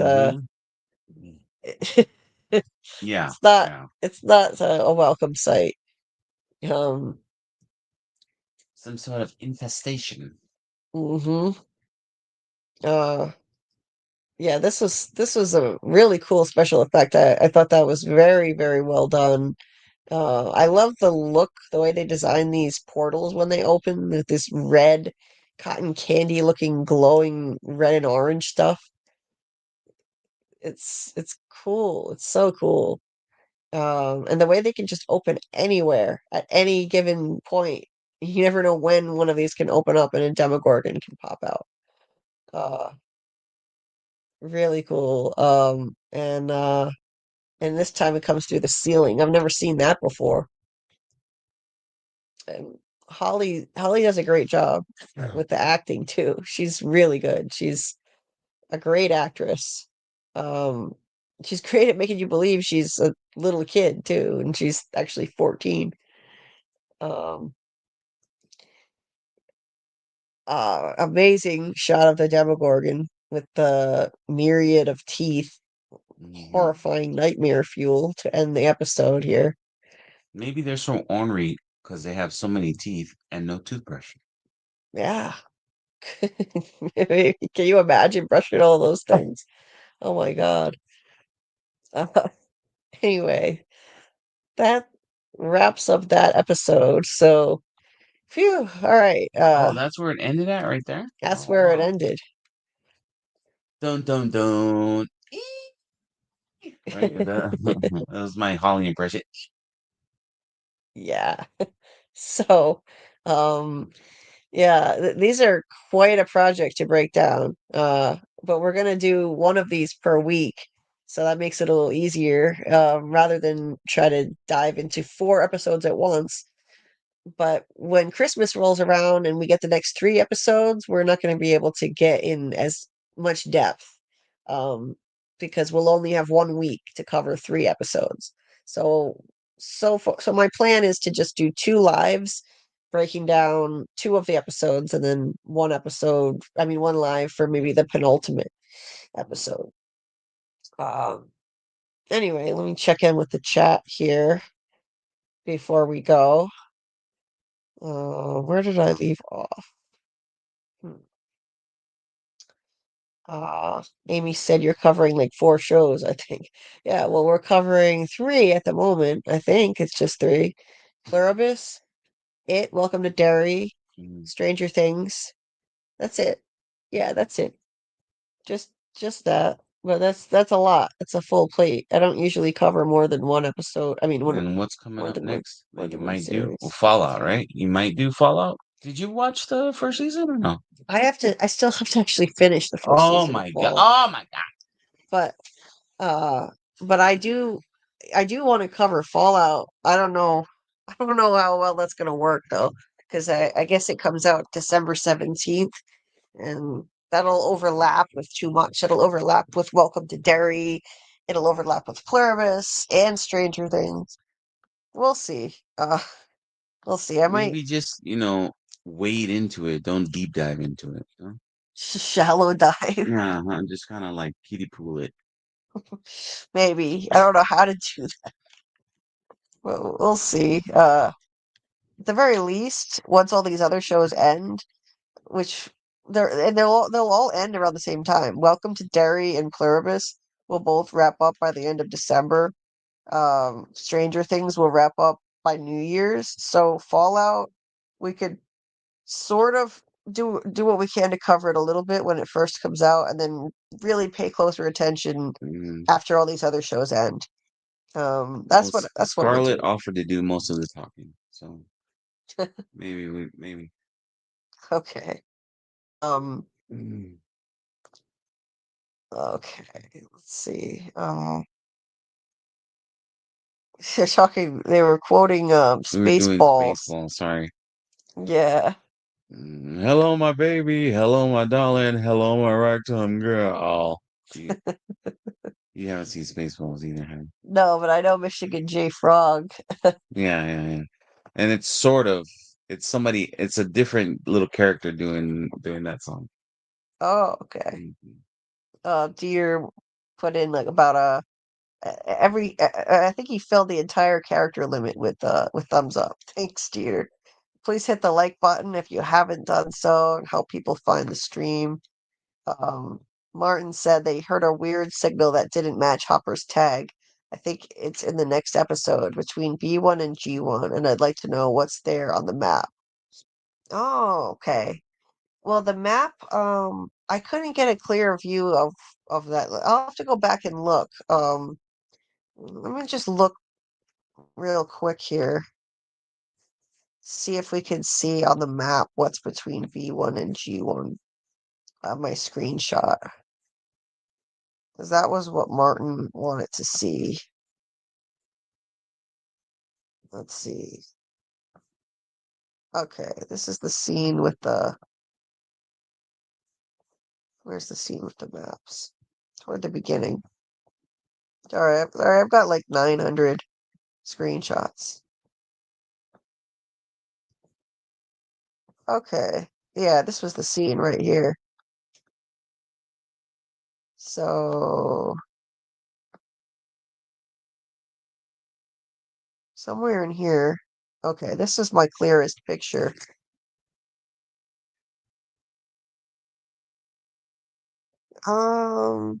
Let's see. No, this just shows E and F. The E zone and the F zone. And then Nancy Nancy was pointing to the map, but I don't see where B1 and G1 are. Well, wasn't G1 where they were going and that was kind of off in the corner? Oh, was it? I think like when she's in front of, see how she watch you kind of flip past her where she's pointing. Wasn't that where G1 was? Where she's pointing, and it's kind of in the corner where she has like a pencil or something. Isn't that where she's pointing at G1 Right there? right there? Isn't it? I'm not sure. I I think, think so. yeah. So But it's from kind of this angle, off a we little can't bit. see. Yeah, it's kind of hard to see. Yeah. B and G. Um, yeah, I And don't on that know. map, where are the numbers at? Is it going like, one down, or is it, or there letters across, or The what is it? the B's, I mean, the letters are Across? going across, Okay. and then the numbers are going down vertically. Okay, so then that would be if that's A, B, right? That's B1, and then G1's over there. Right. Because these red squares they've already checked off, right? Is that why they're red? I think so. Uh-huh. I think that's why, yeah, the ones they've already cleared. So between B1 and G1, that's a big spot, That's a right? That's a so lot of squares. that's a lot of space, yeah. Yeah. So yeah, I don't know. I don't know, Martin. I took a look, but yeah, I don't see anything there.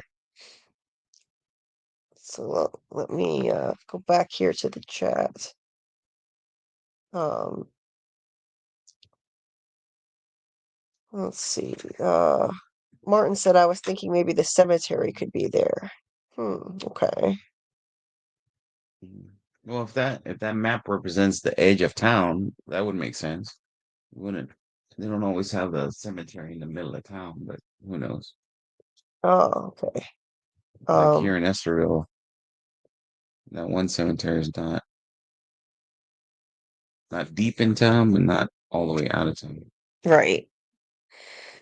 Scarlett said lots of Rainbow Bright, an Alf poster, an American Tail poster. Yeah, Mhm. lots of nostalgia.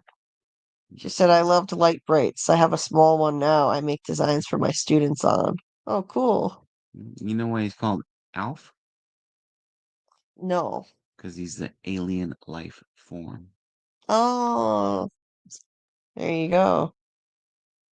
Scarlett said Holly is about to go on her own journey. Yeah, indeed. I love it. I think it's great that they're giving her this storyline.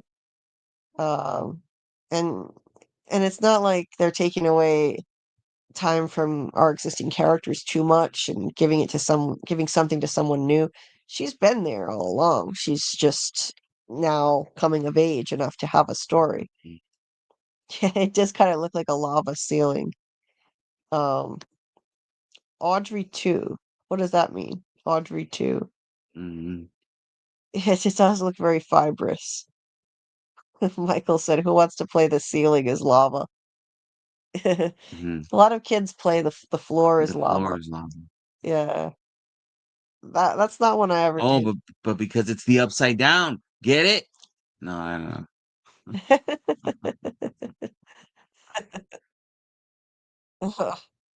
Oh, you disappeared, but it's Oh no. What happened? I don't know.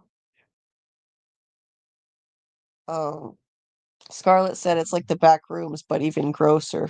Yes. Uh, does she know the ref? Um, no, I don't know the reference. To the back rooms, Amy. Uh, No, I think that was the teeth. oh, the The too many teeth and not a toothbrush. Scarlett said I don't think Julie has seen the ref. Yeah. The reference. She said that she literally wrote the ref Yeah, I think Amy capitalized. was saying reference and Scarlett was saying the movie The Ref. Oh, oh, That's what I interpreted. I just let it go. oh, I okay. don't know what's going on. Okay, so I don't know Yeah, yeah, yeah. what you meant. If it's the reference to Spaceballs, you haven't seen it. If it's the movie The Ref, I you also haven't haven't seen it seen either. it. Yeah, that's the Name same. any random 10 movies and Julie hasn't seen them. Yeah, that's right. Um, how far have I watched in what, Scarlett? Stranger Things. I've watched all 4 episodes of Stranger Things, if that's what you're asking. Um, and yes, we cover from. Oh, yeah, well, that's right. Technically, we are covering 4 shows because we're still covering from. I just forgot about that because I was thinking of current shows that we're covering. But yeah, we're always covering from. That never changes all year round. We're covering from. I would like to cover Fallout. Yeah.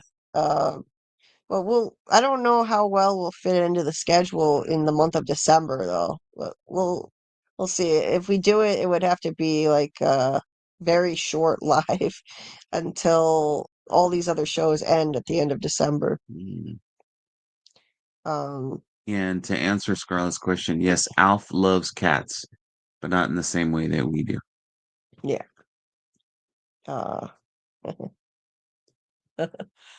so yeah, we've watched all 4 episodes of Stranger Things. I didn't dare do a live on this until I'd seen all of it because God forbid I accidentally get spoiled. I wanted to watch all of it and make sure I don't get spoiled before I see the show itself. Um, and but I was careful not to say too many. I tried not to spoil much or like say any major spoilers for episodes 2, 3, and 4 of this show because some people might not have watched them yet and just want to consume one at a time and watch these one at a time. You never know. So yeah, I try to avoid that, but I don't ban people from saying whatever they want on the rest of the episodes for the rest of for the live chat for these lives. Like you can say it. Most people have watched them all. Um, oh yeah, Etch a Sketch. Etch a Sketch is another great nostalgic toy. Um,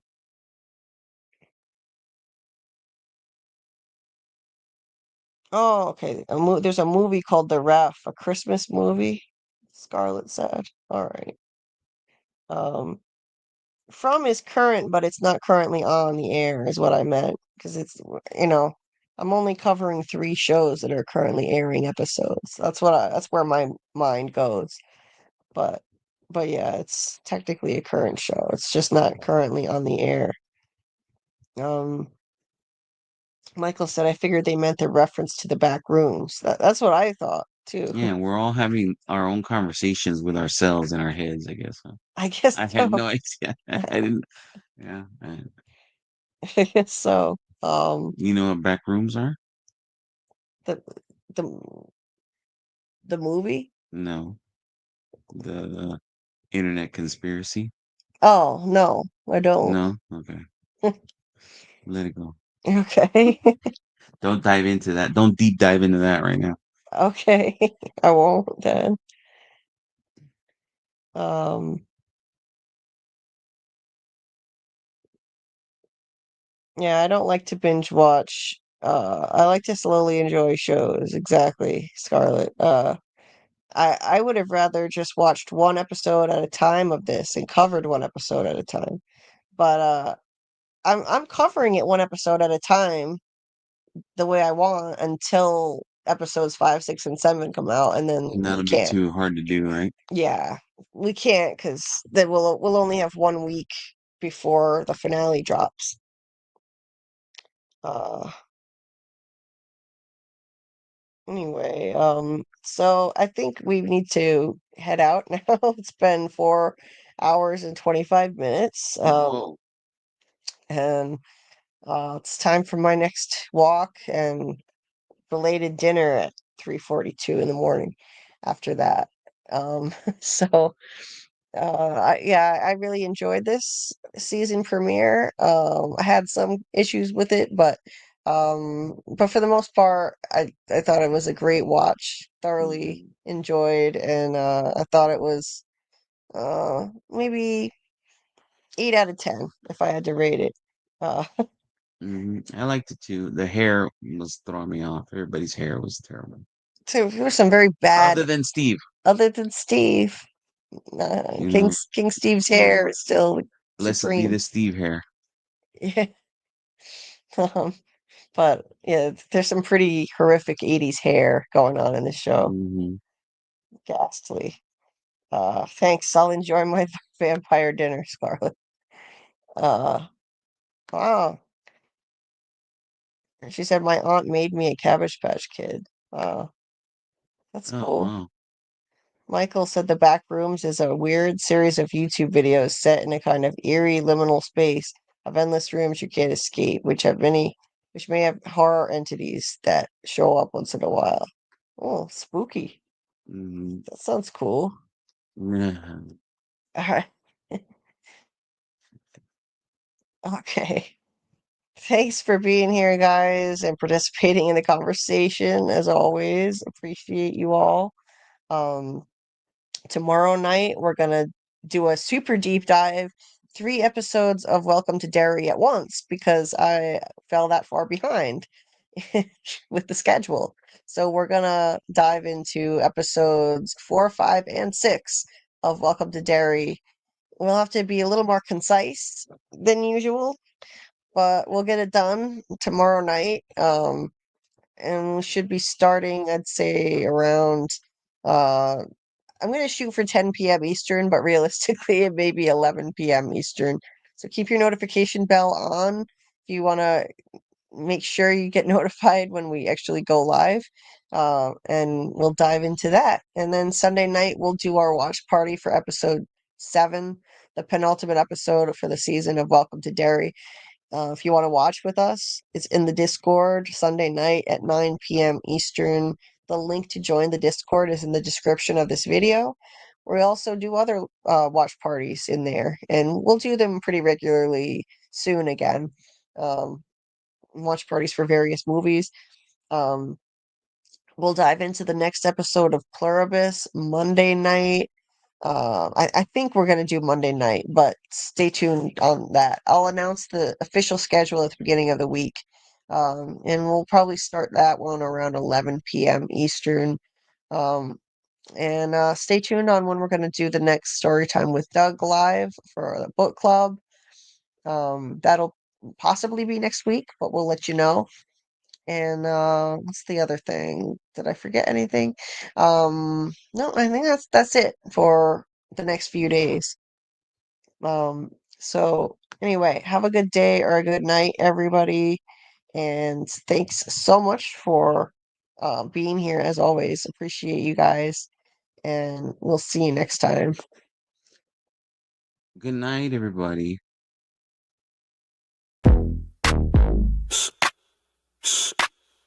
Yeah.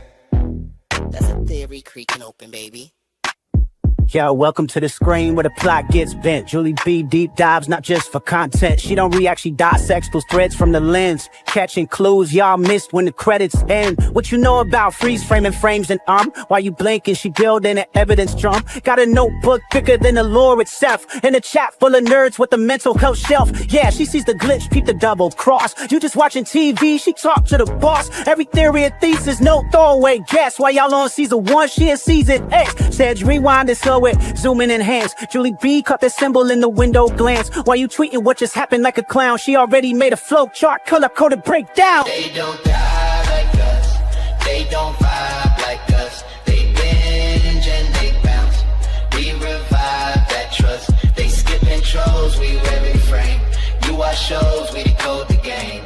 They don't die like us. Nah, they don't die like us. She cracked Severance before y'all knew it was deep.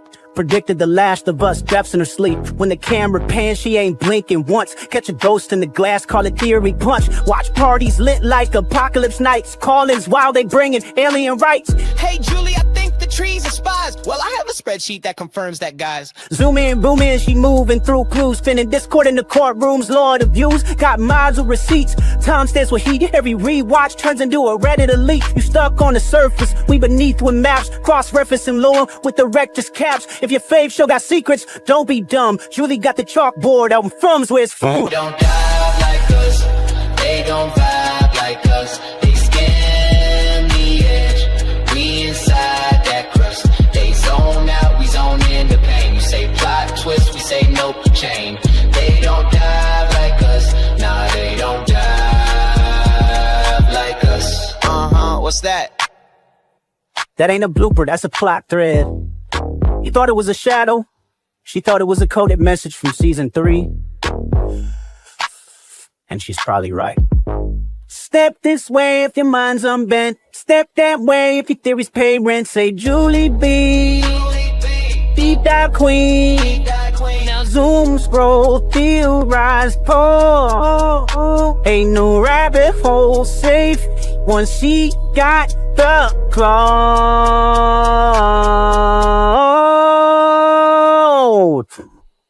They don't die.